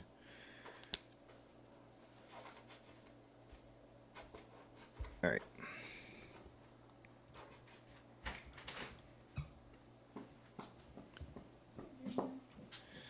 My lunch is here. I'm gonna have to hurry fast. I got Chick-fil-A here. Oh no. Chick. What was it? How does it? It goes Chick-fil-A. Hey, hon, did you get my Chick-fil-A? How dare you? NASDAQ is up 0.14, Dow Jones is down 0.67, and S&P 500 is down 0.11. We have 4,144 decliners to 1,381 advancers. The market is slightly lower than it was an hour ago, still on hot lava fire, not quite in the range of approaching the sun, but getting close. Taking a look at sectors for the day today, we have the best two sectors are the technology and real estate are the only two green sectors. Worst sectors for the day, we have industrials is industrials is worst, followed by energy. On the Mag 7, 4 out of the 7 are green. Financial institutions that have changed more than 2.5% from closing price from yesterday will get a shout out. Coinbase is down 3.56. FRC is down 20%. NYCB is down 3.76 or 3.67 rather. Stank of California is down 2.73. Douche Stank is down 3.31. And that's it. Gold is currently down 1.06 and trending down. Silver is down 3.27, trending down. Ethereum Classic is down 1.75, trending down. US dollar is up 0.43 and trending up at 105.1. Oil is down 3.27, trending down. Mortgage-backed securities are up anywhere from 0.42 to 0.46 and trending up. And SPY is up or down rather 0.1 and is appears to be consolidating after a downtrend earlier this morning. Taking a look at VIX, it is up 1.99, 2.08 and consolidating a little bit right now after having been in a downtrend. It's still in a downtrend, really. Futures, it's at 12.29. Futures suggesting it should be somewhere around 12.83. So we might see a pop later on in the day today, which would probably drive the market down. VB is currently down 1.36% and trending down. VBR is down 1.2 and I'm going to call it consolidating. Tesla is up 4.3 and trending up. Amazon is down 1.71 and is trending down. Cinemark is up 0.84, trending down. Doge is down 1.11, trending down. Bitcoin is down 1.28, trending down. GME is up 5.32, trending up. No? Maybe? Consolidating. I'm going with... It's on a very slight trend upwards here. I think if I draw this out with a trend channel, you'll see... Yeah, slight uptrend here, but it's slight uptrend with a lot of volatility on both sides. Taking a look at HYMC, it's down 3.29 and trending up. NCMI is down 3.44, trending down. Hood is down 2.87, trending down, and AMC is up 4.07 and currently consolidating after a little bit of a trend down. It looks like it's starting to form almost a head and shoulder type pattern, although the head portion of this is a lot longer than it should be. Volume for the day today is at 21.57 million shares traded so far. I suggested somewhere between 20 and 40 million right as soon as I could after market open this morning because I was late to put the information out to you guys because I forgot because I'm doing it right before market open. I totally forgot to tell you. But 20 to 40 was the prediction for the day today, and we've got, let's see here. We are, I erased my numbers, 170 minutes, I think. Let's see, 170, 159 minutes into trading. We are on pace for 52.9 million shares traded by the end of the day today. I suggested somewhere between 20 and 40, so yeah. We're a little bit on the high side. I'm on the low side of my prediction. On a 4-hour time interval, we have more buying pressure than selling pressure with an RSI of 53.14, which is just slightly above average. On a 1-hour time interval, more selling pressure than buying pressure with an RSI of 52.98, which is average. On a 30-minute time interval, maybe slightly more selling pressure than buying pressure with an RSI of 53.47, which is slightly above average. And on a 5-minute interval, just a little bit more. It looks like it's equal amounts of buying and selling pressure on the 5-minute with RSI at 42.86, which is below average. And with that, I'm going to yield the rest of my time to the back of the big tramp so I can go eat my hot or cooling down French fries, waffle fries. from Chick-fil-A. She's not responding. All right. Why are you I gotta go. I will see you guys in the back of the big tramp here at 12:10, an hour from now.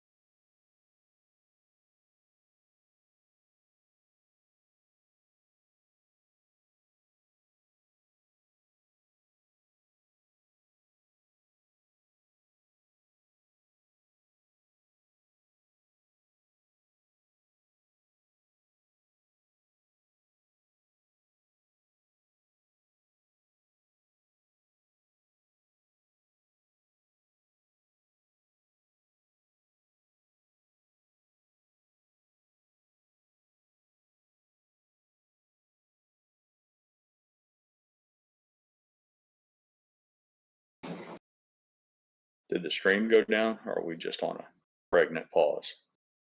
Awkward silence.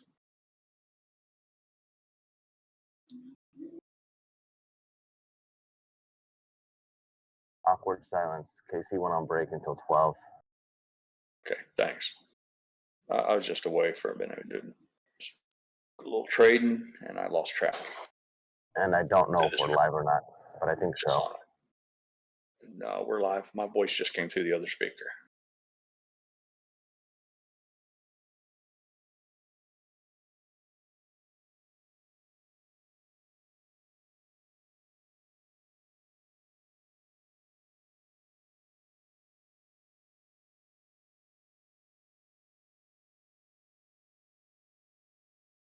Mrs. Pirate's firing up a slow cooker meal for this evening called Zuppa Toscana. It's a knockoff recipe from Olive Garden's recipe of the same name, with kale, Italian sausage, and like a creamy sauce. I'll be over later. Hey, Pirate, did you get hit with any of those flooding in Florida?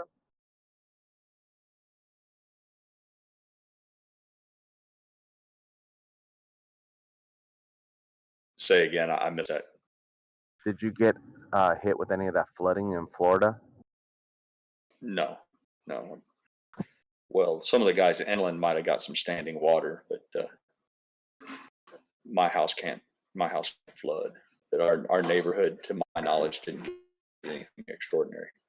I was watching some videos last night about it. It was pretty crazy. Yeah.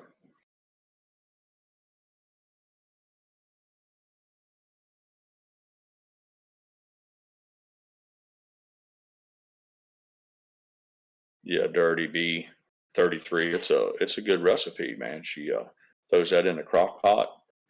You put it in at 10 or 11 in the morning, and by 5:30 or 6, it's ready to go. And then you throw some French bread or something in it. And she buys the little baguettes. They're not exactly like the breadsticks from Olive Garden, but little baguettes, and toast those up. And if you really want to go all out, you make a little salad for the side. But I just enjoy the Zuppa Toscana and the bread. Kind of frees her up from cooking one evening for the most part. I guess it doesn't change her, save her from cooking. It just allows her to cook earlier in the day and enjoy the remainder of the evening.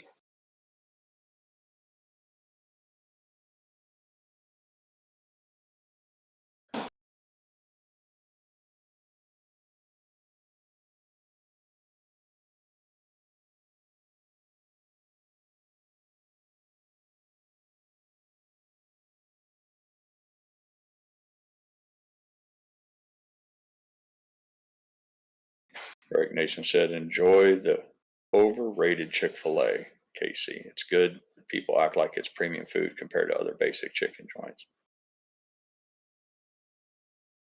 Yeah, I guess that would depend rather. I don't know if necessarily I consider it a premium food, but there's some people out there who survive on a Coke and a bag of potato chips for lunch. It's all, I guess everything's relative.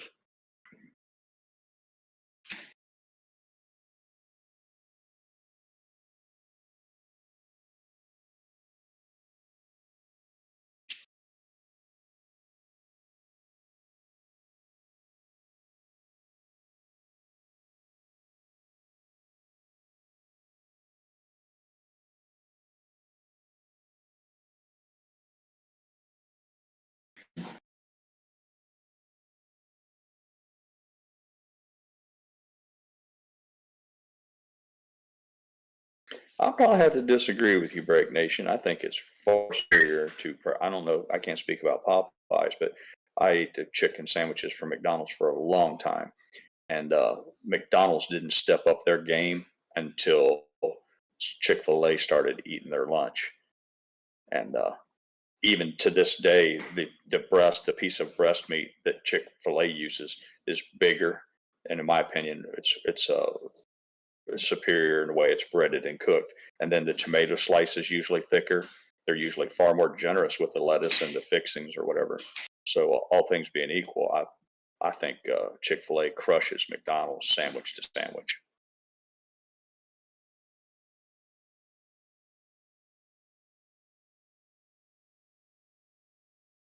Yeah, we had a Kentucky Fried Chicken, KFC, that's right by us. They had a sandwich as well, and that's all they do is chicken, and they serve crap. So a lot of times it's not so much franchise, but restaurant to restaurant, whether they have a good staff and what have you.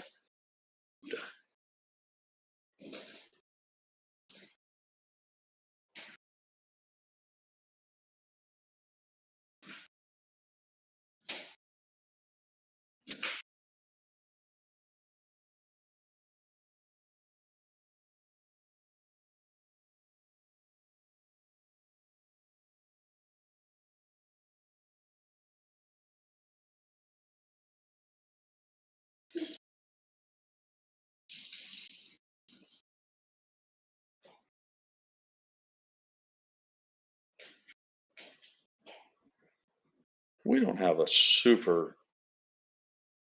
a really large selection. We're fortunate enough to have McDonald's has been here forever. Where I'm at, it was one of the first restaurants to come into the area. It should come as no surprise. Then we had a Kentucky Fried Chicken, followed that, and then Taco Bell in short order, and Domino's Pizza and Papa John's and maybe one or two others. And then we had Culver's that came in, and then Burger King. We were slated to have a Red Lobster until they found out that it was a dry county and there was no alcohol sales. So they canceled that franchise. So, but no, they're adding in the Chick-fil-A now, so at least it offers another alternative. It's always good to have variety.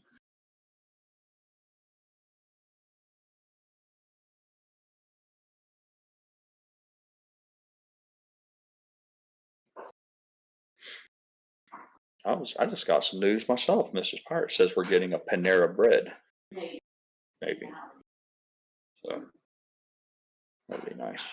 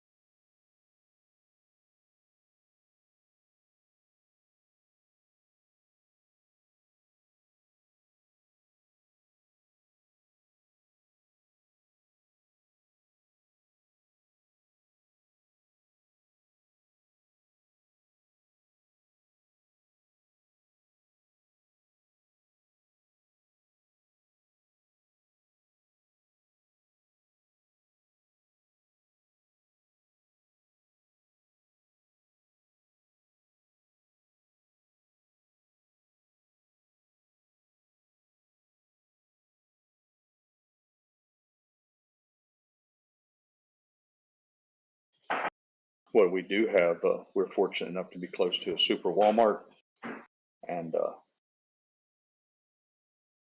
few other of the big super grocery stores, and that's real convenient.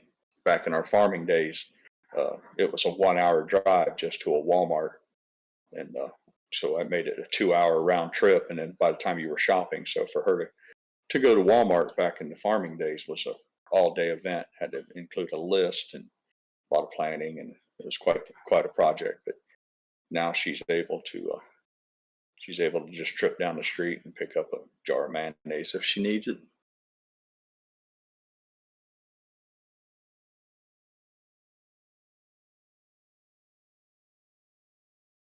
We have a Publix, Walmart, and then we have there's another Walmart garden center or something, and then a marketplace, Walmart marketplace. So either east or west, and then just a little farther down is a Publix, and then also a Winn-Dixie. So there's, despite the fact that we don't have all of the major fast food restaurants, we have a real convenient shopping for fresh food, fruits and vegetables, and to be able to cook at home. So that's what we lean towards.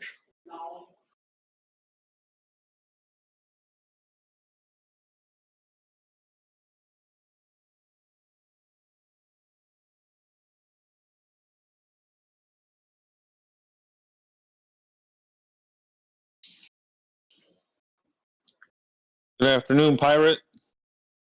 Good afternoon. How you doing, Trevor? I'm good.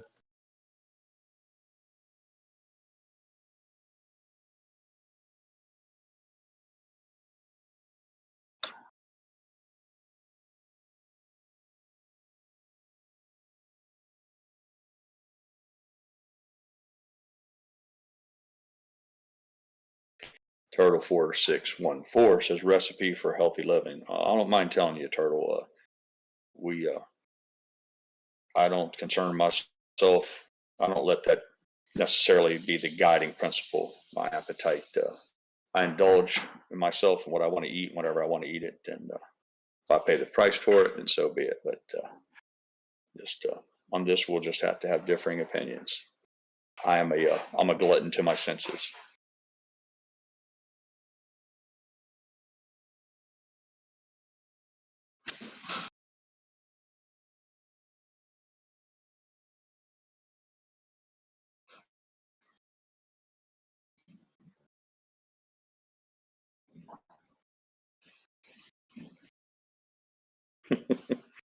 Yeah.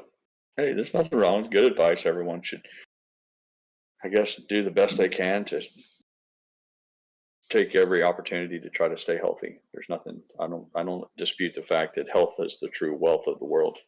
But when it comes to my meals and things of that nature, I just indulge myself.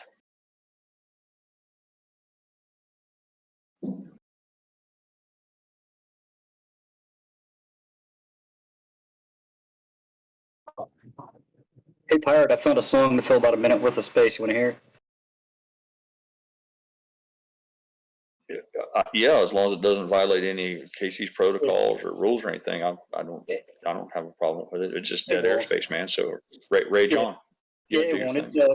It's a dude. He's beatboxing a quick 50-second jam about hedge funds losing billions.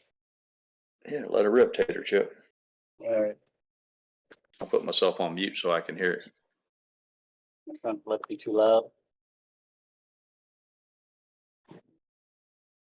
Hedge funds, they're gonna lose billions. Hedge funds, they're gonna lose billions. Hedge funds, they're gonna lose billions. Hedge funds, they're gonna lose billions. Hedge funds, they're gonna lose billions. Hedge funds, they're gonna lose billions. Hedge funds, they're gonna lose billions. Hedge funds, they're gonna lose billions. Hedge funds, taking edge on GameStop.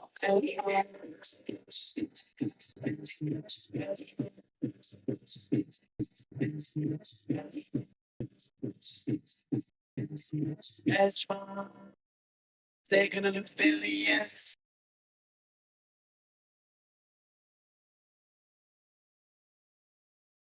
I thought that was pretty catchy. Yeah, a little catchy little riff there. That's Hey, from, jerk off. Casey's on break. He'll be back shortly. But that's from Ben Warman. Ben Warman from on Twitter. He does a lot of really cool shorts and memes and whatnot.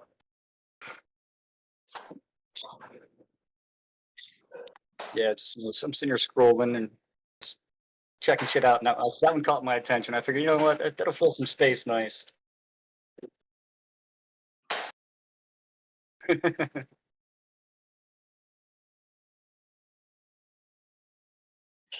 I try to entertain to fill in some of the blank spots, but I was catching hell the other day about a lot of background noise, and sometimes we get activities going here. And I don't want to create any anxiety or piss anybody off. So it got to be too much effort to mute, unmute while I'm doing some other things here at the same time. So I sometimes I just, because of what's going on in the background, I don't have the opportunity to participate without interruption. That didn't come in too loud, did it? No, it sounded fine. Okay. Spans of War in here. Hey, Pirate. Hey, Yako, what's up, buddy? What's up, Yoko? I'm dropping off the wife and my daughter at the airport. They're going to Finland. Yeah. Hi, Yaka. Two weeks. There's your walk on applause. I'm not as fast as KC, but I got you your walk on applause, man. Thank you. You're welcome, brother. I'm trying to see if I see Hayden to ask him one of these those training cards. Wait, gay.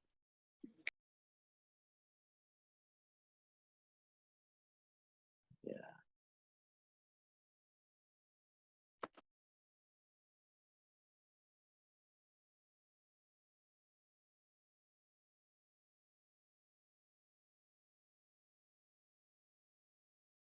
Oh man.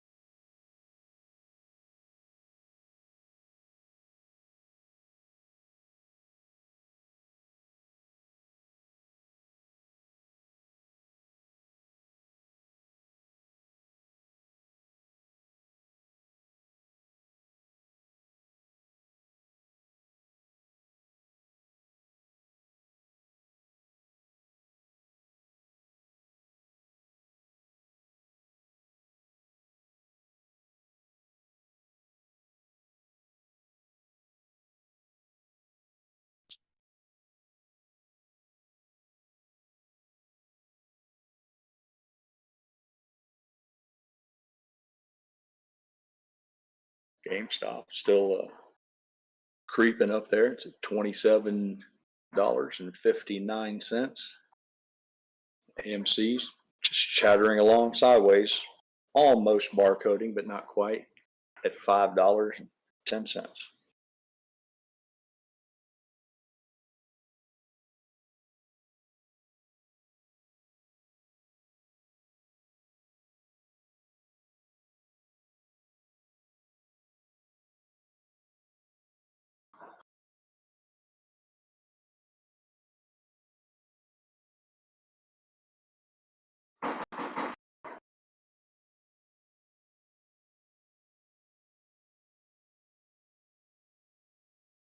Bitcoin falling at $66,666.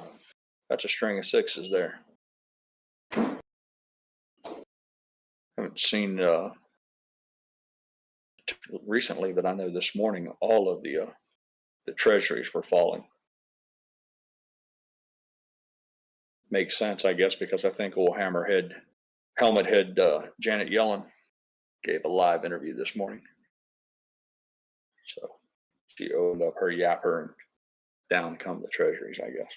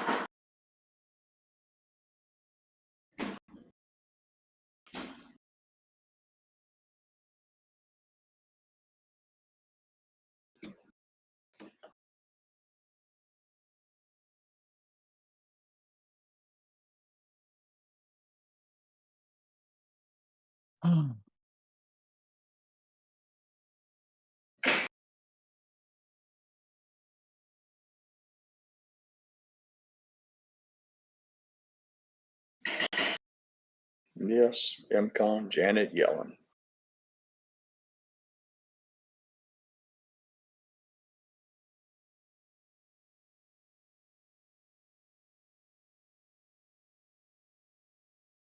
I hear Janet Yellen. Yeah, I just mentioned that she was blabbering away this morning. They had a live interview on one of the networks. I have no idea what she said as I keep the channel on mute, but she was on for some time. That bowl haircut is so hot. Yeah.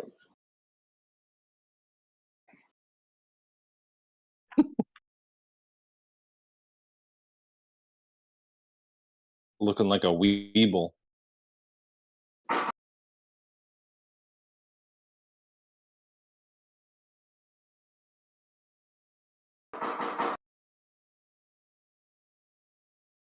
You could take Pelosi's plastic surgery and meld it up to that bucket head. Man.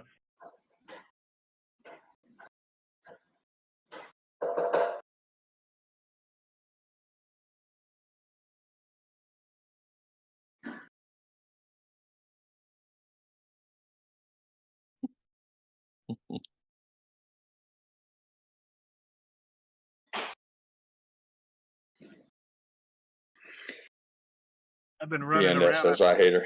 I hate her so much. I don't. It's for me, sports shirt. It's not so much that I hate them, but if I'm honest with you, I'm jealous of them.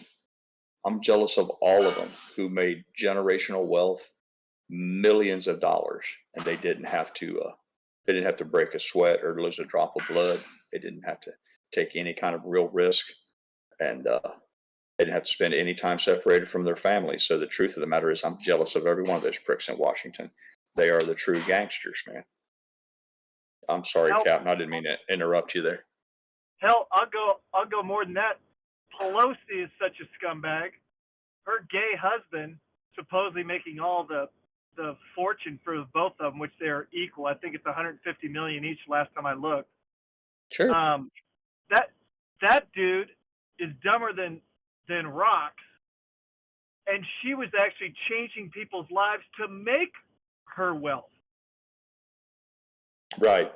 Yeah, that's what I said. It's like shooting fish in a barrel for them. When they make a stock trade, they're not trading on inside information. It's worse. It isn't like they know that a law is going to be passed. They're actually the ones that are going to pass it. I've said this before. So there's zero risk. It's not like, oh, I hope this makes it through committee. They already know. They're the ones that's going to make it go through committee. So yeah. And the truth of the matter is, man, I just want in. I just want a piece of that, man, because it looks like sweet, sweet money. Who's the gal that went to jail for insider trading? Martha Stewart. Martha Stewart went to jail or prison for 1/1,000,000th of what Pelosi has done. Yeah, she didn't even actually convict her of insider trading. Her crime they charged her with was lying to an FBI officer. And but that begs the question. Why isn't an FBI officer interviewing any of them? And the answer is real simple, because of who they are. It's a beautiful thing, man. I'm telling you, if you.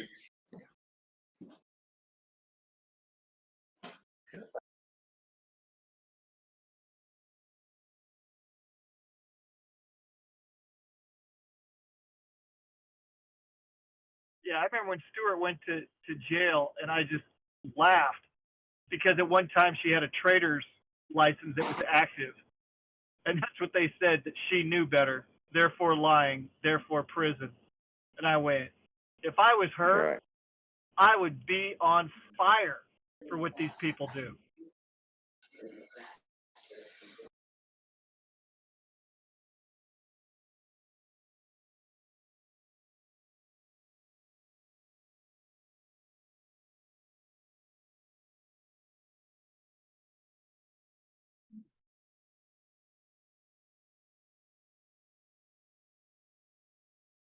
No, just like that guy that just retired, and he was the one that made that World Economic Forum. Hell, that idiot never did anything, and they gave him billions.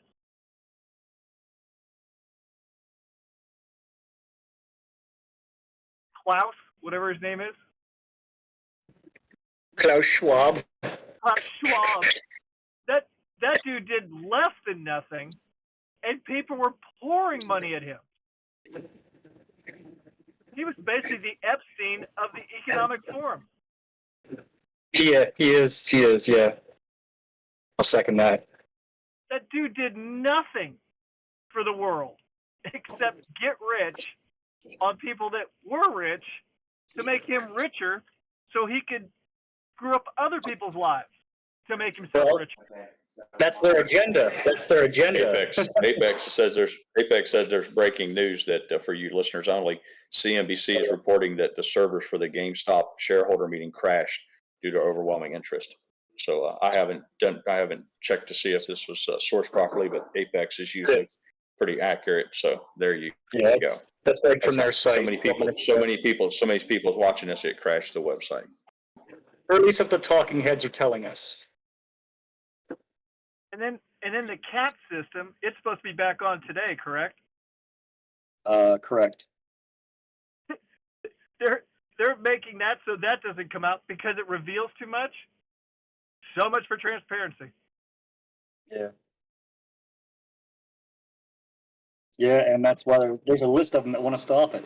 We know why. I'm sure turning the CAT off is just like those ribbed condoms. It's just for their pleasure. Nice. Oh, I'm sorry. Was that too much? They're like, no, like, keep it on. I don't care if you're getting anything out of it. This feels great for me. And you're like, come on, let's take it off. We can both enjoy it. Yeah, exactly. It's for their comfort. Or pleasure. I'm sorry. For their pleasure. Definitely not for ours. Yeah, I know. I can go for days.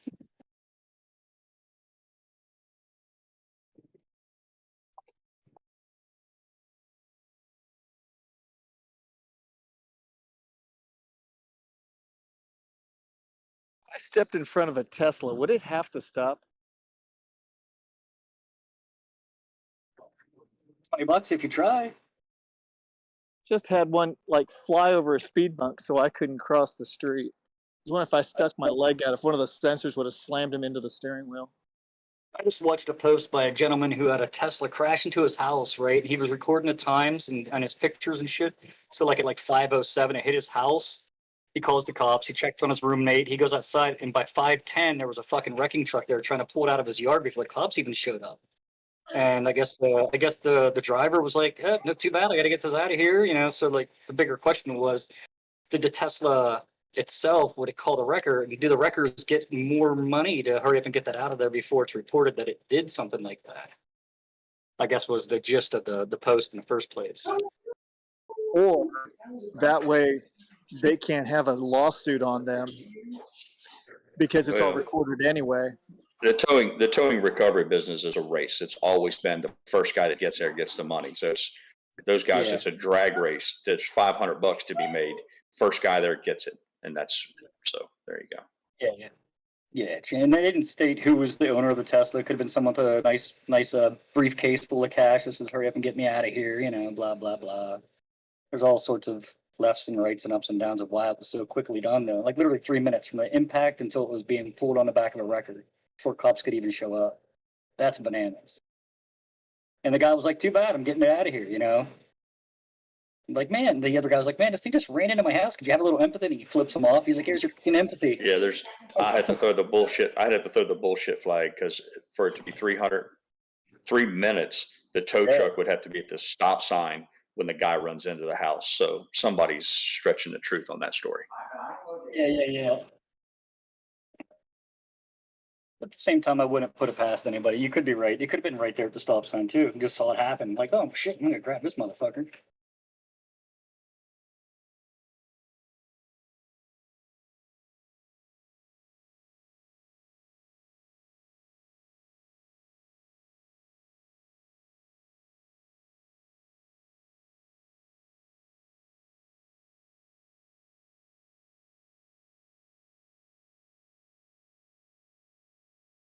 JJ?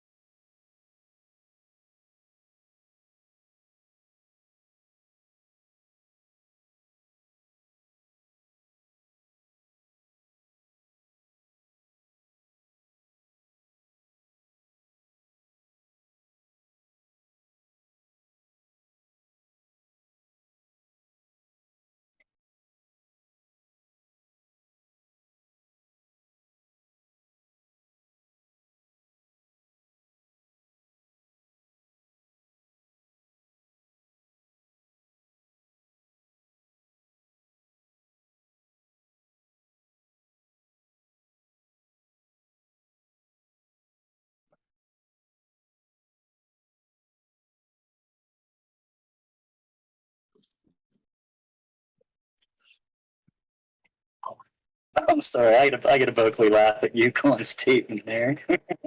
I called him as like licking an ice cream cone with a sock on your tongue. That is so spot on. So spot on.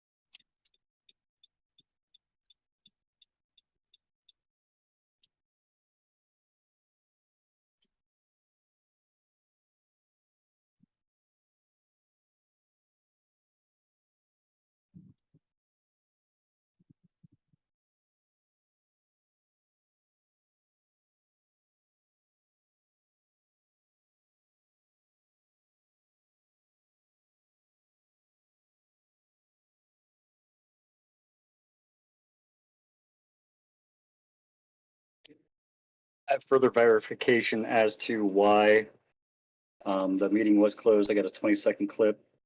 Official message from GameStop regarding a shareholder meeting postponed indefinitely today. I will play that real quick.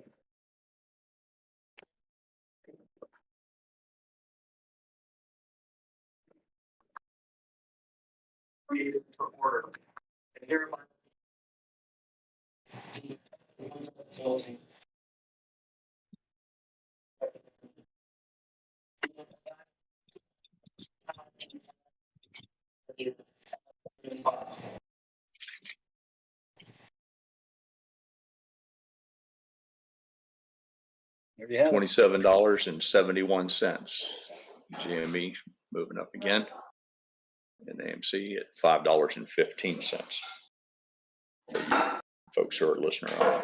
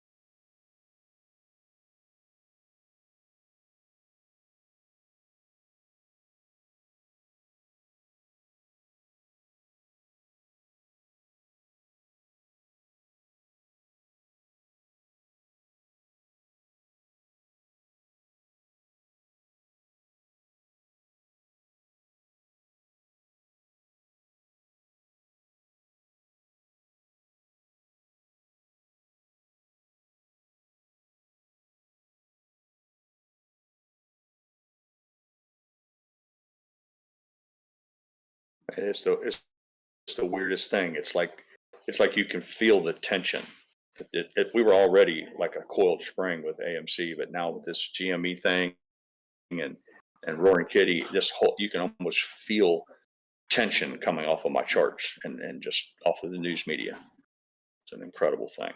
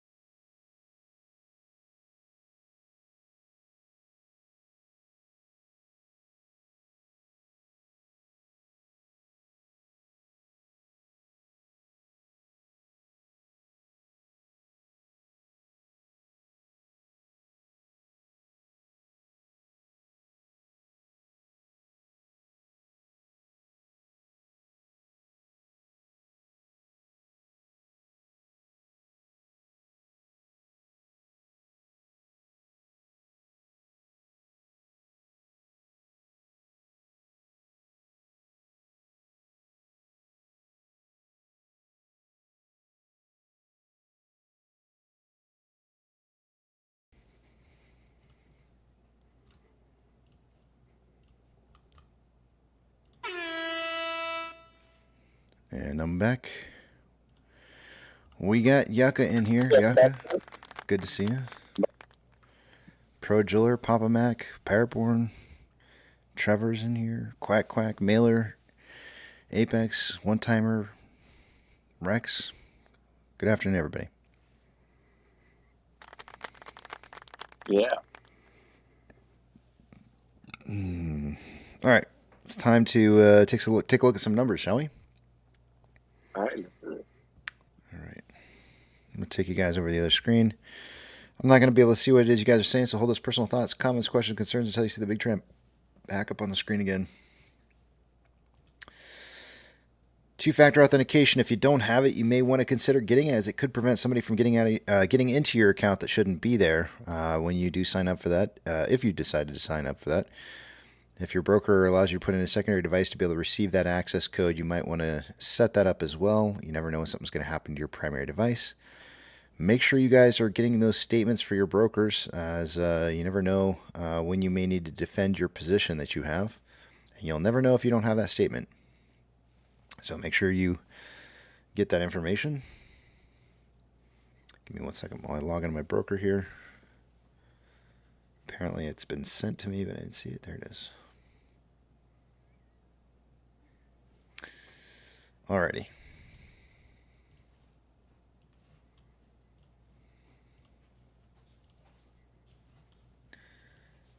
Starting with off exchange. Normally by this time of the day, I would expect to see about 60... it's 12:11. It should be 63% now, and I just realized that an hour ago, I said 63%. It should have been 62, but 63% should be how much is going through it right now. We currently have... Where's my calculator? Where's my other calculator? I only have one calculator open. Hold on a second. Let's see here. We have...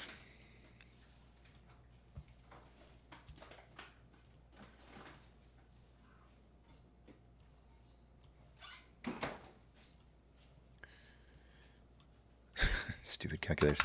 All right, 54.53% going through off exchange. EDGX at 10.61. The combined total 65.14%. That's about 2.14% higher than it should be by this time of the day.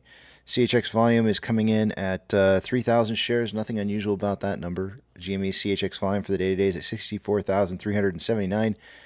That is a very big number, twice the amount that I think is a lot. IBKR, as of an hour ago, was showing about 150,000 new shares have been borrowed. Let's see what's been done in the last hour here. 5, 6, 7, 50. No change. No change in the last hour. Fees are at 2.52%. According to Ortex, as of an hour ago, there was a return of about 898,000 shares. That has not changed in the last hour. That's going to leave that estimated short-term interest of the free float and the cost to borrow numbers all the same. Shares on loan for the day today is at 72.5 million shares on loan. That's 11.18 million shares less on loan today than there was yesterday. And Ortex is estimating about 2.76 million of that was in closed short interest. Taking a look at GME, as of an hour ago, right now it's at 1.81 million shares borrowed for the day today. Options, highest amount of call volume so far for the day today has been coming in at a strike price of $5 an hour ago, and it is now up to 5.5. So we've gone up 50 cents. We had 13.4 thousand contracts at 5 an hour ago, 16.1 at 5.5 now. Market is suggesting on puts the highest amount of volume is at $4.50 strike. There was 9,000 contracts an hour ago, now 9.7. The market is now suggesting a closing price somewhere between 4.5 and 5.5, which puts us really close to that $5 mark. Taking a look at orders by Fidelity customers, AMC and GME are the only two I'm looking for. GME has a third on the list right here with a 57.22% buy to 42.78% sell ratio. AMC has not been on this list today. Not yet. Still not on there.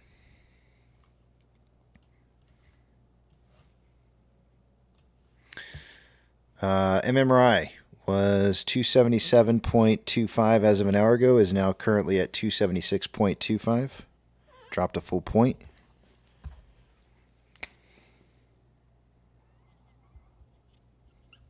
The spread between the 2-year and 10-year bond rates Currently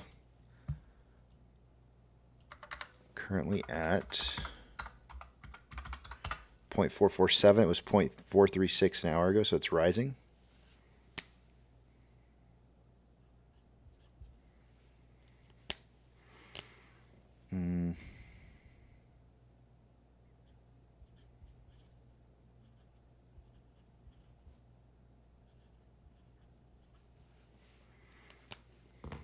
All right, sorry, I had to do some math. Let's see here. What do we got? Sectors. No, let's not look at that just yet.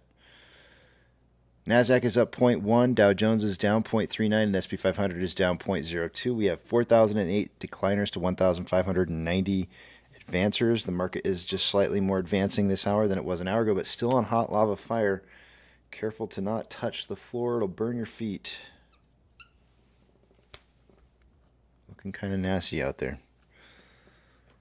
Sectors that are in the green for the day today, there's 4 of them. The 2 biggest ones are real estate followed by tech.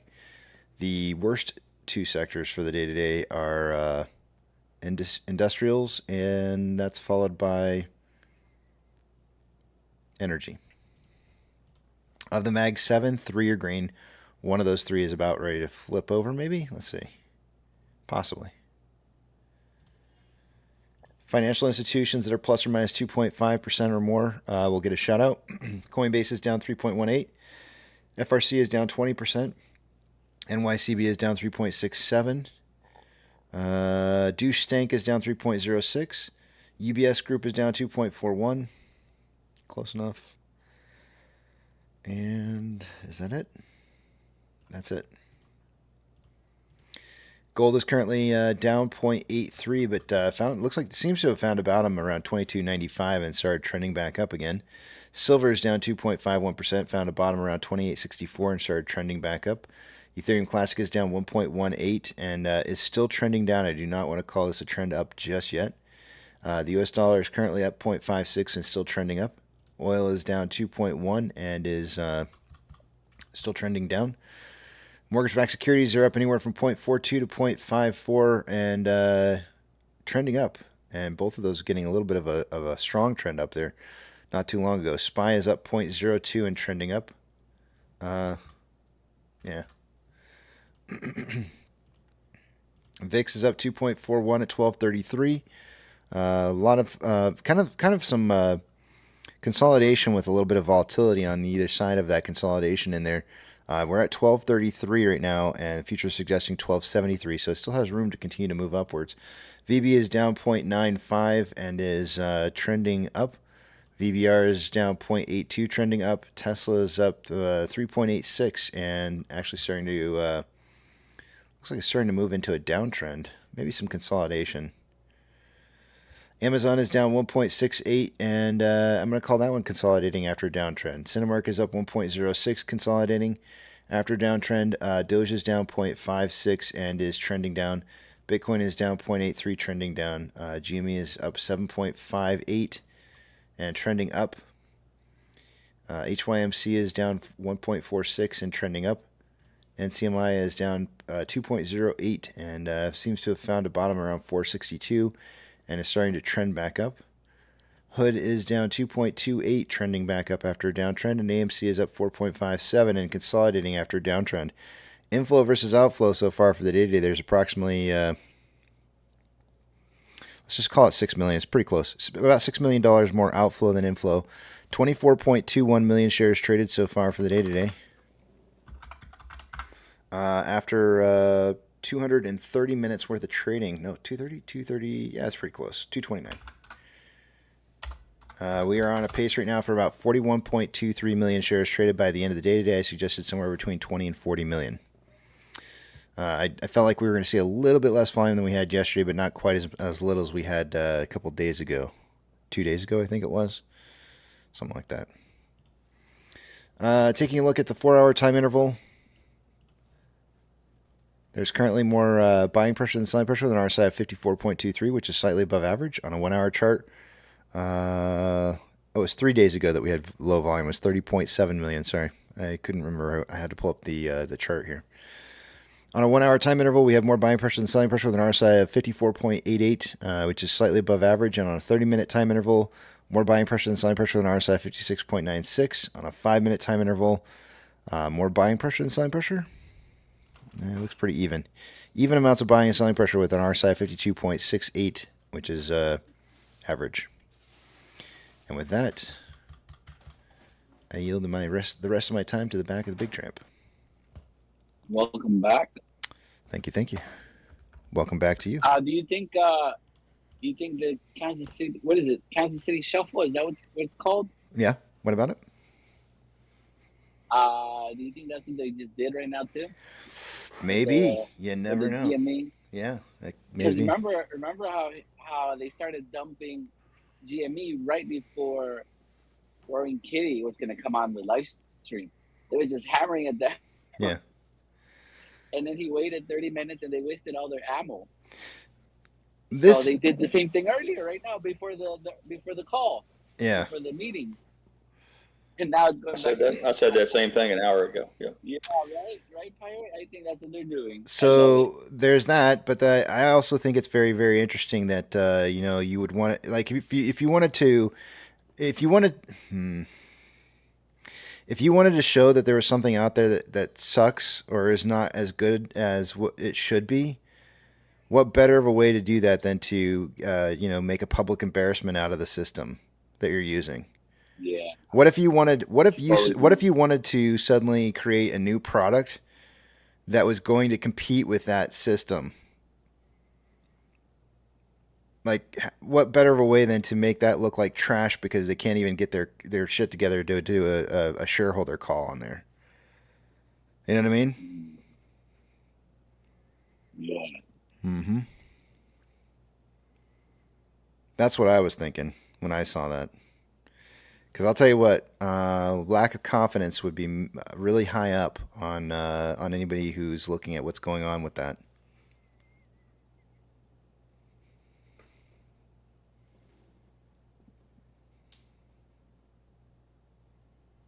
Just saying.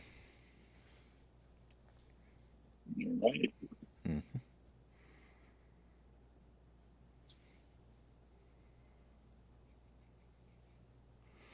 Yeah, I'm really curious to see what they're going to announce for some new business products, maybe in the very near future. Oh yeah, man, they got so much money now, dude. It'd be dumb to short it. So dumb. Mm-hmm. I agree, and not only do you say it's really dumb to short it, but the numbers are showing that too. Like, everybody who's shorting is like, everybody who's got numbers that are reported as shorting are getting the F out right now. They're like, oh yeah, this is bad news. Out. I mean, even that Citrus Group or whatever the hell it was called is like, we're done. We're out. It was like, it didn't even last a week. Yeah. What was it? Citrus? Citron. Yeah. Citron. No, it's Citrus. It's Citrus from now on. They couldn't even handle it. What's that, Yucca? No, the Sunny D. Yeah, the Sunny D. Yeah, they couldn't even last a week. That's how weak they are. Well, I like that. Sunny D. Yeah. Andrew left in the Sunny D. Yeah. That's, hey, life is fickle. Things are fast and furious around here in these markets. You got to either adapt or you lose. Citrus got squeezed. I love it. It's the best. Citrus got squeezed. It's the best. Clitron. That's actually kind of funny too. I like Citrus better. Citrus got squeezed. They got juiced. Yeah, they got juiced. They're out. Mama always said life is like a box of stocks. Don't know what you get till they close their positions.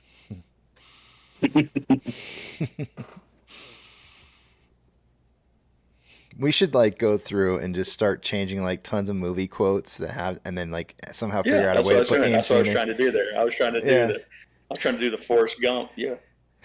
I'm posting it up right now. Can I steal it? You post. Yeah, absolutely, No, man. I did you post stocks it because chocolate No, I'm You too post high. it. You know, you post it, and I'll retweet it. Go for it. Chocolates and stocks kind of it's too many syllables. Chocolates against stocks, but the ox and stocks work. So I don't know.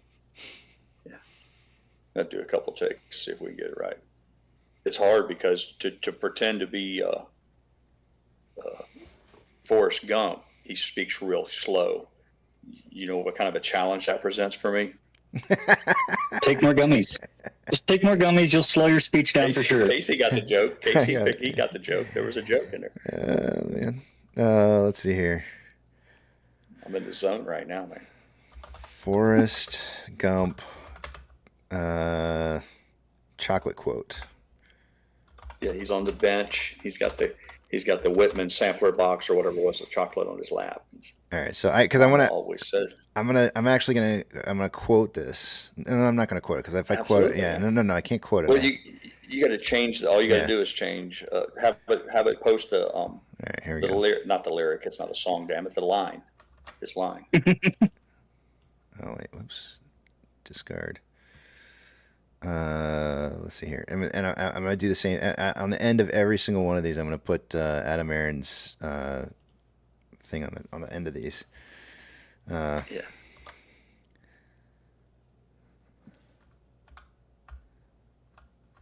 Mama always said life is like a box of shorted stocks. No, my mama always said stonks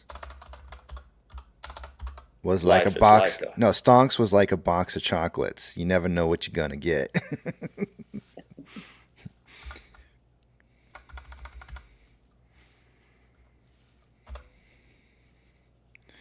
Let's see here. Yeah, I was thinking, know what you're going to get in the terms of pricing. You know, everybody's like, how hard can it run?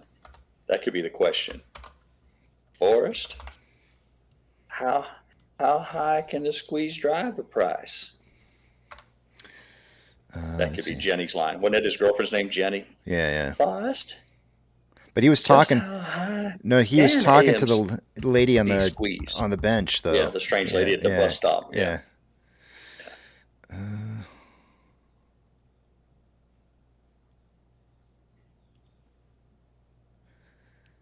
Let's see. Yeah. Everybody recognizes that Mama always said life is like a. That's the hook line. Mama always said life is like a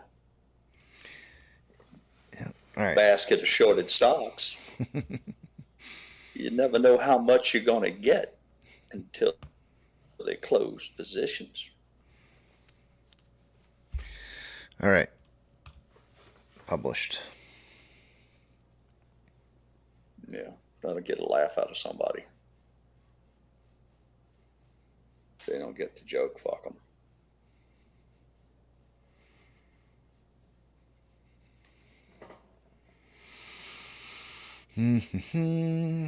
What do we? So do we have any new? So there's a whole bunch of ruckus about going on and calling phone numbers for people to talk about them trying to shut down the cat system, stopping it. I have not gotten involved in that whatsoever. None, not at all.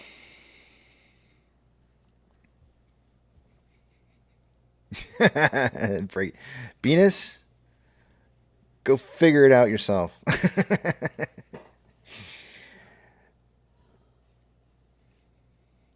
Chi-Town Turtle says that lady had no idea she was sitting next to a multimillionaire. Yeah, Bennett, go do it yourself. Don't cry. Yeah, Beavis, go get it yourself. Mama also said alligators are ornery because they have big teeth. That's from Waterboy. Because they got all them teeth. Yeah.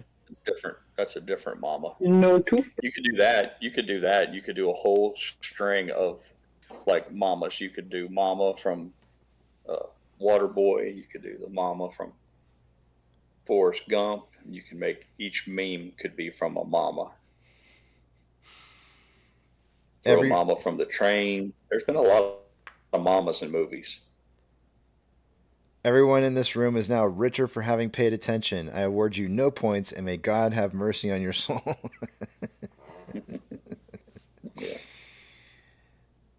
Oh yeah, I forgot the beginning portion of that. Yeah, I was like, Yukon, you get Yukon.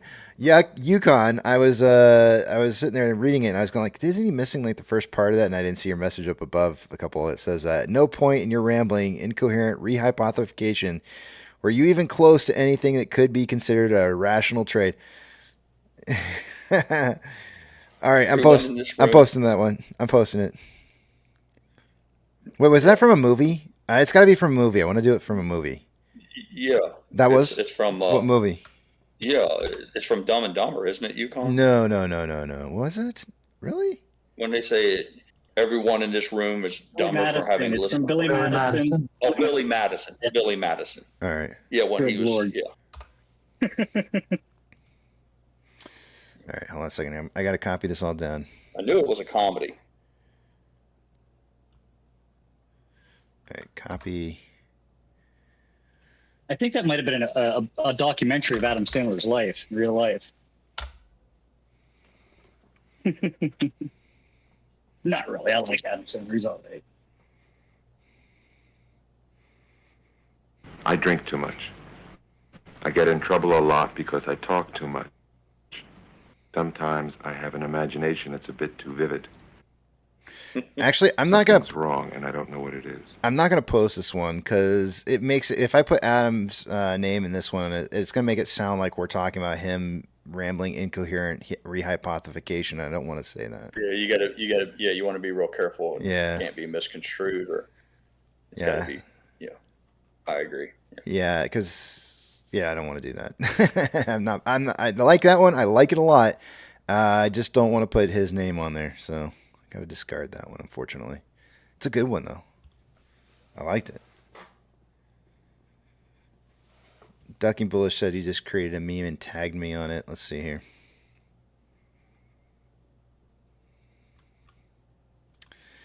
I will like it.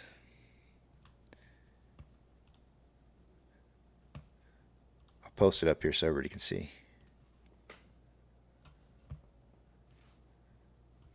Good old Kramer meme. Power to the Kramer.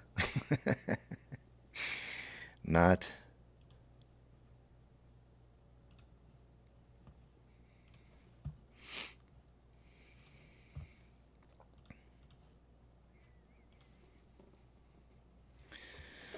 Almost sounds like gamer. If Jimmy runs after Kramer had said that they're doing good now, will that delete inverse Kramer? Will that collapse the universe? I don't know. I know what you're saying. That's like what happens when like two black holes meet. Maybe it just maybe it creates a yeah. What's up? What'd you say there? What was that? Yeah. Two black holes. Two black holes meet. Please keep in mind the nature They of the call that channel. the chocolate the scissor. Yeah. That's the chocolate. Are you saying holes or are you saying hose? Am I pronouncing? I had to look this up, and I've got. Maybe I need to just have. You said hose. How do you pronounce?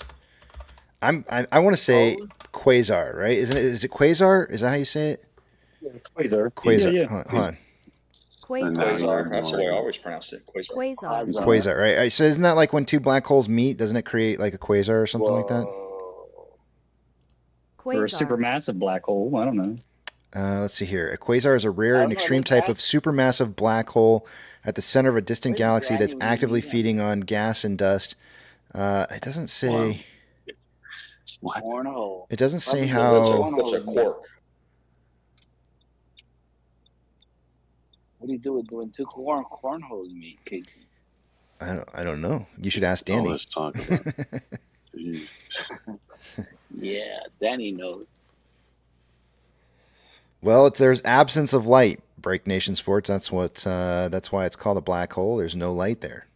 Otherwise, otherwise it would be a light hole. No, nobody knows that. Nobody has gone inside a black hole to come back and say, "Oh, hey." I'll tell you. I'll tell you what's in there. All the FTDs.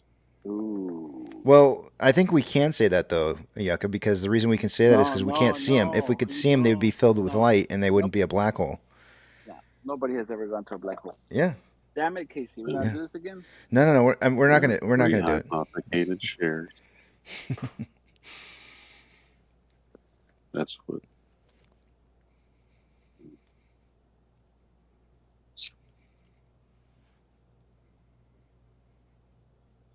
Does anybody else feel like Kramer was trolling or told to say something like that? His dumbass referred to himself as a Redditor. I'm just not buying it. I saw that. I saw that little clip where he referred to himself as a Redditor, and then he was like, and then they called him out on it, and they're like, "You're a Redditor?" And he's like, "Well, I'm not really a Redditor, but my daughters are." I was like sitting there going like, does he even know what that is? Does he think, does that mean he actually posts on Reddit? I mean, he needs to be able to post on there. He can't just be like a lurker and call himself a Redditor. He either has karma or he doesn't have karma. That's a real thing. If you don't have enough karma to post on Reddit, you're not a Redditor. And that's another thing too, is nobody's supposed Casey, to know who you are. Have you played the squeeze box song? Mama's got a squeeze box she wears on her chest. Daddy sleeps at night. He never gets no rest. Is that the actual name of it? Because the music's all right. Mama's got the squeeze box. Daddy never sleeps at night. I don't know the name of it. I don't. I'd have to. It just seems like look it's at got, the name. it's got a lot of stuff in there. You It's got played the it for the squeeze song box. of the day one time, actually. Okay. Did he? Okay, Yeah. that was what I was questioning. That's what I wanted to know. Isn't it Thank though, you, like Censor it goes Content. in and out and in?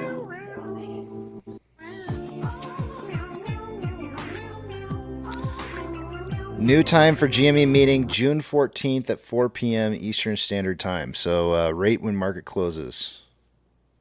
Well, interesting. This store will be closed. But not in the big tram. In the back of the big tram, it's always wide gaping. So tomorrow at the closing bell. Yep. Which means I will not be streaming it. Wah, wah. Mama says that alligators are ornery because they got all them teeth but no toothbrush.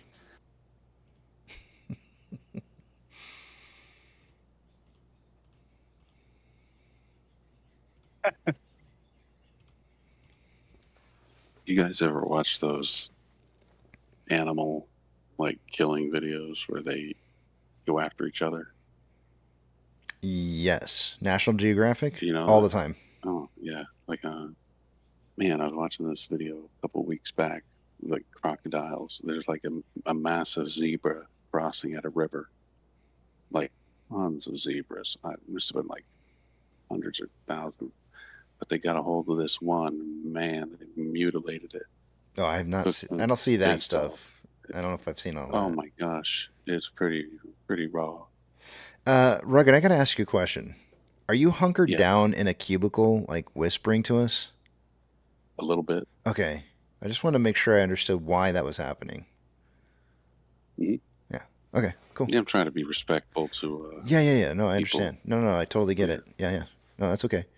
I just was curious. I mean, some people might consider that, without knowing the details or the context behind what's happening here, some people might think that you're talking sexy to us.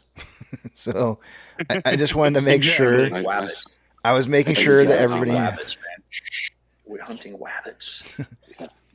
Let me tell you something. Exactly. I had this amazing Chick-fil-A earlier. It was filled with waffle fries and spicy chicken. I did get it deluxe. It had tomatoes and lettuce. And of course, tons of sauce. Oh. Did you rub that? All right, is fine. this Casey's sauce?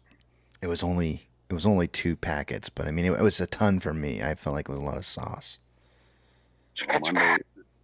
Mondays and Fridays are remote, so there you go.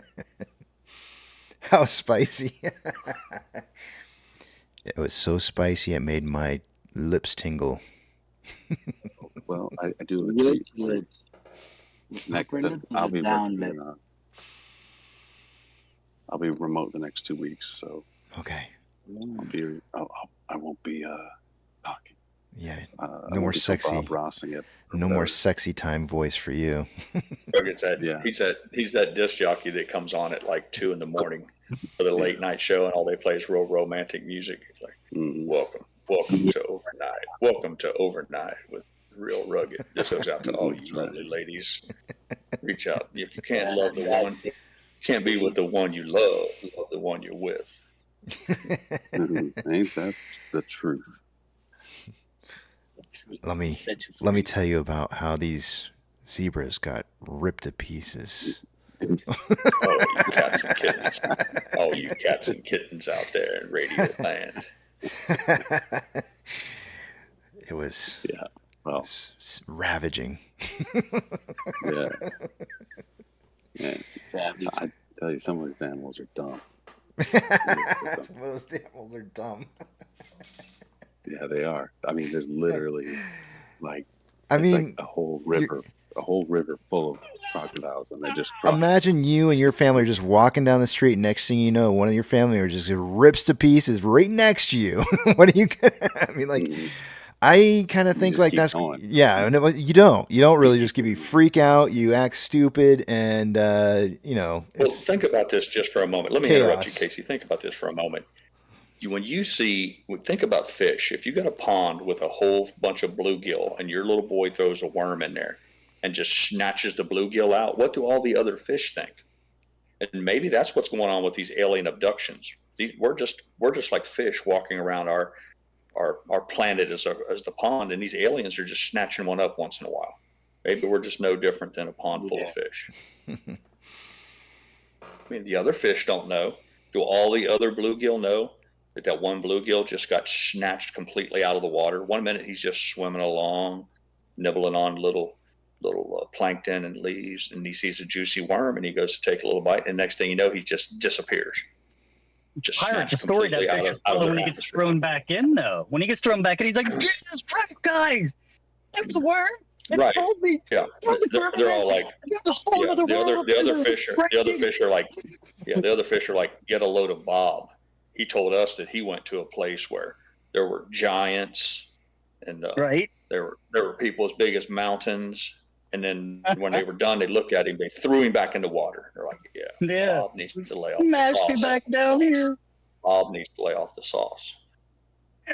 That's right. Chick-fil-A sauce. Chick-fil-A.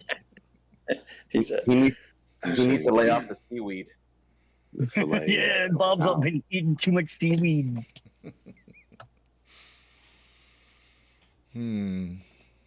I will never call it anything else other than Chick-fil-A now. It will forever be known that. I refuse to call it normal now. I'm done.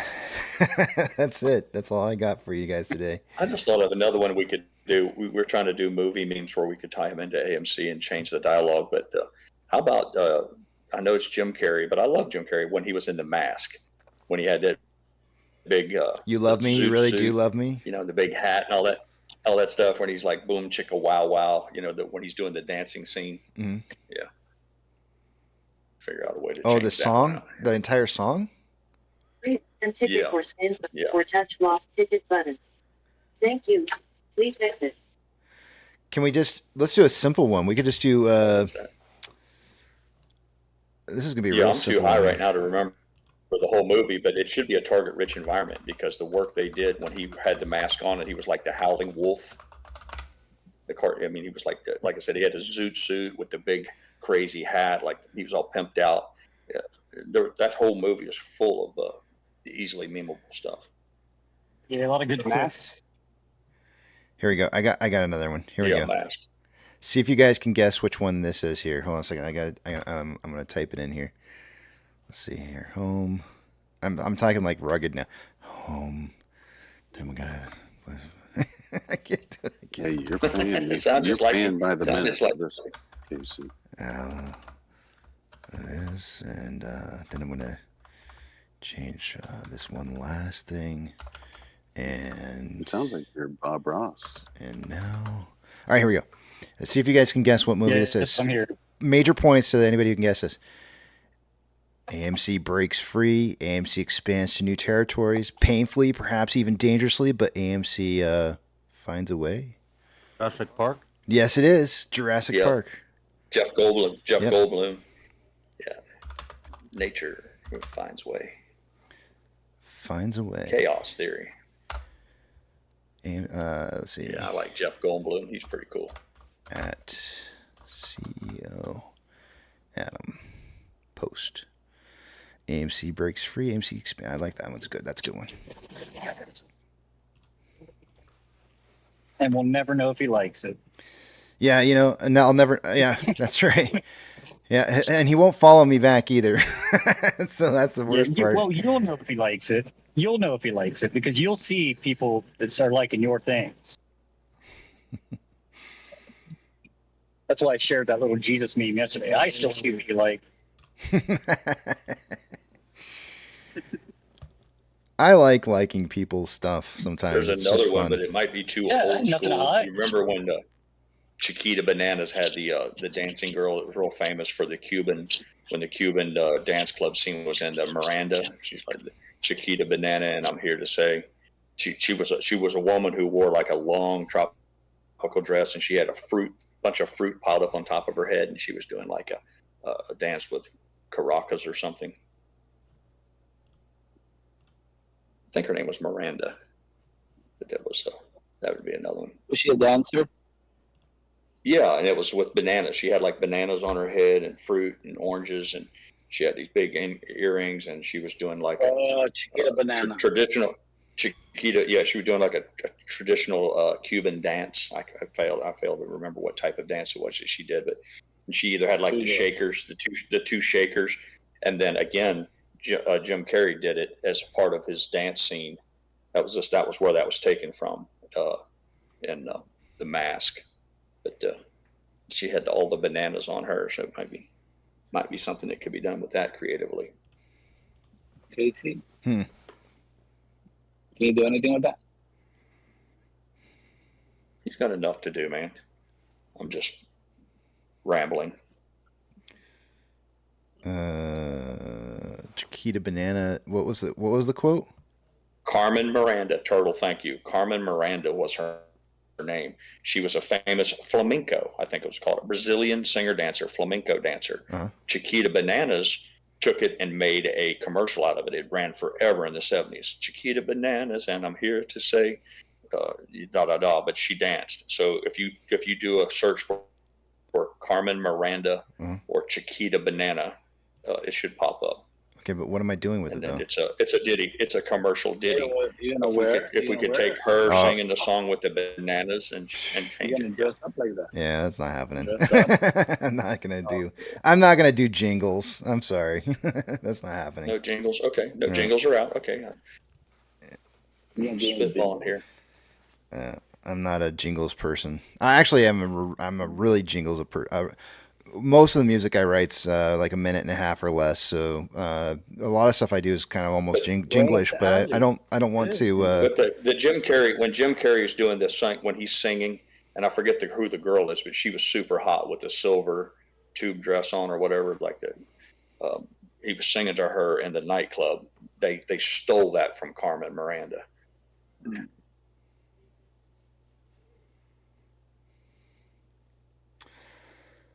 Let's see. There's gonna be some other. Well, we'll have to come up with I think some it other. was Carmen Diaz. Is that her name? Carmen Diaz, the hot chick. Yeah. I think she played it. Cameron Diaz. Yeah. Cameron Diaz. Yes, she had on her little slinky. Carmen Sandiego. Carmen Sandiego. Where in the world is Carmen Sandiego? What is it? Carmen Sandiego. You don't understand how much that messed me up as a kid that had problems trying to learn like his freaking states and cities and stuff. That used to mess me up so bad. I remember that stuff. Yeah, because for some reason everything was San Diego, and I was like, who? And I lived in San Diego, and I'm going like, where? I don't understand. Like, I need to find out what city she's in, but she's San Diego. She's San Diego. Like, don't call her San Diego if you're trying to figure out where the F she is, because her name's freaking San Diego. It's San Diego. It was so frustrating for me as a kid. That is one big pile of shit. Oh, I hated that. Yeah, it was totally. Is that what that's from? Yeah, that's it.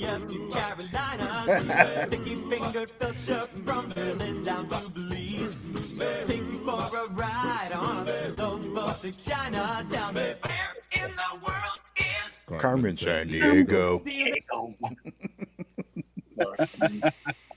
Oh man, I hated that. That drove me so nuts. I was like, stop, please. Just call her something different. Today, Carmen San Diego's in Atlanta. And then I'm sitting there going like, oh, wait. So there's a San Diego in Atlanta too? I'm like, what's going on here? I don't get it. I was a confused child. My boys were in Dora the Explorer. I used to call her Dora the Whore. My wife would get so mad, but Dora the Explorer. And man, it was swiper, no swiping, and get the box, and all that. I can sing all those damn songs. On the map, Dora on the was map, not on the an map. explorer. Yeah, she wasn't an explorer. She had a map. Where's the map? She had a backpack. Like everything was already plotted out. There was no exploring. She was rediscovering. San Diego means a German, a whale's vagina. What? Yeah. Is that for real? She was exploring her sexuality. Huh. Is that really true, Chi-Town? Come on. I feel like I'm going to look this up now. Swiper, no swiping. All right, hold on. Swiper, no swiping. Translate. And the Backyardigans. I sit through 1,000 hours of the Backyardigans. I love the Backyardigans. Oh my God, Blue's Clues too. Yeah, Blue's Clues. I wanted to blow my brains out after seeing that thing so many times. Oh my God. I have so many episodes that are ingrained in my skull. Steve or Mike? They're like the deep recesses of my mind. Steve. Dirty B33 said he thinks Dora the Whore is a TikTok. Dirty Bird, I had another one I used to call Dora the Whore, and I called the other one Hand Job Montana. Instead of Hannah Montana, I used to call her Hand Job Montana. It used to make Mrs. Pirate get so pissed off. Oh, there it is. Oh my God. Little line signs. Oh man, you had me swinging Dora, there. Dora the Whore. Can't have any more. Yeah. Have you seen the other version? Dora, Dora the Whore. Have you seen that one? English. That's not true. It says San Diego. German. I translated English, San Diego to German. Actually, I guess maybe I should do Spanish. Spanish to German. Nope, still says San Diego. Yeah, San Diego.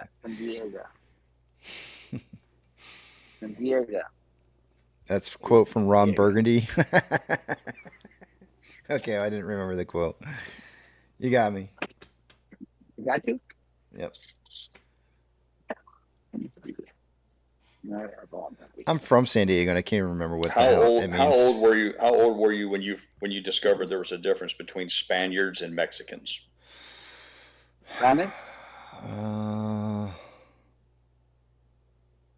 I was old, man. I thought they were one and the same. It just shows you how ignorant it could be. Somebody was like, today? What do you mean they're not the same? So I'll tell you what I didn't know for a long time. When we learned Spanish in high school, that was not Spanish that you would learn in Mexico. So I didn't realize that for a long, long time. But I was living in San Diego, so I don't understand, like, because we could use what we learned. But so I don't know. Like, it just was really confusing, I guess, for me for a long time. But I did not know that. I was just amazed to find. I just found that the Spaniards considered themselves like blue blood, almost like royal. It'd be like the difference between Saudi Arabians and people like you have your Saudi Arabians, and then you have people of Middle Eastern descent. It's kind of that sort of thing. The upper crust. I banned. There's two cartoon shows BNS that I banned from my household, and one of them was Barney, and the other one was Caillou. I refuse to let my children watch either of those two. Big red dog.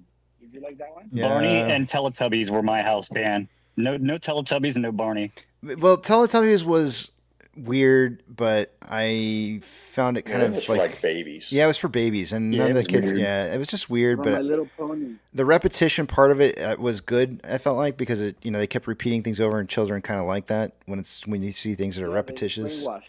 Yeah, whatever. Mrs. Pyra bought some stuff called Baby Einstein. I don't know if you've ever heard those or not. Yeah. To this day, she believes it was very beneficial for their education. But they had these it was called Baby Einstein videos, and she plug them down in front of them, and they'd watch them endlessly. Botch them? What endlessly? Oh, watch them endlessly. I got you. Watch them. I think they said botch. I was like, what? Botch? What is that? What is going on here? What is happening?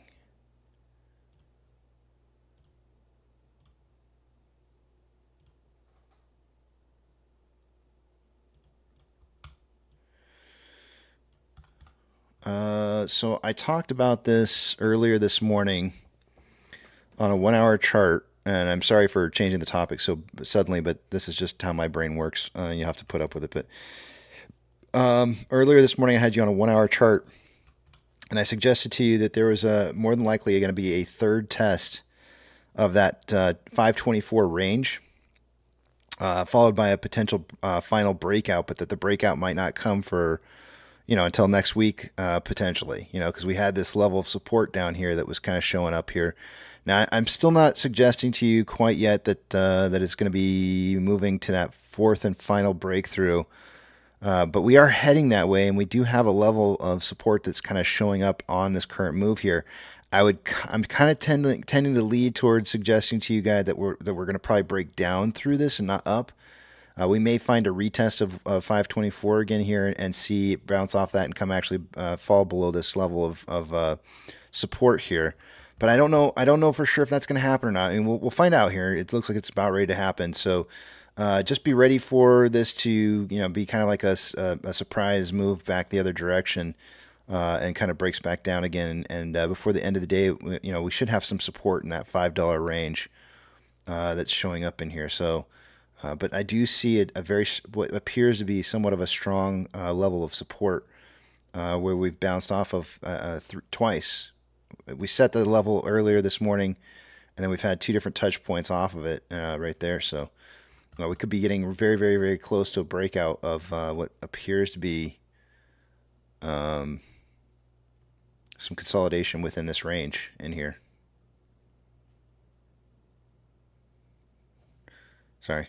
Didn't mean to hijack that.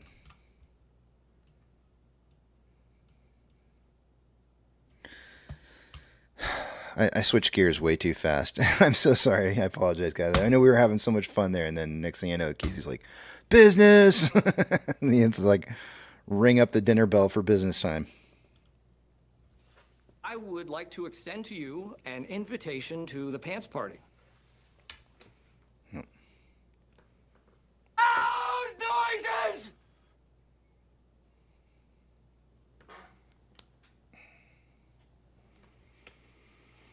No Barney, Teletubbies, Caillou, and SpongeBob.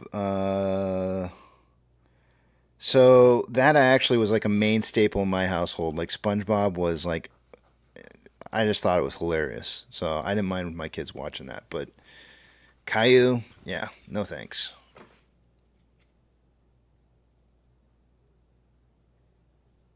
Shit, I still watch SpongeBob to this day. Caillou's a Freaking whiny love little SpongeBob. Caillou's a whiny little bitch. Yeah. But there was another one. Casey, you might be old enough to remember the elephant one. Babar. Did you watch Babar as a kid? I remember the name, but I don't know. Never did. Nope. It was like 80s. That was one of the ones that was on with Looney Tunes in the mornings and Tom and Jerry growing up. Mm-hmm. In my friends' houses, not mine. I did a lot of Blue's Clues. Somebody put in Blue's Clues with the kids and Sesame Street. They enjoyed that. I'm trying to get my old lady to get back to me. There was a show we watched. There was only maybe one season of it. And it's these two guys that like just do really fun, weird shit. And like the one thing that stands out, they would just like do this stuff with his fingers. He'd like run across the thing and be like, action fingers, and just stupid little things. But it was a cute little show. My kids were, my youngest was just a little guy at the time. He freaking loved it. But again, there was only one season. And for the life of me, I cannot remember the name of that freaking show. I'll get back to you on that one. We also watched Yo Gabba Gabba a little bit here and there. It was kind of a strange one. That was in the later years of my two boys growing up.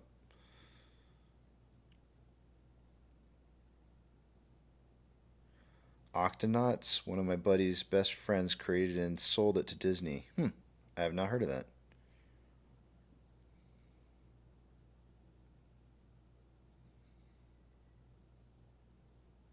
I used to watch when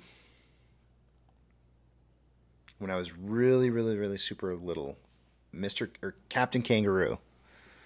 Captain Kangaroo Kids or something like that, right? And at the end of his show, he would get all the kids around and he would look into the TV camera and he would say Bobby, I see you, or he'd like call out like names or something like that, and he'd like start pointing like he could see people through the TV. And that creeped me the shit out. I didn't like that as a kid. I would run and hide behind a couch so he couldn't see me every time. I always thought that was kind of weird that he would be like, I can see you too. And I'd be like, no, you can't see me. I didn't like that. You guys watch Hey Arnold? No, did not see that one. No? Hey Arnold was a good one. What was the other one with Doug and Skeeter? Hattie Mayonnaise. We got a kitty post. Hold on. Let's see. Okay, it's not on Reddit. Let's check here. Roaring Kitty. Here we go. You guys ready for this? Dude.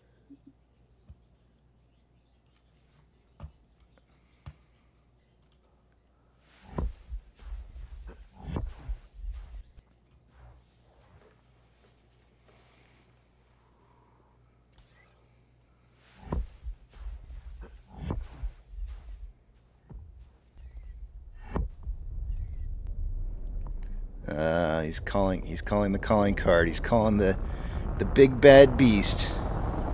He's gonna ride it.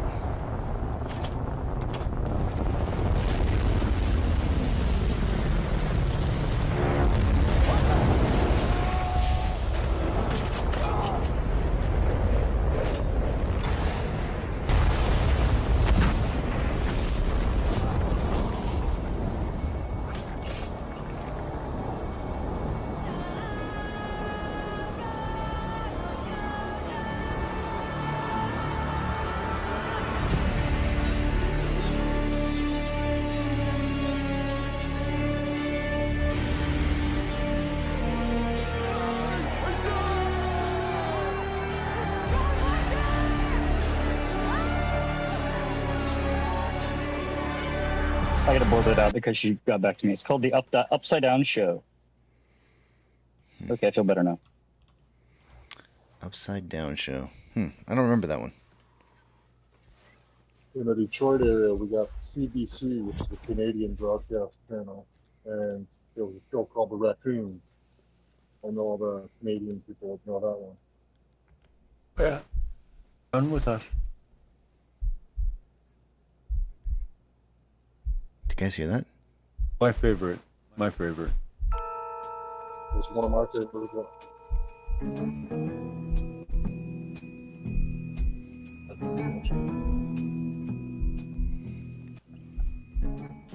Like Gummy Bears and DuckTales.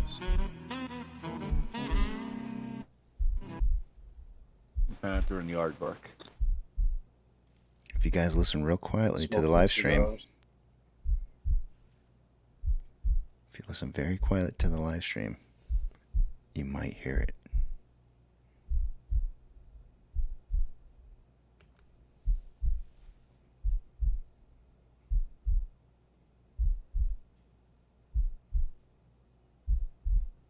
Got a heart on? I mean, a heart on? Oh, yes. Where's my money, bitch?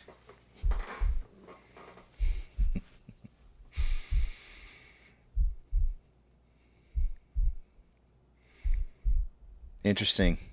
Interesting that he's drawing in the beast. He's drawing in the beast with sound. That silence. The silence is broken by a rhythmic thump that draws the beast in. Should we start pounding our chests? If you want to. Did you guys watch Dune? Goodies. You watched Dune, right? Everybody that's in here? I have not So is seen it it, safe but to say that- it's safe to say. Go for it. I won't care. Yeah, go for it.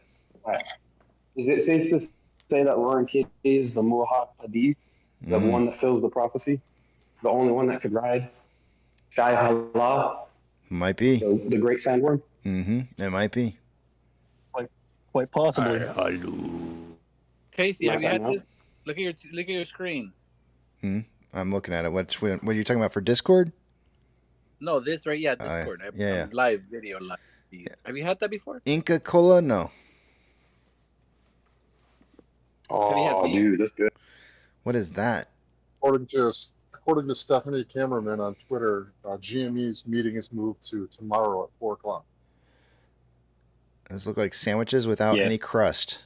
Yeah, you got that right, Casey. Oh, she cut the crust off for you. They cut it for me. I go and pick it up. Yeah, but what? Yucca, why is there Inca in your cola? Why you got ink in your cola for? What? You put ink in your cola? Your tongue will go black. You got ink in your cola. Yeah, Inca Cola. Oh, there's that big trophy I'm working with. Your hat. That is my hat. Are you guys watching the beast? What's going on with the beast? He's calling the beast in. He's calling the beast in. Oh.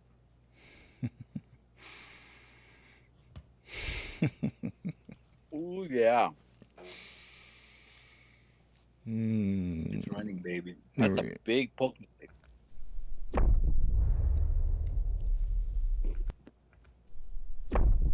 Ooh, yeah.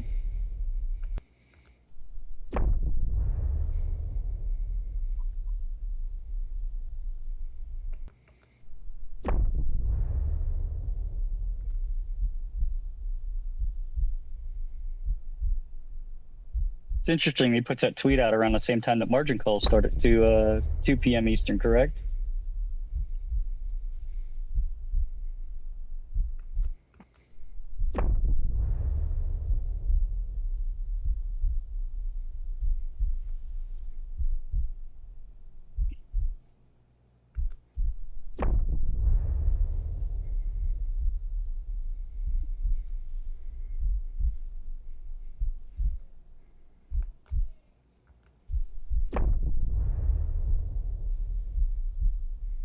I feel like those are like depth charges going off.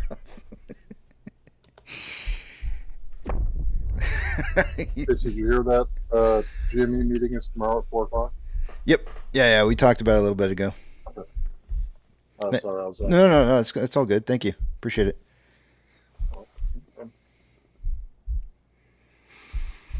Absolutely appreciate it.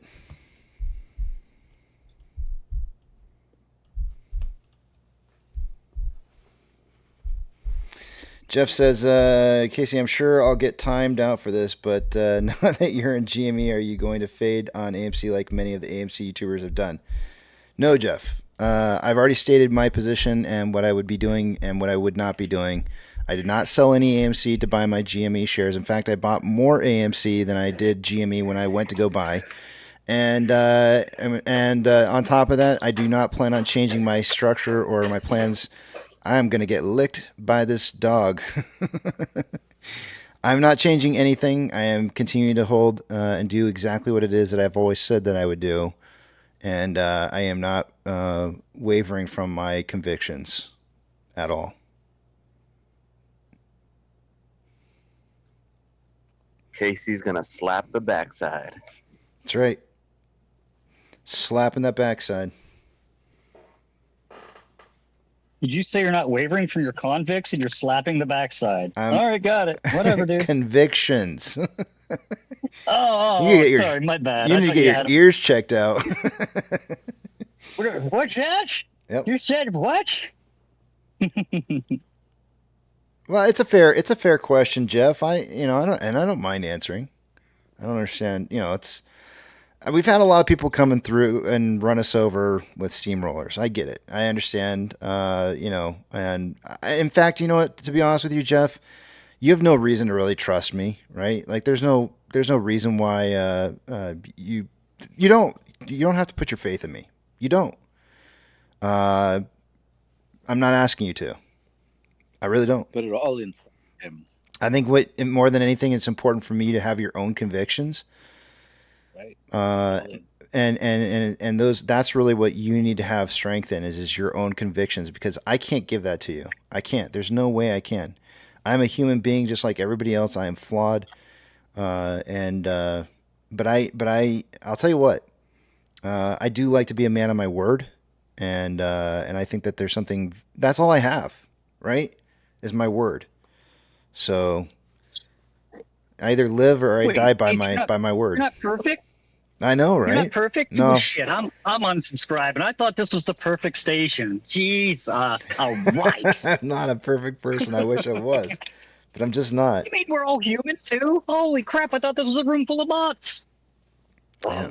Man, I got to start scouring the internet. Up in here. Talking about you can put your what inside you? You said your faith in me. What did you want? Yeah, call it what you will. I said, don't put your faith in me. Don't like Whoa, this. you know what they call faith in other places.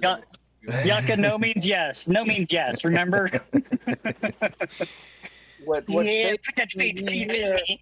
Your convictions of what it is that you hold need to be your own convictions and not anything that I have to say.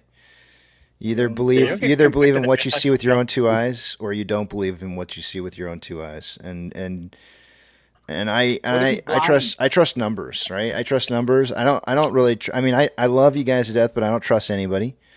I watch numbers, and I know what numbers tell me, and I've had plenty of people from this community fail me so far in the past, and yet I keep trudging. Trust me with your life, but not your money or your wife. I keep trudging along, and I will continue to do what I think is right until I see otherwise. And so long as I see what it is I need to see, I have my own convictions, and that's it.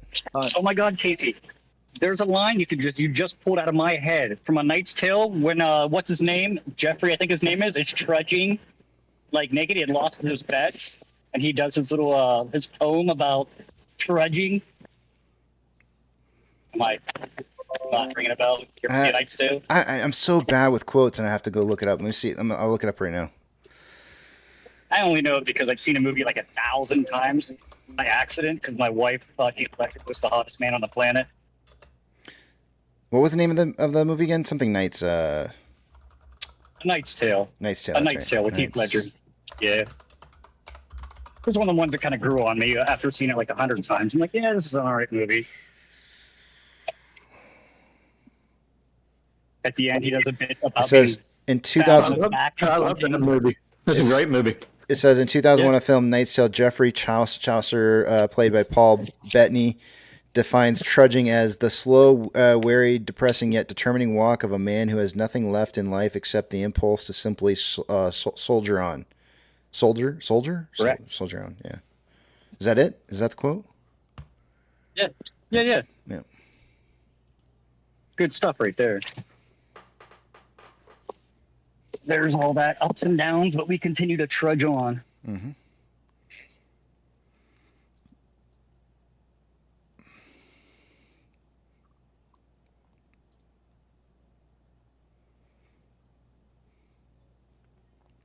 Scuba Steve says, "I trust you with my ex-wife."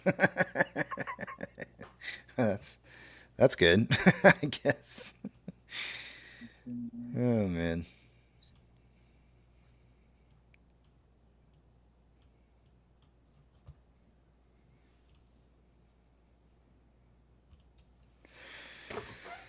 114. Shoot, we're past time to do numbers. Damn it. You guys didn't even say anything to me. Holy crap, what's wrong with you people? Let me take you guys over to the other page here. I'm not going to be able to see what it is you guys are saying, so hold those personal thoughts, comments, questions, and concerns until I see the big tramp back up on the screen again. In fact, you know what? I bet you DFE probably posted it out, like right at 1. He sure did. Posted it right at 1 o'clock. Look at that. Amazing. Let's see here. He was like, come on, Casey, get those numbers going. Sorry, man. Sorry, DFE, man. I appreciate you trying to get me on track. I lost track there for a second. All right. I was too busy watching dudes ride worms. Okay, I thought that was funny.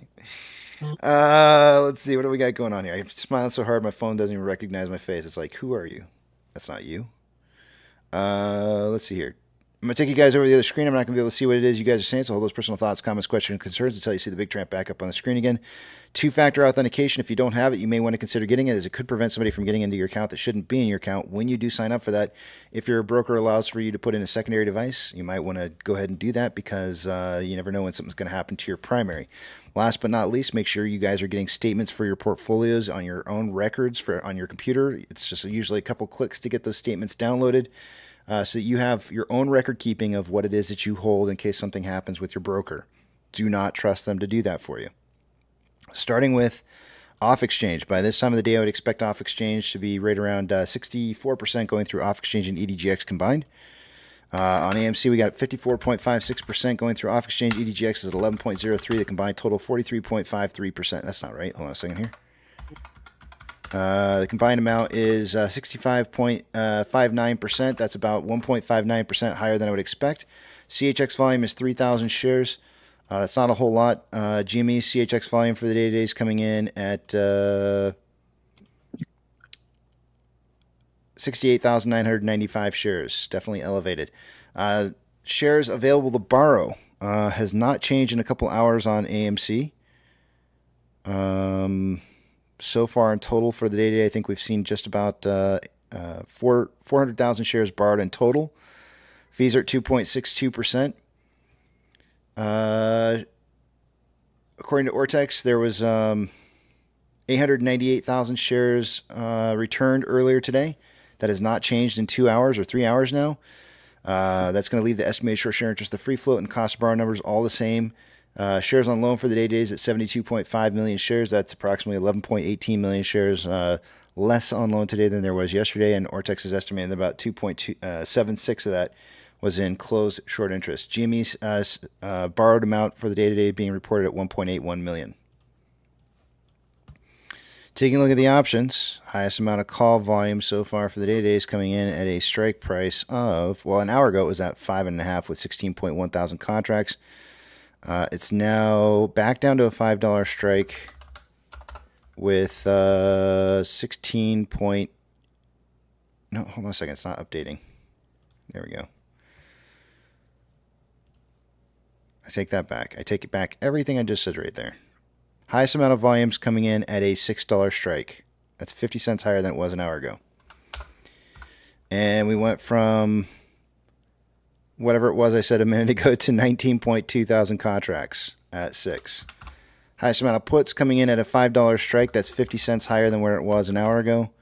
And there was 9.7 thousand contracts an hour ago. There's now 11.3 at 5. Market is now suggesting, instead of a closing price between 4.5 and 5.5, it's now suggesting a closing price between 5 and 6. Max pain being 5. So we're going to see some faces getting ripped off here, it sounds like. At least at one strike price. We'll see if it's not more. Taking a look at orders by Fidelity customers, AMC and GME are the only two I'm looking for on this list here. We have 56.27% buys to 43.73% sales on GME, and then AMC has not been on this list here all day today and still is not.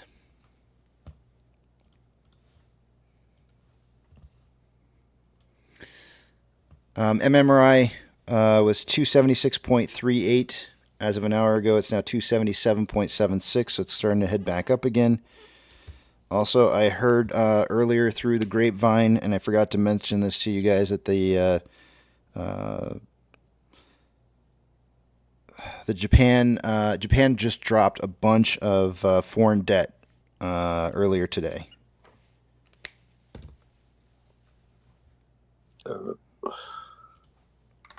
That was not me. Taking a look at the spread between the 2-year and 10-year bond rates, we are currently looking at 0.447 is a spread between them. That's where it was an hour ago. No change.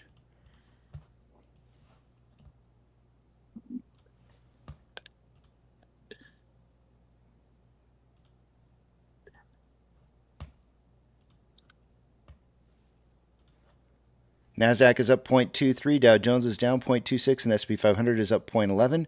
We have 4,028 decliners to 1,617 advancers. The market is just slightly more advancing this hour than it was an hour ago. But still, hot lava, don't touch the floor. It's super, super nasty out there right now in the market. Taking a look at sectors, we have tech is up 0.66, followed by real estate up 0.54. The worst performing sectors for the day today is industrials, followed by communications.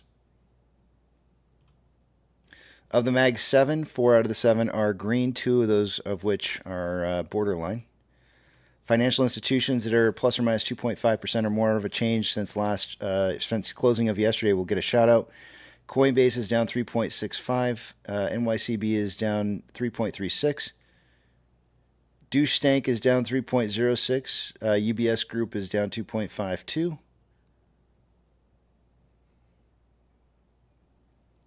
And that's about it. Gold is down 0.93 and is currently trending up. I know it doesn't look like it currently, but the trend is still there. I don't see a break yet. Silver is down 2.57, also trending back up after finding a bottom.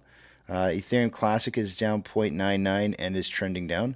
The US dollar is up 0.53 and trending up at 105.2. Oil is down 2.1 and is consolidating. Mortgage-backed securities are up anywhere from 0.45 to 0.33 and are trending slightly up. SPY is up 0.13 and trending up. VIX is up 0.66 and is starting to trend back down a little bit here. It's at 12.10 right now. Futures are suggesting it should be somewhere around 12.63. VB is down 0.94 and is consolidating after trend up. VBR is up or down rather 0.81 and consolidating after trend up. Tesla is up 4.21 and is trending up. Amazon is down 1.59 and consolidating after a trend up. Cinemark is up 1.04 and consolidating after a trend down. Doge is down 0.14 and trending down. Bitcoin is down 0.91, trending down. GME is up 11.16% and trending up. HYMC is down 1.83 and trending up. NCMI is down 1.56, trending up. Hood is down 2.19, trending up. And AMC is up 6.11, trending up. Inflow versus outflow so far for the day today, there's approximately $6 million more outflow than inflow. 27.31 million shares traded so far for the day today. We're on a pace for, let's see here. What time is it? 2:93. We're on a pace right now for about 36.35 million shares traded by the end of the day today. I suggested somewhere between 20 and 40 million, so we're on pace for that now. If we do have some unexpected volume towards the end of the day today, that's going to be probably really, really darn close to the upper end of my predictions. On a 4-hour time interval, we currently have more selling pressure than buying pressure than RSI of 56.14, which is slightly above average. On a 1-hour time interval, more buying pressure than selling pressure with an RSI of 58.15, which is above average. On a 30-minute time interval, there's more buying pressure than selling pressure with an RSI of 58.53, which is above average. And on a 5-minute time interval, there's currently more equal amounts of buying and selling pressure with an RSI of 56.82, which is slightly above average. And with that, I yield the rest of my time to the back of the big tramp.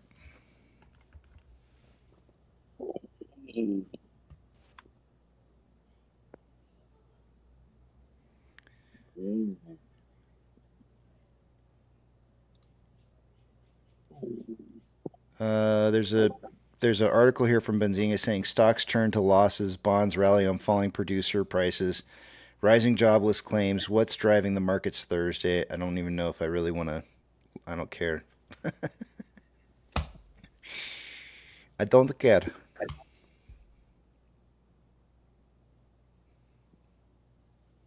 How about the music video? You ready for that yet, Casey? Yeah, let's do it. Where's it at? Under your, well, it's about to be under your music channel, music suggestion channel. All right, hold on. Everybody turn up their volume and music, movies. All right, here we go. Apes Together Strong. All right, I'm going to mute myself out of the back of the big tramp and we'll take a listen to this. Let's see. How do I do this? Go back.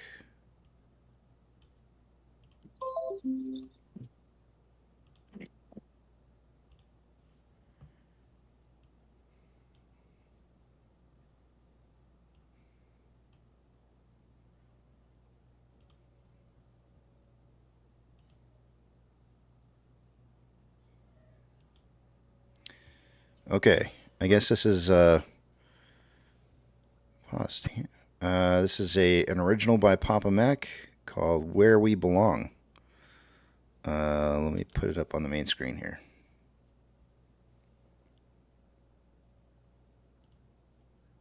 What does that do? That is not what I wanted.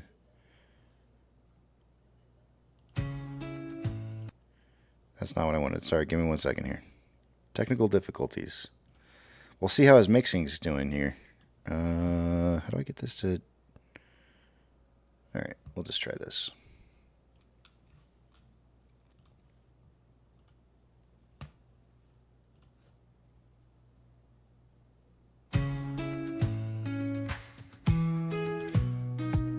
New York tactics are not how we play. Both hands held strong until they pay. We don't set dates with crazy expectations. The moment will be right. This was not of our creation. Eggs together strong. This is where we belong. Eggs together strong. This now is our song. Dumb money they think will make us all broke, yet we still see the moon through all their smoke. Time is our friend, we must be patient, for when they get the call, we get the payment. Governing bodies placed for our protection. Truly pathetic time for correction. Crimes and penalties already in place.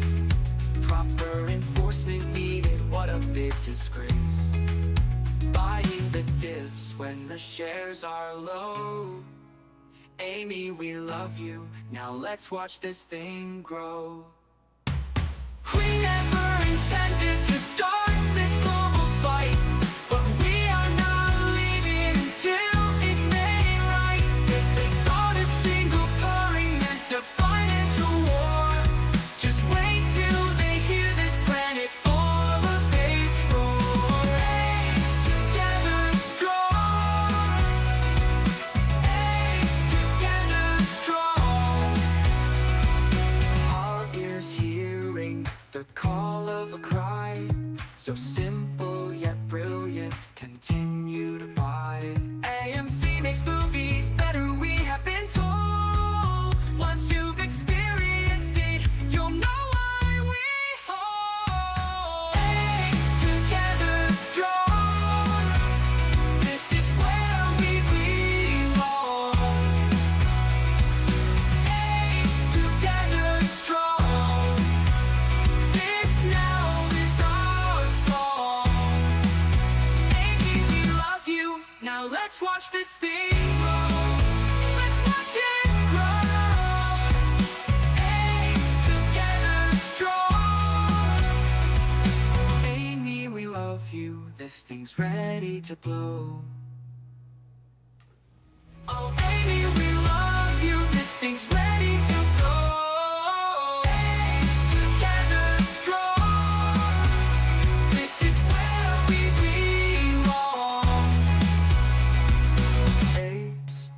together strong. Amy, we love you, this you must know, no. Oh, Amy, we love you, this thing's ready to go. Very nice. Very nice. Let me, oops, put this back over here.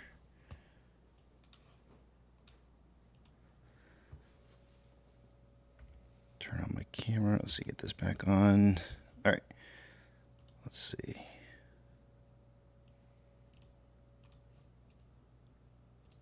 Oh, wait. Sound.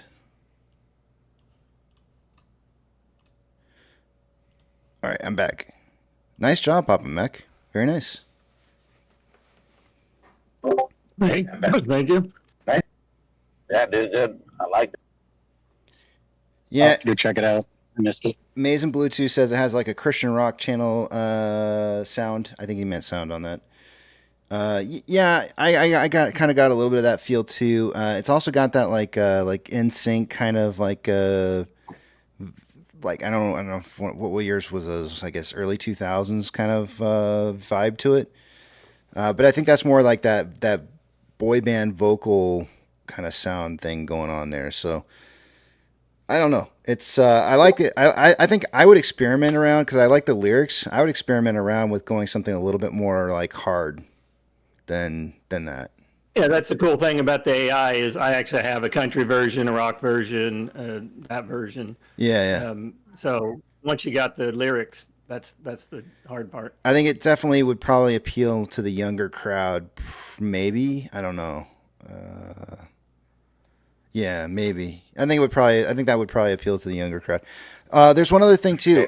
When you're writing music, if you ever have a chance to put in, especially for something like that, you need a key change. I don't know if the music allows you to do that or not, but when you have that, I forget what the transition is from the. There's a term for it, and I can't remember what it's called now off the top of my head, but I think it's like a bridge is what they call it. When you're doing the bridge over to another chorus towards the end, and you have that like silence break in there, throw in a key change if you can. If you can do a key change up, that's usually that's always what they try to do is they try to throw in a key change in there with a right after that. Yeah, I'm not sure. I'm not aware if it has that capability. Oh, okay. I was gonna say because it has it gives it kind of like this like a pick me up kind of moment kind of thing where it just like it adds to. It's kind of like if you think back to like I guess one of the more famous ones that you could probably think of is the key change in with Whitney Houston.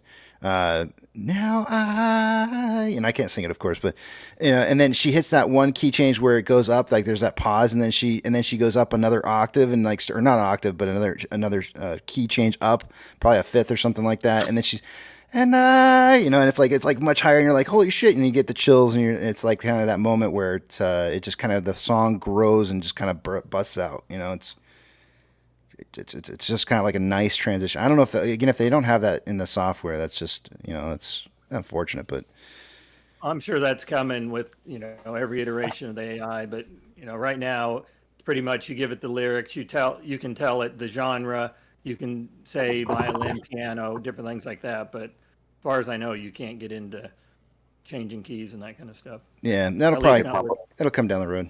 Yeah. Should try to do it in death metal. They have that. I mean, you can.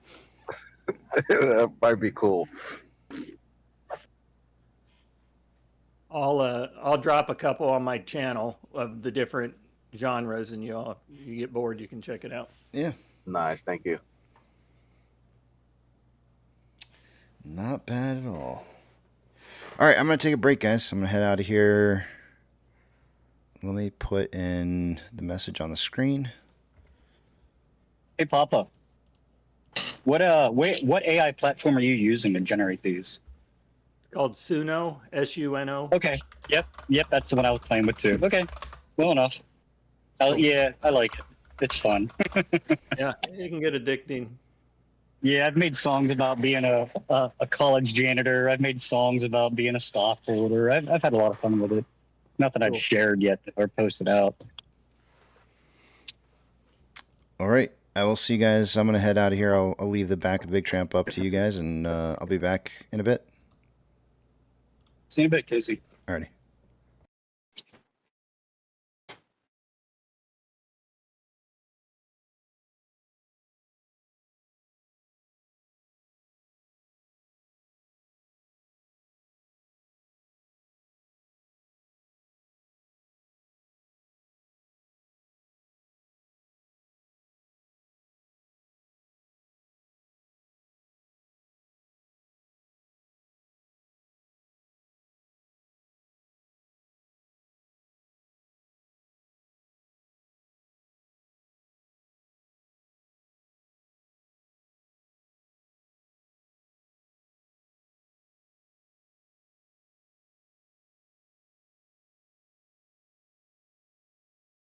I'm back. Well, we got that damn monstrosity of a generator loaded up.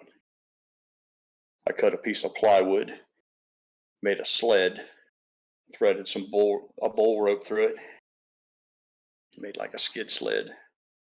Slide across that grass. 3 of us were able to pull it like draft horses. The hardest part was we had to put the steel ramps on the back of the dump trailer and drag it up those steel ramps. And we made it all the way up to the top and it got hung up. But it was a nightmare. But that bastard's going to the dump and I'm a free bird.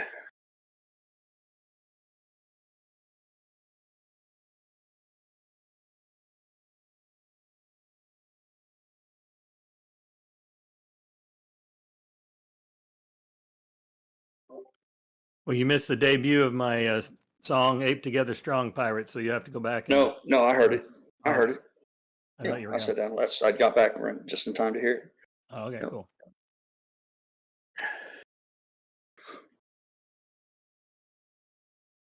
Yeah, you did a fine job.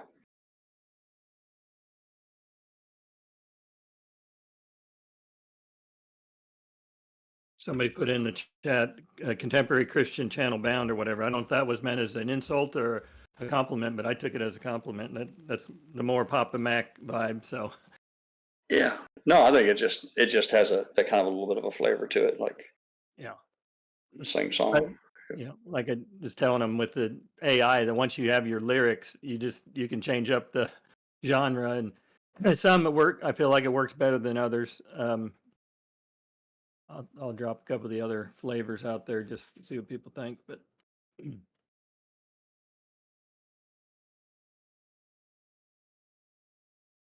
for somebody that has absolutely no musical talent or singing ability or instrument, it's kind of fun to play around with. But as much as I badmouth AI because it's taking away jobs, it's like, well, I guess I might as well try to make lemonade out of the lemons. That's right. Use it. Find a way to use that tool now before it becomes using us. You know what I mean? Yeah, absolutely. Good thing is if it ends up being a good song and it's very catchy, when they make part 2 of this movie, hopefully you can get in there. Right? My daughter played it. My daughter played it for my granddaughter, and my granddaughter's like, "Mom, can we play the ape song again?" And then my daughter teased me, said, "Can we get a family-friendly version where you don't say dumb money, where you say silly money?" She was just being silly. That is funny. I said, "You should have read the parental label on my album." Parental advisory. Explicit lyrics. No apes were harmed in the making of this song. Right.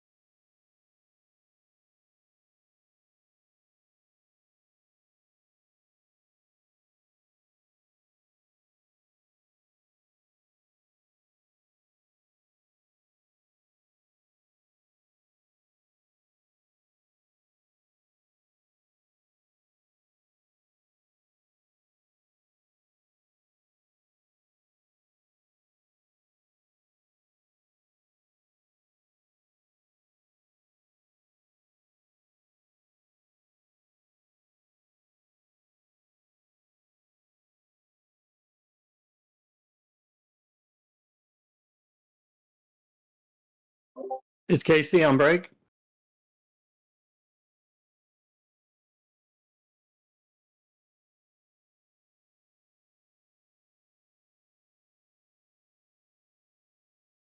Yes, sir.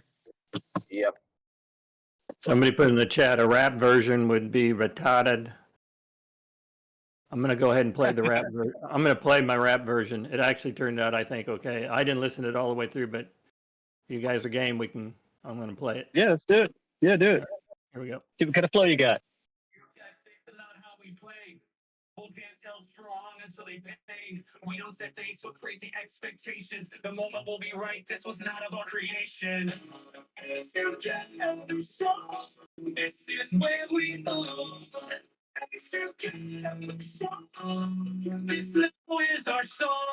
The money they think will make us all broke. Yet we still see the moon through all their smoke. Time is our friend, we must be patient. But when they get the call, we get the payment. Going by his place for our protection. Truly pathetic, time for correction. Crimes and penalties already in place. Government needed, what a big disgrace.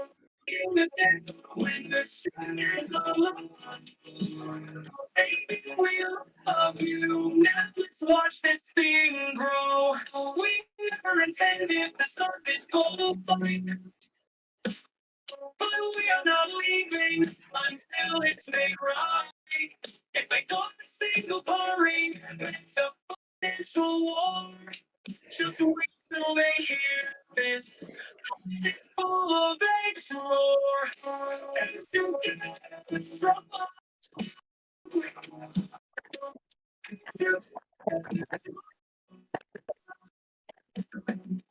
Here's hearing the no family brilliant. Continue to play. AMC makes movies better.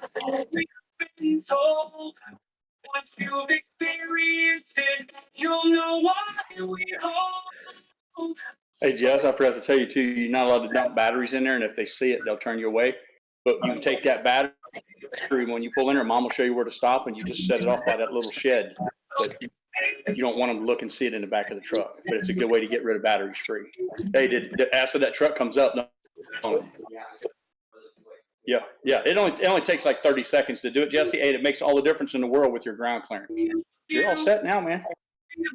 Eric, you're hot.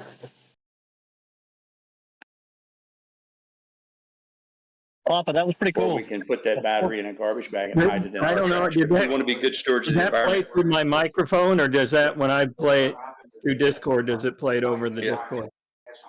It was coming through in the microphone a good bit until we started getting extra noise there in the background. You and I. Yeah. Proud of us. But it had a Lincoln Park Fort They'd have Minor charged kind of sound to $500 to it. come take that down and haul it away. I guarantee. They'd have brought a crane truck in here. A pirate? A pirate. Pirate? Mute. Man, we pulled out one time and I got my fucking, it ripped all the meat off the inside of my finger. Pirate. I'm a big crybaby. Pirate. Oh, sorry. My bad. Yeah, it had a real cool, it had a nice vibe to it. Like I said, a Lincoln Park Fort Minor kind of vibe to it. Yeah. It's pretty solid, yeah. I liked it.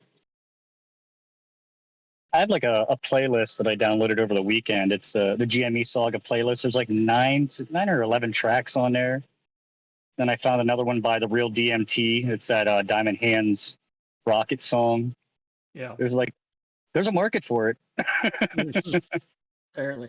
Man,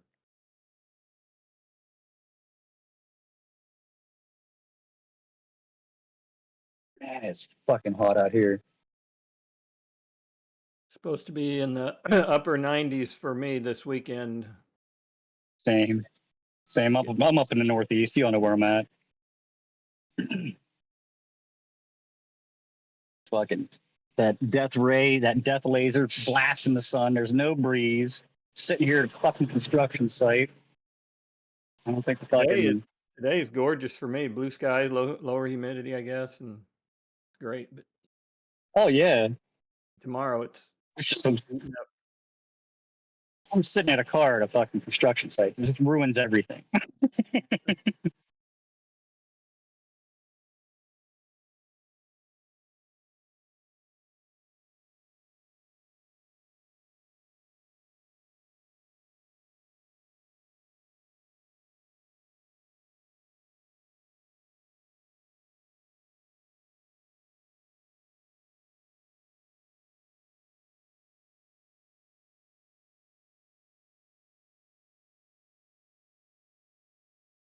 Yeah, Pirate, I played the rap version of the song, and then you were talking in the background, so it just added, it made it seem like, how the rappers, and you can have a song and then they start talking.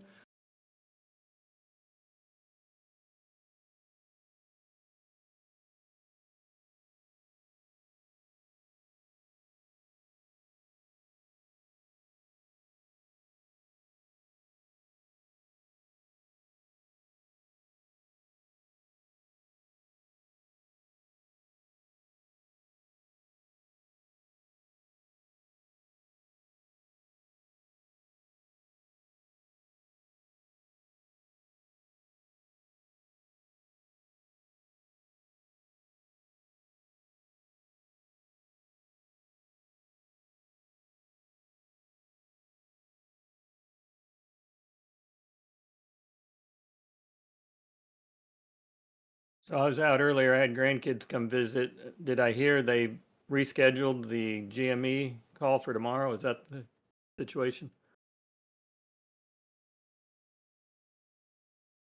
Correct. 4 p.m. tomorrow, right after market close, Gotcha. which will make next week even more exciting, in my opinion. Supposed to be during market, then tomorrow they're doing after market. Yeah. Maybe they have something to announce. Who knows? Maybe they didn't want it to fuck with things because, like I said, there was suspected DDoS attack. Is one of the rumors going around. Yeah. That's why they were having technical difficulties. I emphasize rumor because I have no validation on that.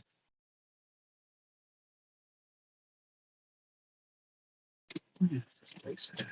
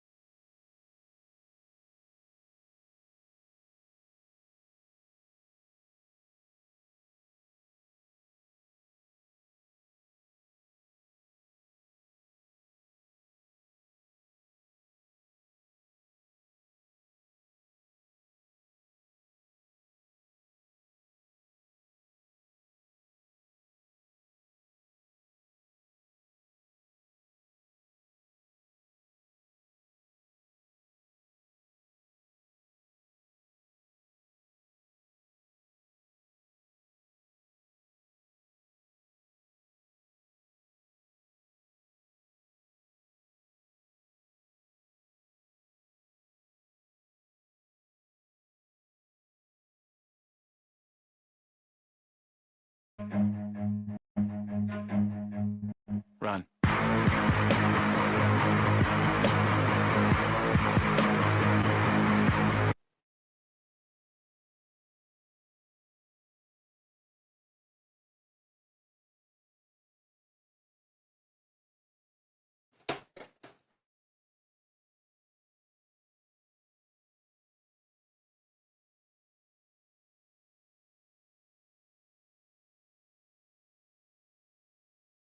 That's a good beat. We need to hear that more often when it's running.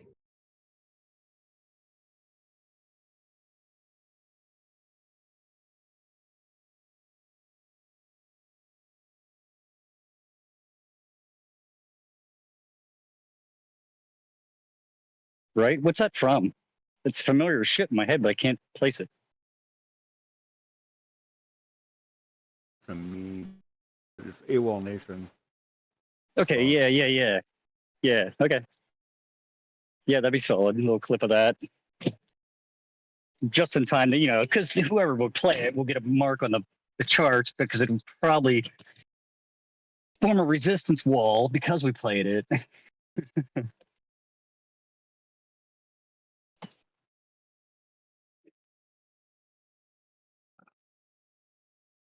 I remember not long ago, anytime Casey, I remember not long ago when Casey would take a day off or something. Every time he'd take a day off, it'd be a day we ran or something. Or he'd go on break and we'd take off. Seems like they figured out his algorithm.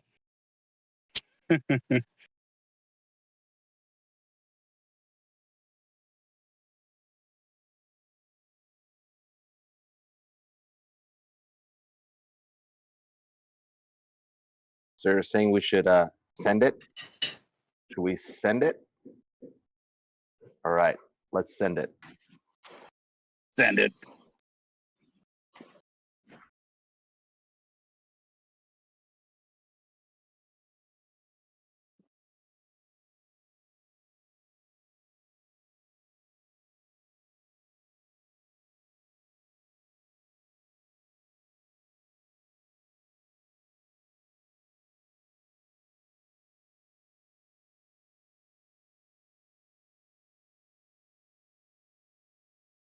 That ain't bad, honey. You're up $100.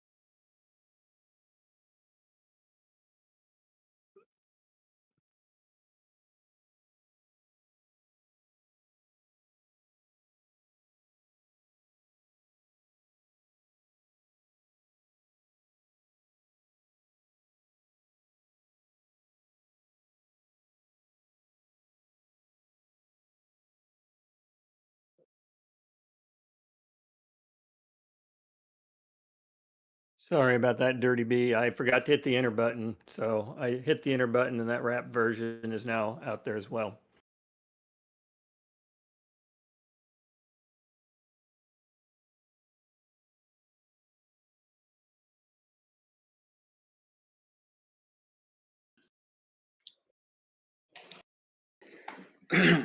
Excuse me.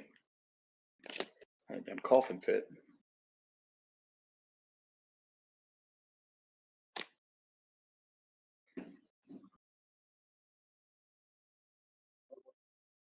Sounded like a Danny joke in the making. What did one casket say to the other casket? Is that you coughing?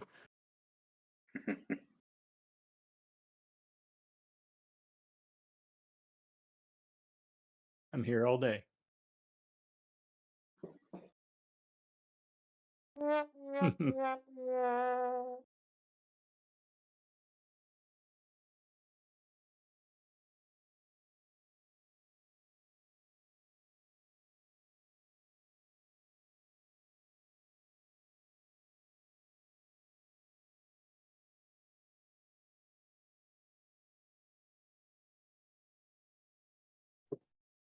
Danny gonna grace us with his presence today to tell us about his holding last night?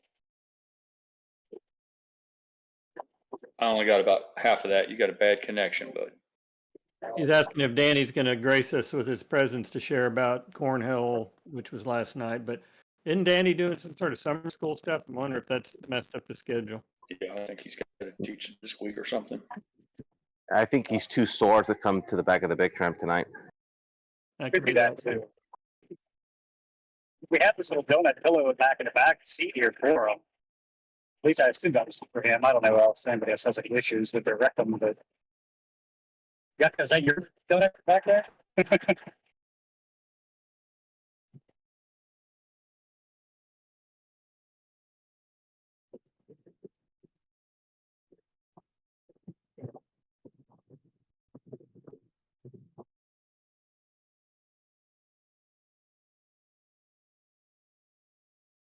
That damn generator had a whole house generators are self-starting, has a sensor that hooks up to your house, and if the power goes down, it sends a signal.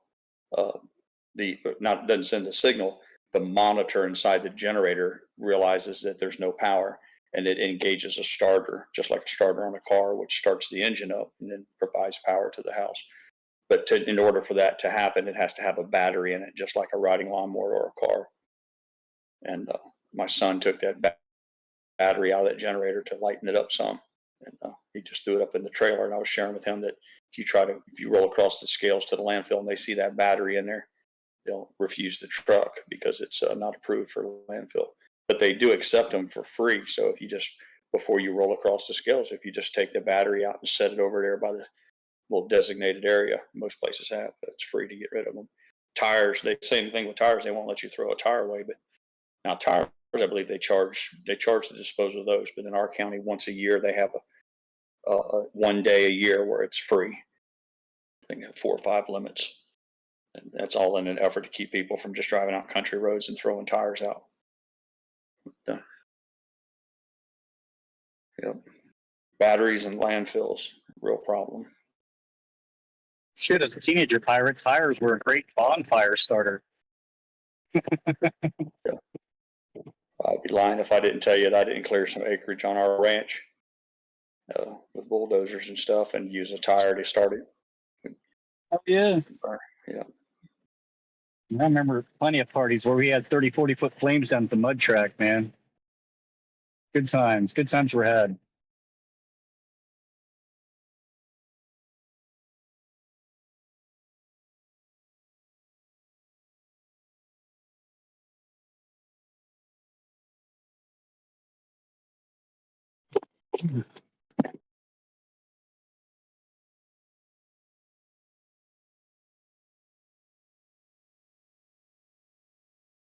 I've been gone for a little while. I don't know if somebody's been keeping you all abreast of it or not, but GME is trading at $28.90.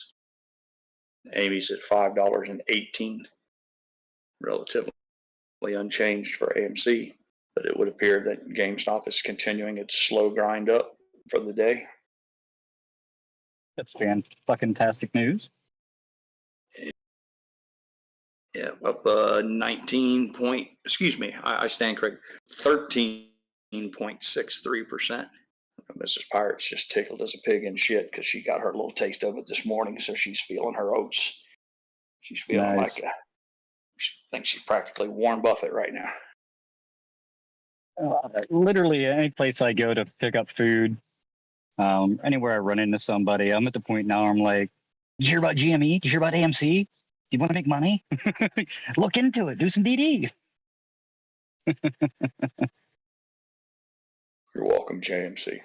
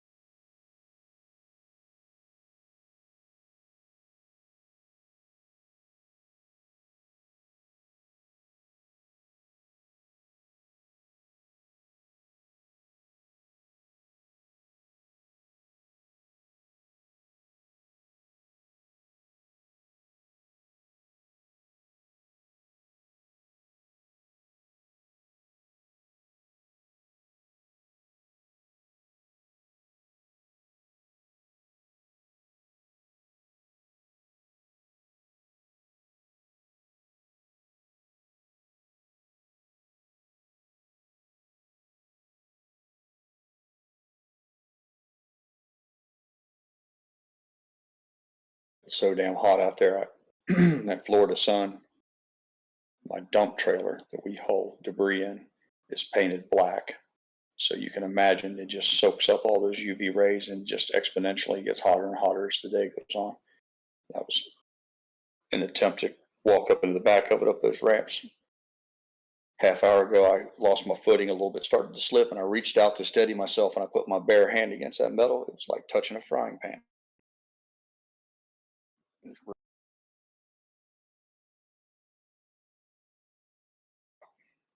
Black cars in Florida, I can't imagine why. And you'd have to be insane to buy a black automobile or dark blue in the South.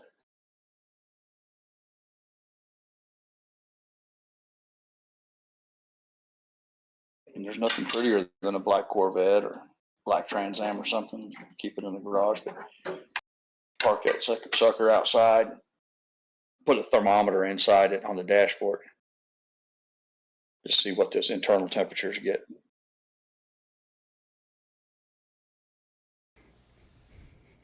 Doctor said, "Hey, Pirate, at least you're not getting this South Florida rain right now."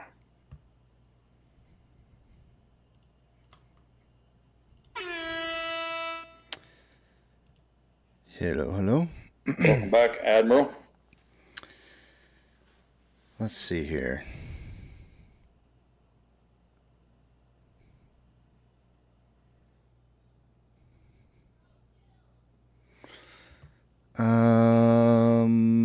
Let's do this.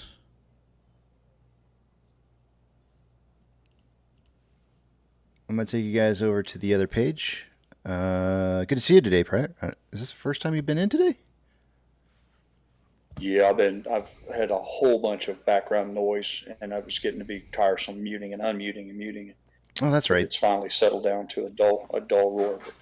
I remember Tank Diesel lapping it up earlier. I remember now. Well, we had air conditioner guys installing it, and they were beating and banging, and they had shop vacs.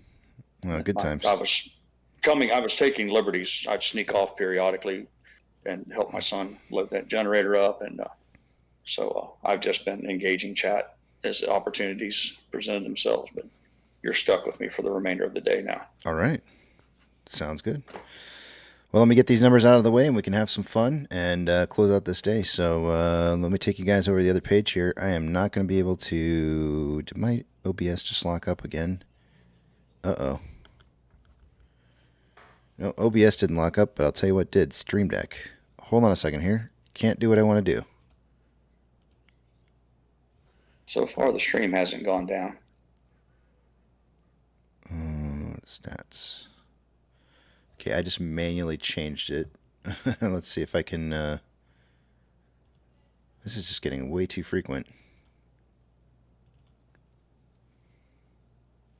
My comms sound okay, right? Yeah. So weird. All right, I'm going to take you guys over to the other page here. I'm not going to be able to see what it is you guys are saying, so hold those personal thoughts, comments, questions, and concerns until you see the big tramp back up on the screen again.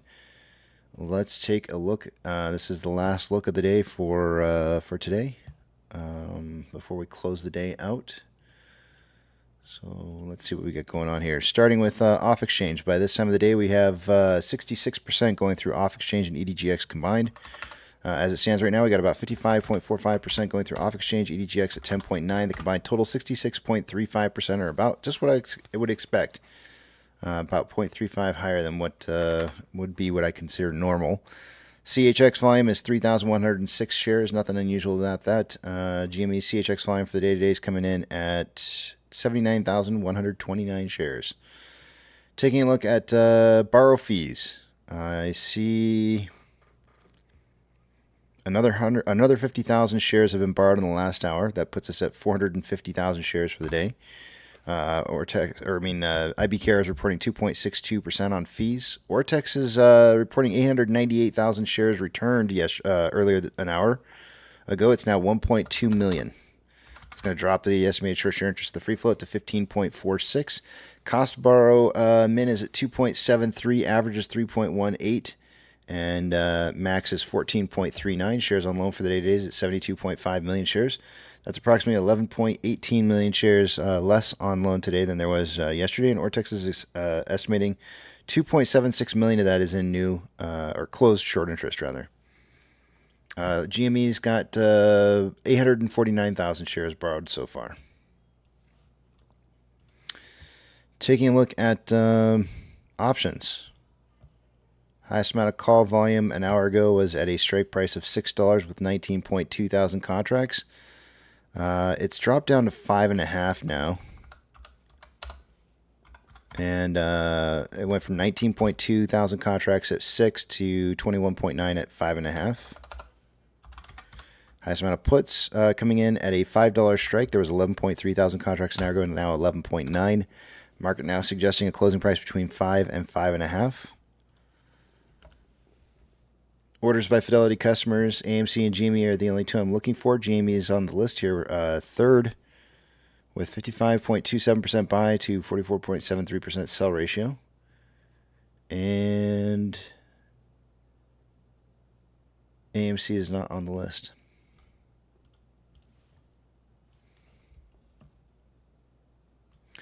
MMRI was 277.76 an hour ago, now 276.91.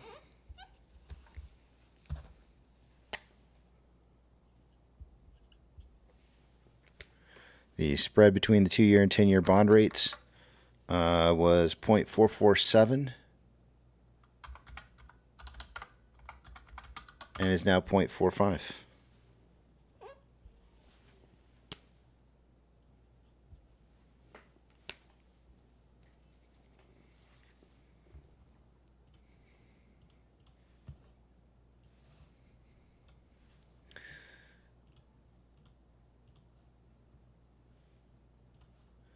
NASDAQ is up 0.26, Dow Jones is down 0.17, and the S&P 500 is up 0.16. We have 3,953 decliners to 1,757 advancers. The market is more advancing this hour than it was an hour ago.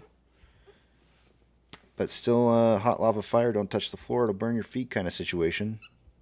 Pretty weak looking today. Strongest performing sectors, top two anyways, are technology followed by real estate. The worst performing sectors, industrials, followed by a tie between communications and energy. On the Mag 7, 3 are green. Financial institutions, plus or minus 2.5 or more of a change. Percentage-wise, from yesterday's closing price, we'll get a shout-out. Coinbase is down 4.34. FRC is down 20%. NYCB is down 3.98. Stank of California is down 2.44. Douche Tank is down 2.86. UBS Group is down 2.43.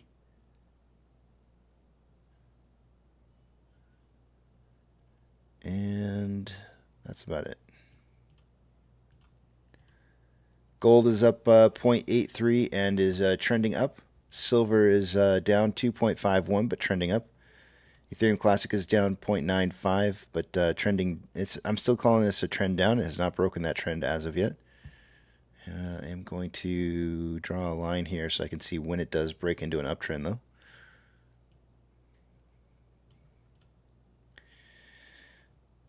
The US dollar is currently up 0.52 at 105.2 and trending up. Oil is down 2.34, consolidating. Mortgage-backed securities are up anywhere from 0.37 to 0.49 and are trending up. SPY is up 0.2, trending up.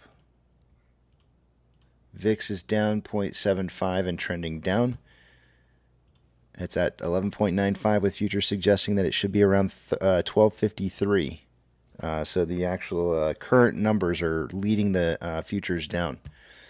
VB is down 0.87 and trending up. VBR is down 0.77, trending up. Tesla is up 3.18, trending down. Amazon is down 1.41 and trending up. Cinemark is breaking even for the day today and trending down.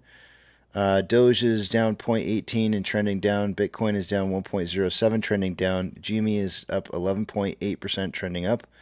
HYMC is down 1.47, trending up. NCMI is down 1.77, trending up. Hood is down 1.77 and trending up. And AMC is up 5.7 and trending up. We are getting very, very close to a very, very tight consolidation between 524 and this rising level of support, which could produce a breakout. Normally I feel like this would be trending upwards and a breakout going up, but I can't necessarily suggest that to you guys because I feel like at least on a 1 hour time interval, I feel like there's some more time left for some consolidation that I see on this page here. So I see 1, 2, and I feel like this is really all just one test here. I feel like there's going to be a breakout of this going down a little bit, and then potentially make a more possible breakout going into tomorrow, maybe the later portion of tomorrow, maybe even Monday. But if I'm wrong, I'm wrong. I'm okay with that. That's I'm not going to complain about moving up. That's certainly okay. And with that, that's all I got for you guys. We can return to our regularly scheduled program in the back of the tramp. Tyler Stone says, no, Casey, go back to break so Jimmy can run. Am I bad luck? Am I that much? I feel like that makes me bad luck or something. While you were on break, I was reminiscing, and like any day you'd be like, hey, I'm not going to be here today, and you'd be on vacation. Well, that day we'd end up having a big green day, or you'd take a break, or you had to go to an appointment. While you were gone, it was never fail. So let me ask. Something flipped. Oh, it flipped? It seems like they caught your algos now. Yeah. Well, so now when I'm gone, it goes down? Is that what you're saying now? It just doesn't do anything super exciting. Oh, okay. Oh, well, it's darn. just business as usual now. I was gonna say, if that's the case, if we're back to the take a break, that means we're gonna go up kind of thing. Then maybe I should just leave on vacation early and leave on the 20th. I said maybe the 20th. Well, that's the thing. Yeah. Yeah. Casey. Yeah, what's up? Have you ever been manhandled? Oh, jeez. I'm gonna go with no. Would you like to be? No.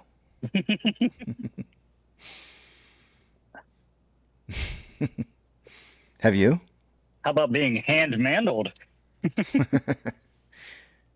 Well, yeah. I got kicked out of a club. Oh. The guy picked me up from my neck. Really? From your neck? He like literally picked you up, like your feet weren't touching the ground. Yeah. Damn, that's scary, dude. How big a boy is this fella? That was huge. Yeah, I'd have been. I'm not saying you're not a big guy. I'm just saying. I think Navy, military, freaking Army guy. Did that scare you? He was security guard. I was a little tipsy, so I was just like, all right, I won't do it again. You're like, yeah, really? I believe I can fly. I think yeah. I think it's either his... Yeah, I was young. I was like young. So I guess I don't know what the hell were we doing. Oh, I got caught. It was my friends and I. We were going through the dance floor, and they didn't get caught. They were like rubbing against girls, like touching their ass, their butt, and I get caught. Mm-hmm. The girl that I rubbed against, he knew the security guard, so that's why I got caught.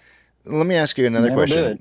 Did you wiggle your feet like you were the guy convulsing and did you wiggle your feet a little bit so you can make sure that they weren't touching the ground anymore? Like, look almost like you're having like some kind of seizure kind of thing. Did you do that? Oh wait, and were you looking him in his eyes when were you looking forward at him or were you turned around like with your back to him? It was really quick. No, not turned. He lifted me against. And he put me against the wall. Oh, okay. So he pinned you up against the wall. I got you. Okay. Yeah. So he did like the whole like, I don't remember if Darth Vader pinned him up against the wall or not, but yeah, I get you. Okay. So I got manhandled. Damn, dude. I've never experienced that before, but it's fine. That's what you get. That sounds scary. That's what yuccas get. It sounds really scary. I mean, I didn't get my ass kicked. It was just like, he was just. Yeah, but to have your whole body just picked up, like I'm assuming he did this with one hand, right? Yeah.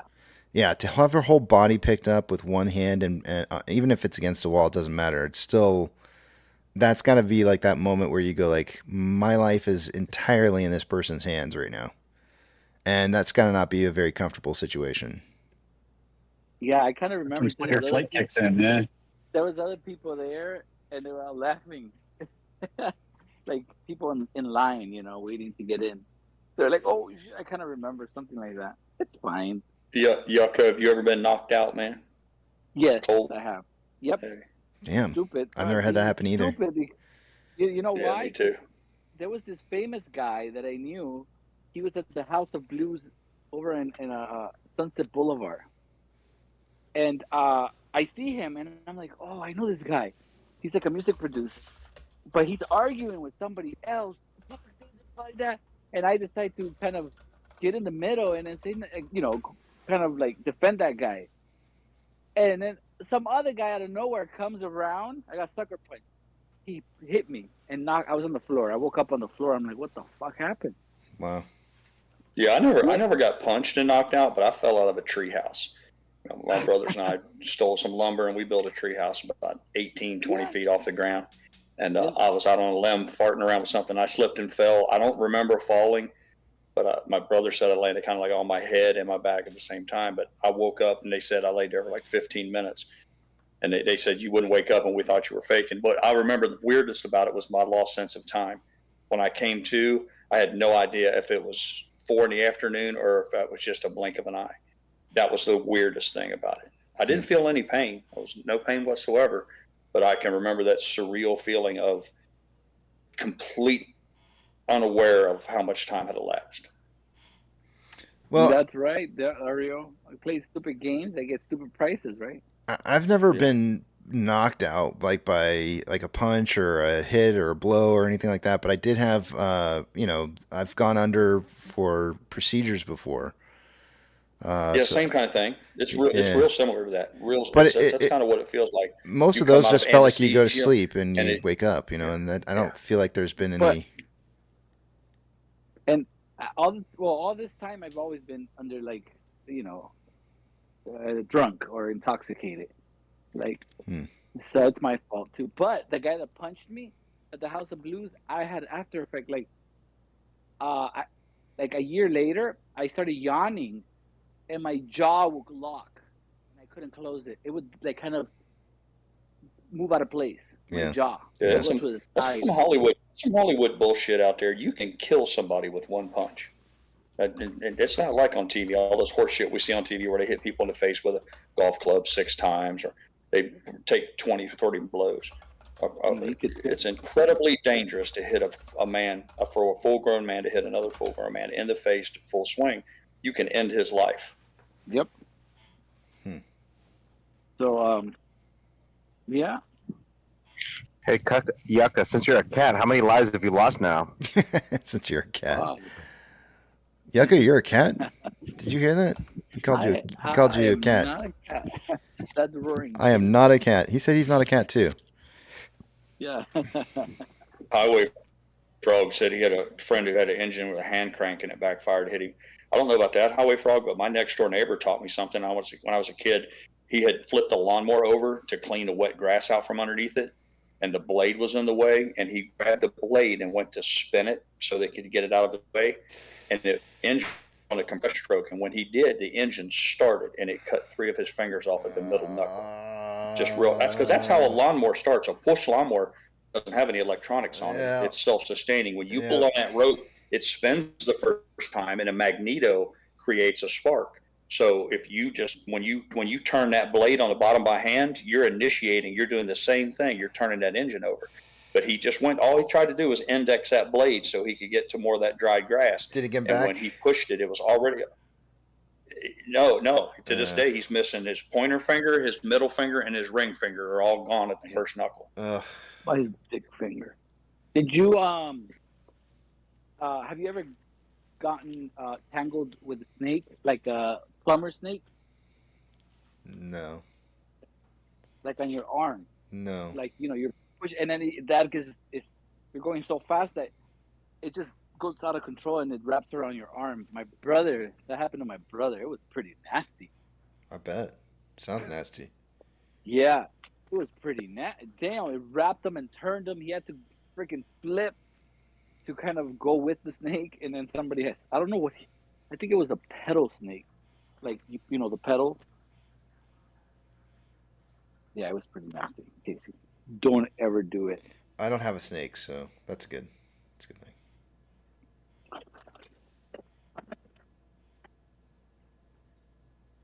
Good afternoon, I've seen a everybody. lot of guys. I've seen a lot of guys get messed up. One of my best friends stuck his hand in between a gear and a chain. I know all you guys talk about bicycles, so it's similar. Same thing as on a dirt bike or on KC's and JJ the Jet Plane's right bikes. But this was on a conveyor belt. Conveyor belts are run on the same thing. It's just a big gear and a chain. And he got his thumb stuck between the gear and the chain, and it sheared his thumb off at the first knuckle. You got it. It's real. It's stuff happens fast. When you're not, they call it an accident for a reason. People say, well, why didn't you do this or why didn't you do that? I'm like, that's why it's called an accident.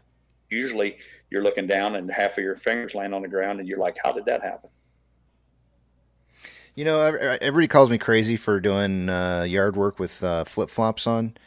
And the way I look at it is like the last thing I want to do is like have like a, you know, I don't know. I envision like if my fingers or toes or anything like that's gonna get in there, I want a clean chop off. I don't want to have like some shoe, you know, having my whatever it is that's getting chopped up, my toes, you know, it's mangled because you know some shoe stopped the blade from going clean through. Let's just lop it all off all at once. Often you sharpen your blade. Yeah, it depends on how often. Oh, Your I'm blade sure is of it. sharpened. I'm sure of it. I'm sure that's exactly Well, what it is. the whole concept about work boots is we wouldn't even let guys work in gym shoes. It's not so much losing a whole toe or nothing. It's just dropping like a 2-pound beater hammer. If you drop a 2-pound hammer on my foot, it's no big deal. If I drop a 2-pound hammer on your baby toe and say your next 2 toes up, you're done for the rest of the day. Oh yeah. So it's not always about just some catastrophic like Saul's horror film where you're getting half your foot chopped off. It's just about if I reach across the table and I knock off a 1.75 liter bottle of whiskey and it lands on your 3 toes, you're going to have a bad day. Yeah, well, I told you guys too. I had a friend of mine had that hat. Literally, that's why I think it's crazy you don't wear boots or anything. But his toes weren't cut off his foot; they were beat off his foot by the blade. Like 2 or 3 whacks, and then, disgusting. No. I feel it just saying it. No. You see, I put an axe in my foot, and I was wearing flip flops. So believe me, I wish I was wearing something else. That's different. Yeah, if I'm doing axe work, I'm definitely wearing flip. Yeah, I'm not. Yeah, I'm not working in flip flops. And you come around me with flip flops, I'm going to run you off. If I'm swinging a hammer, if I'm swinging an axe, anything like that, I'm wearing shoes. But yeah, for sure, with a push mower, probably not. How many people I've seen mow grass barefooted or with flip flops on? Yeah. And if you're pulling that lawnmower backwards and for whatever reason you slip and your feet slide why would you do that? there, like, why would you pull a lawnmower backwards? I never do that. I don't pull lawnmowers backwards. You don't have a hill to mow on then. If you mow on a hill, you've never pulled a lawnmower backwards. You never pushed a lawnmower into a corner and then had to pull it back. Well, I mean, but I'm not walking like a really far distance. I mean, just turning it. That's it. It's not like I always go forward. Where you live, we have a hill. We have a hill where you got to lift the lawnmower. I have never lived on a hill. I've 8 never. feet, Yeah, I've never lived pull on it back up. Let it down the hill 8 feet. Pull it back up. Yeah, I've never. So, and even on flat ground, sometimes you get into a cul-de-sac or a corner where you got to pull the lawnmower to you instead of pushing it forward. Everybody doesn't have a big, just perfect square yard. I just mow in a straight line. I just turn. But fuck, man. I mean, I see them all the time in Florida with flip-flops on. I'm thinking, dude, man, you've only got 10 toes and feet. 2 feet, you're going to be in a bad way if your foot slips under there. If I make it to 65 and I still have all my fingers and toes, do I get to win a bet? You can. No, I'm just saying, why tempt fate? Okay. All right. Because you know what? I live on the edge, man. And you're going to help me. You're going to come over to my house and you're going to help me. I don't know, build a boat dock. No, you're going to come over and hook your brother up. If I'm wearing a boat, if I'm going to build a boat dock, I'm wearing something probably because that means I'm swinging a hammer. That's what I'm talking about. I'm carrying heavy shit. Yeah, I'm not. I understand. At least gym shoes, for the love of God. And even gym shoes, I'm going to give you the side eye. Like, damn, dude, you don't really plan on hitting it too hard if you just got gym shoes on. Yeah, of course.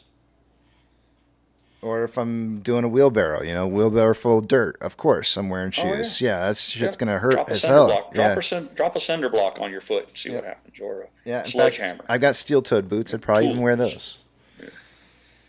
Yeah, mower, weed whacker. Actually, I kind of like the sting of the weed whacker when that shit breaks off. And then I get hot. When that breaks off and hits you in the ankles, it feels so good. Cook with Levi's on, or you can go in shorts and it feels like you're being sandblasted from that weed eater. You know you're alive when that weed whacker breaks off a little of that plastic and it hits you in the ankles, nice. and you're wearing those. Yeah. Oh, it feels so Very good. nice. You know you're like, yeah, I'm alive. You do. It's like, oh yes, that feels so good. Everybody's like, Casey's into pain.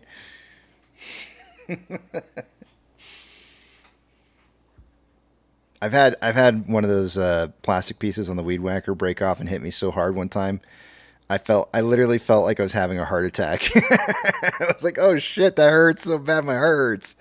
I tore down a building on a military base, and we had a pile. I told you guys a story about getting all those free boards, the free lumber.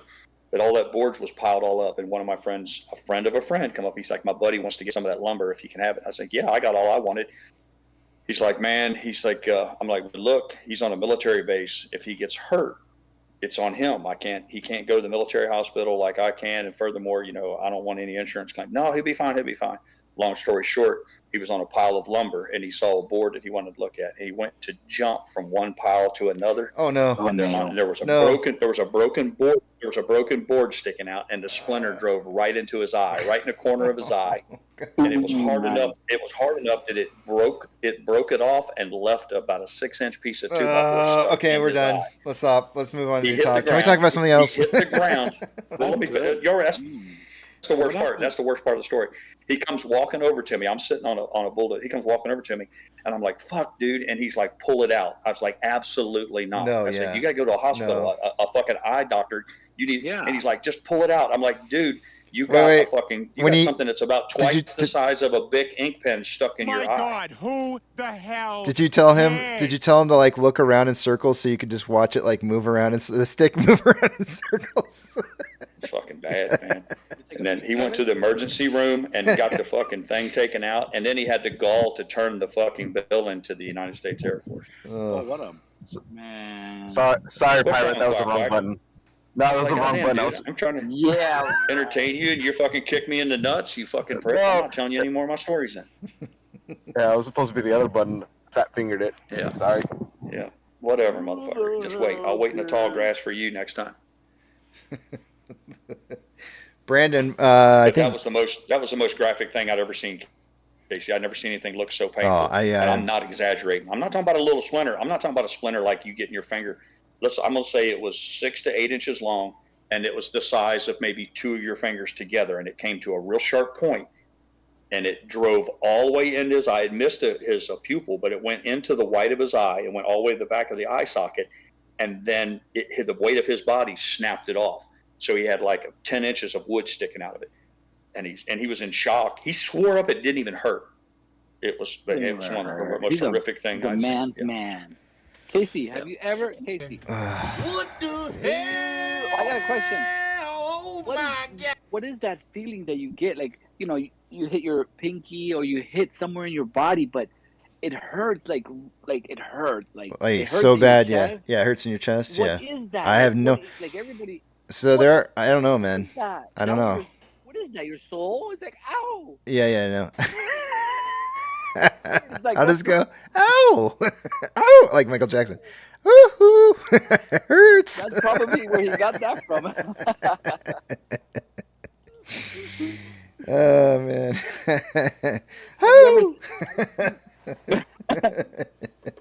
Danny would do it better than me. Yeah. Oh. Where is Danny? He said he was going to come back. He had time off and he was going to come back. You know him. He's out drinking. Seen anybody get hit? Have you ever seen anybody get hit by a car? Like a person get hit by a car and flip like a foot, or like? Yes, I have a story. I have a story. I'll let you tell yours first. Yeah. I see. Stop sign. The guy on the right side, there was no car. Kids were running across. Like I guess they were running across. It was like I want to say it was like yellowish. It was gonna turn red, but one of the kids just ran for it. A car comes next to me. He just goes and he freaking hits this kid. I see the kid fly in the air maybe like twice and then land. I'm laughing. His foot is like behind him. Foot is like turned around. it hurts. That's like, horrible. I don't know, it's weird. Why am I laughing? Like, what the hell? KC Dark Lotus. Dark Lotus asked you a question. He said, "Why are you guys revving those weed whackers at full power?" Obviously, Dark Lotus has never run a weed eater because anybody knows a weed eater only works if it's running wide open. Otherwise, it just pets the grass. Well, it cuts the if you're doing it, if you're running it good, it'll cut the plastic off too, and because it's supposed to self feed. So if you're not running it full fast enough, it won't feed. So. So it only feeds if you have a bump and go. Mine's a bump and go. You have to bump it on the ground and it feeds line out, and then it will trim itself. But that only happens one time. Ape, let's go. Rest of the time, you got to run that bastard wide open, or it won't cut any grass. Yeah, okay. Go. So about 12 years ago, I was working second shift at the print shop, and I'm waiting for my ride to pick me up. I live across the street from an intersection. It's a Y intersection, so one road goes down, one road goes straight. There's this lady sitting there at this peninsula of this intersection waiting across the road. There's traffic coming, right? But the guy has his turning signal on like he's going to turn down the hill. So she looks like she's got a free pass across the street, right? At the last second, this old man driving glances up and he whips the wheel to the left as she's crossing the road. It's like an 87 Cutlass Supreme, this old boxy looking car, right? A big vehicle make model, just get the idea of the car. This thing hits her right on the hip, flips her up over the car. She lands on the ground right where she was standing, like literally just up, boom, didn't launch her forward, just straight up in the air. She sits there, bobbles for a second, sits up, her tits hanging out of her shirt. The guy gets out of his car, runs back. He's like, "Are you okay? I run across the street. I'm like, "Are you all right?" The first words out of her mouth was, "I think I need a cigarette." I'm just like, "Lady, you just got hit by a car. Your tits hanging out. Just sit still. We'll get you a smoke. But are you okay?" She's like, "I think so." And like, it was one of those moments where just like, I can't believe that just fucking happened. Jeez. Really, there wasn't much excitement other than it had happened, and she wasn't hurt. She hobbled off a little bit. She refused treatment by the ambulance, and was like, "Holy crap!" I felt like I should have played the lottery that day. I look back in time, in hindsight, I probably should have, or at least had a phone out. Yeah, she was a larger lady too, so it's just like, man, put your tit away. more. Yeah, it's like, milk. I bet you that car didn't even have a dent in it. I bet you the car did not. No, it didn't hurt the car. I think it maybe broke the little round side mirror on the passenger side off. I think that might be the Today's extent car of would have it. folded in half if it was. Oh my God, yeah. It would have crumbled. She'd have been like standing there like, "Oh, I think I need a cigarette," and your car's broke. Old man's got a broken nose from the airbags going off. Right. Yeah, I'm sorry. That was an anticlimactic story. It was one of those you had to be there to actually see it. My bad, guys. I'm sorry. No, it's all good. I've never seen somebody. Oh, Melissa and Savvy were in the car the other day. Well, actually, this was probably a few months back, but they were driving, and they said they saw some car get in an accident, and some dude was standing on the side of the road, and I guess he got taken out by the car, but they didn't think that he got hit hard enough to die. But apparently, they came driving back through that intersection the next day, and there was a cross lane out there. Where the guy, so apparently he must have gotten hit hard enough to get killed. But it just there was a Taco Bell right on that corner. Apparently he was holding a bunch of tacos, and he was eating a taco or something. He was just standing there, and my wife was like, "Man, we were watching it happen, and the car just hit him." And she's like, "I've never seen somebody get hit like that before." But I've never seen anything like that. But what I have seen is and luckily I can laugh about this a little bit because nobody was seriously hurt in these, but I've seen at least 2 different times where I've been riding my bike before and seen somebody who was driving and the look on their face just as they're about ready to get hit, and it's almost I'm glad that nothing bad happened to either of these 2 individuals because they were kind of minor car fender benders kind of things, but the look on their face is kind of funny. Because you see this like look of like their face getting scrunched up just before the impact, and if you're right at the right spot at the right time when you see that, you're like, holy shit, they're gonna get hit, and then it happens, and it's kind of weird because it's almost like everything kind of slows down for a second, and then it happens, and it's like, you and then wanna it's be real like, fast. Watch out, but nothing comes out. Yeah, it's like slow mo for like just a fraction of a second, and next thing everything's fast It's a again. testament to how fast your brain can process information. Is what that is. Yeah, but I'll never forget the look on their faces though, like just before it happens, and it's like they look. You can see the surprise and the anguish and everything happening all at once, and it's just weird looking. No, it wasn't. It wasn't me. With motocross or four wheelers, you can feel that same thing when you're riding. You're like, oh, this is going to hurt.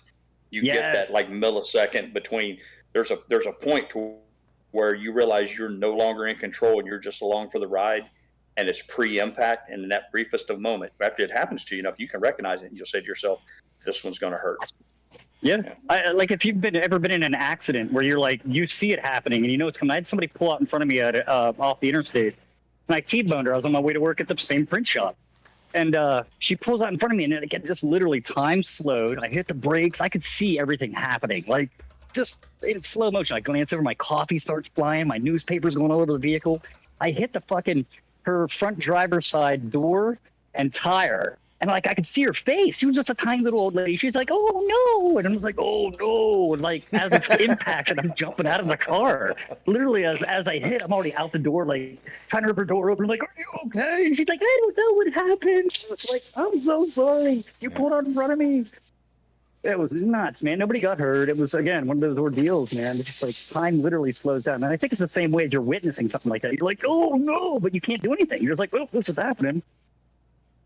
Totaled my dad's car when I was 16. I hadn't had my driver's license for a week, but I had my kid brother with me and totaled it. And when we got out of the wreck, we climbed out. The car was upside down. My brother was crying. He wouldn't stop crying, so I punched him in the mouth. And when my dad got there, he was part of the volunteer fire department. So when the tones dropped for the ambulance and shit, he heard it. He didn't know it was me. He shows up and I got his car upside down. I rolled it 2 or 3 times. But anyhow, my brother's bleeding from the mouth, and he asked my brother, he's like, "Are you all right?" And he's like, "Yeah." And he's like, "Well, how you're bleeding from your mouth?" And he's like, "Yeah, Ronnie, he punched me in the mouth." So I got my ass beat. I didn't get my ass beat for destroying the car. I got my ass beat for punching my brother. But, I had to pay for the car. So the first car I ever owned was one that I totaled. I had to pay my dad for destroying his work car.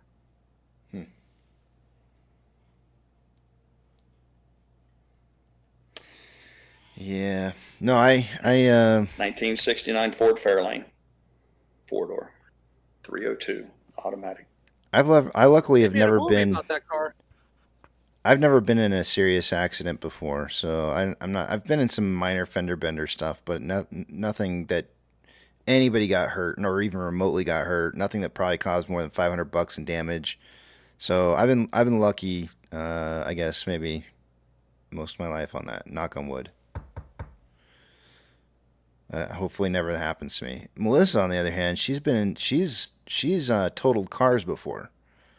So she's like, if you've had an airbag deploy, you know you never want that to happen again. Yep. I wouldn't know. I've never had. Yeah. Oh, dude, she flipped. The car was upside down. She had to crawl out the back window. Yeah, dude, she destroyed a. What did she destroy?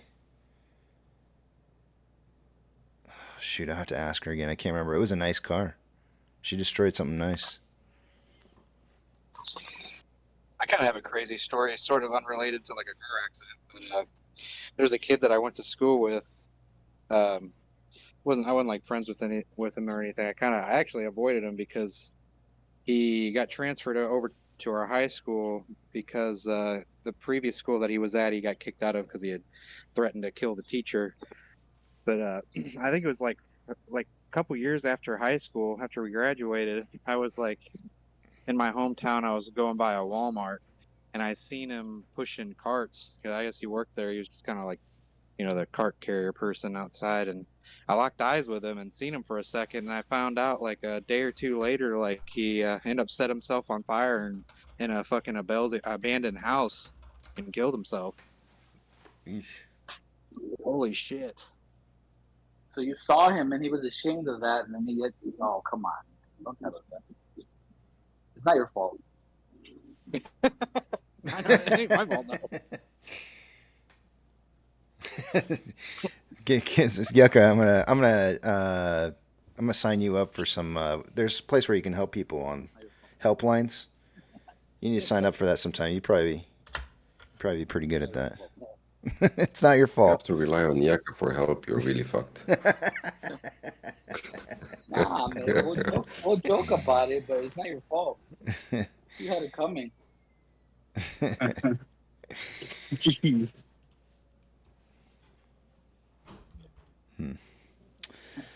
Getting close here, Well- guys. Getting close.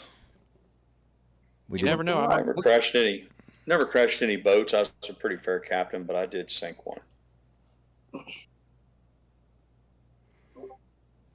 You're not a pirate if you didn't sink at least one boat. Yeah, I mean, it was a little thing, but it counts. It was like an 18-footer, and I had too many people in it. Me and a bunch of guys. I just put a brand new engine on it. We took it for a quote unquote test ride. We were all drunked up. Went up a river. We all leaned, and bottom line is the boat got swamped. It was an aluminum boat, so it went straight to the bottom. But yeah, Did you exit? never crashed any boats, but I sunk one. What's that, buddy? Did you exit the boat, or did you sink with the boat? Like, Well, no, everybody ends up wet. The way it works is the boat goes down, and then everything that floats just ends up on the top, and everybody else is just spinning around, swimming around. It was in a river. Bunch of pirates there, or just you?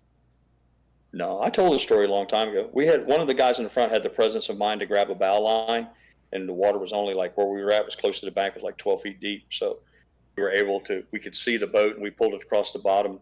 I mean, we were like 12 feet from the bank, and then there was four of us. We pulled the boat up the bank high enough, and then started bailing water out of it with an old beer cooler. We managed to get it floating again, but the hard part was getting the engine to start. But yeah. Wow.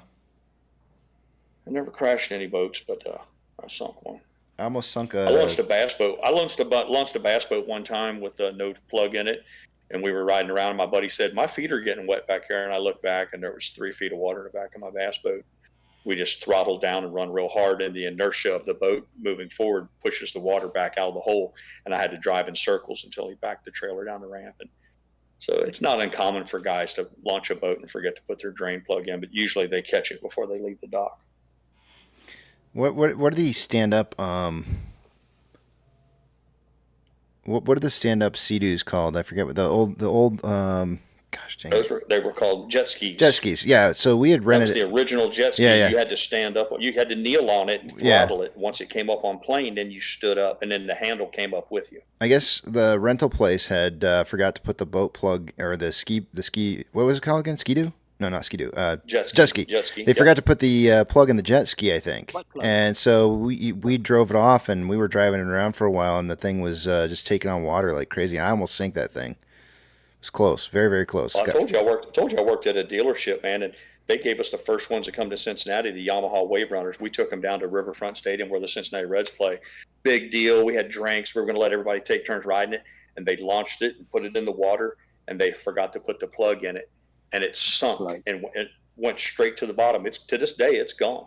It was, I mean, the Ohio River is not something to fool around with, but it was a big company picnic. Everybody, it was a big deal. They were going to take still photographs for print advertising, and it's $8,000 jet ski. It's gone in about 3 minutes. Yep. Yep. Put your plug in, man. Mm-hmm. Yeah, put your butt plug. Yeah, put your plug in.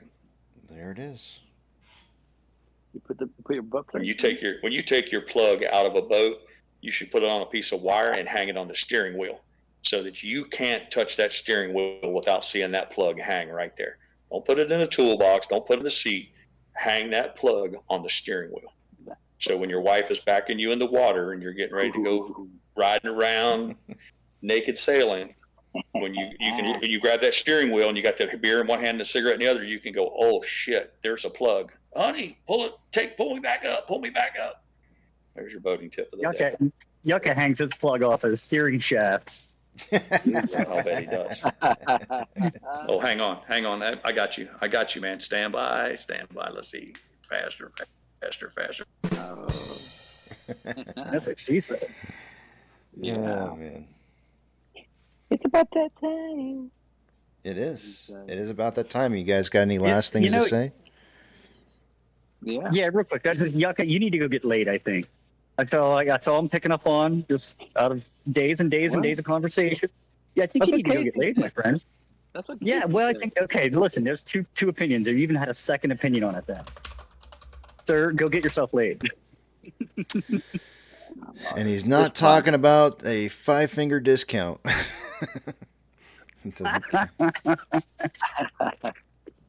We know what you not mean. count. Does not count. All right. What do you think? Shall we wrap I'm it getting a up? bonus point today. That's what I think. Oh, you want a bonus point, do you? Well, I'm gonna get Sounds one. good. I guess sounds like you are. It's coming. All right. Get you tomorrow. All right, sounds good. I will see you guys all tomorrow. I'll come back to the big tramp here in just a few minutes. See you guys in a bit. All right, guys. It's that time of the day. You ready? You ready for these aftermarket hours? Probably more interesting tomorrow. We'll see. Silence.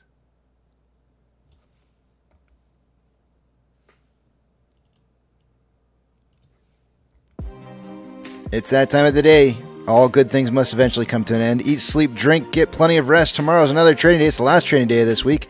Spend time with your family, spend time with your friends, take your pets out for a walk because they like getting outdoors too, and for crying out loud, go see an AMC movie because after all, that's what we're here to do is support AMC. But above all else, don't have a good day. Have a great day. Beep beep.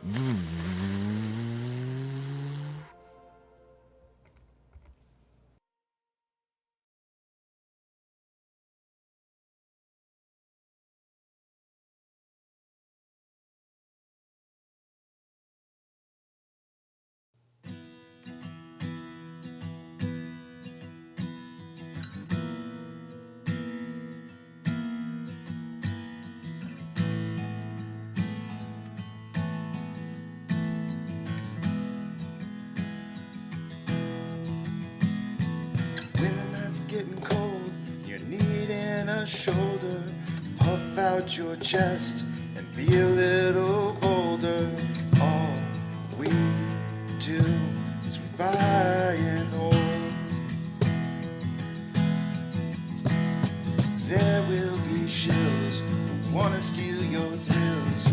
There will be friends who hold till the end. There will be doubt, fear and cloud, but it's all in your head. Those hedges are dead. Panic and fear really are near, but it's not ours to own. We have shown that all we do is buy and hold. Oh, there will be shills who wanna steal your thrills, and there will be friends who hold till the end, and there will be doubt, fear and cloud, but it's all in your head. Those hedges are dead. So when the night's getting colder and you're needing that shoulder, these apes got your back. We got each other. All we do is we buy and hold.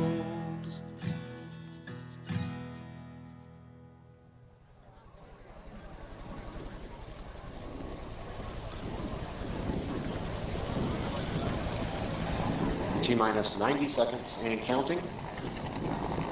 All systems are go. We're about 90 seconds from the launch of Space Shuttle Discovery.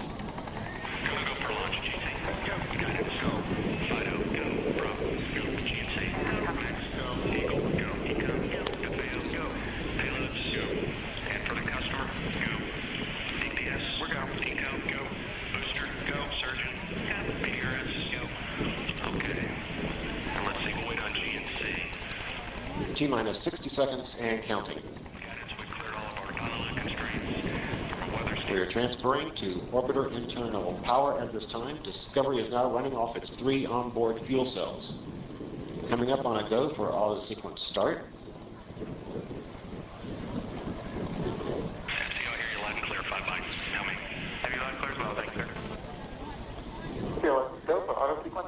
And we have a go for auto sequence start.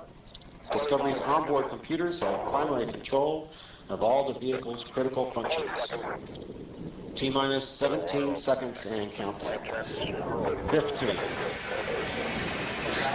12, 11, 10, 9, 8, 7, 6, remaining start, 2, 1, booster ignition, and liftoff of the Space Shuttle Discovery, returning to the space station, paving the way for future missions beyond.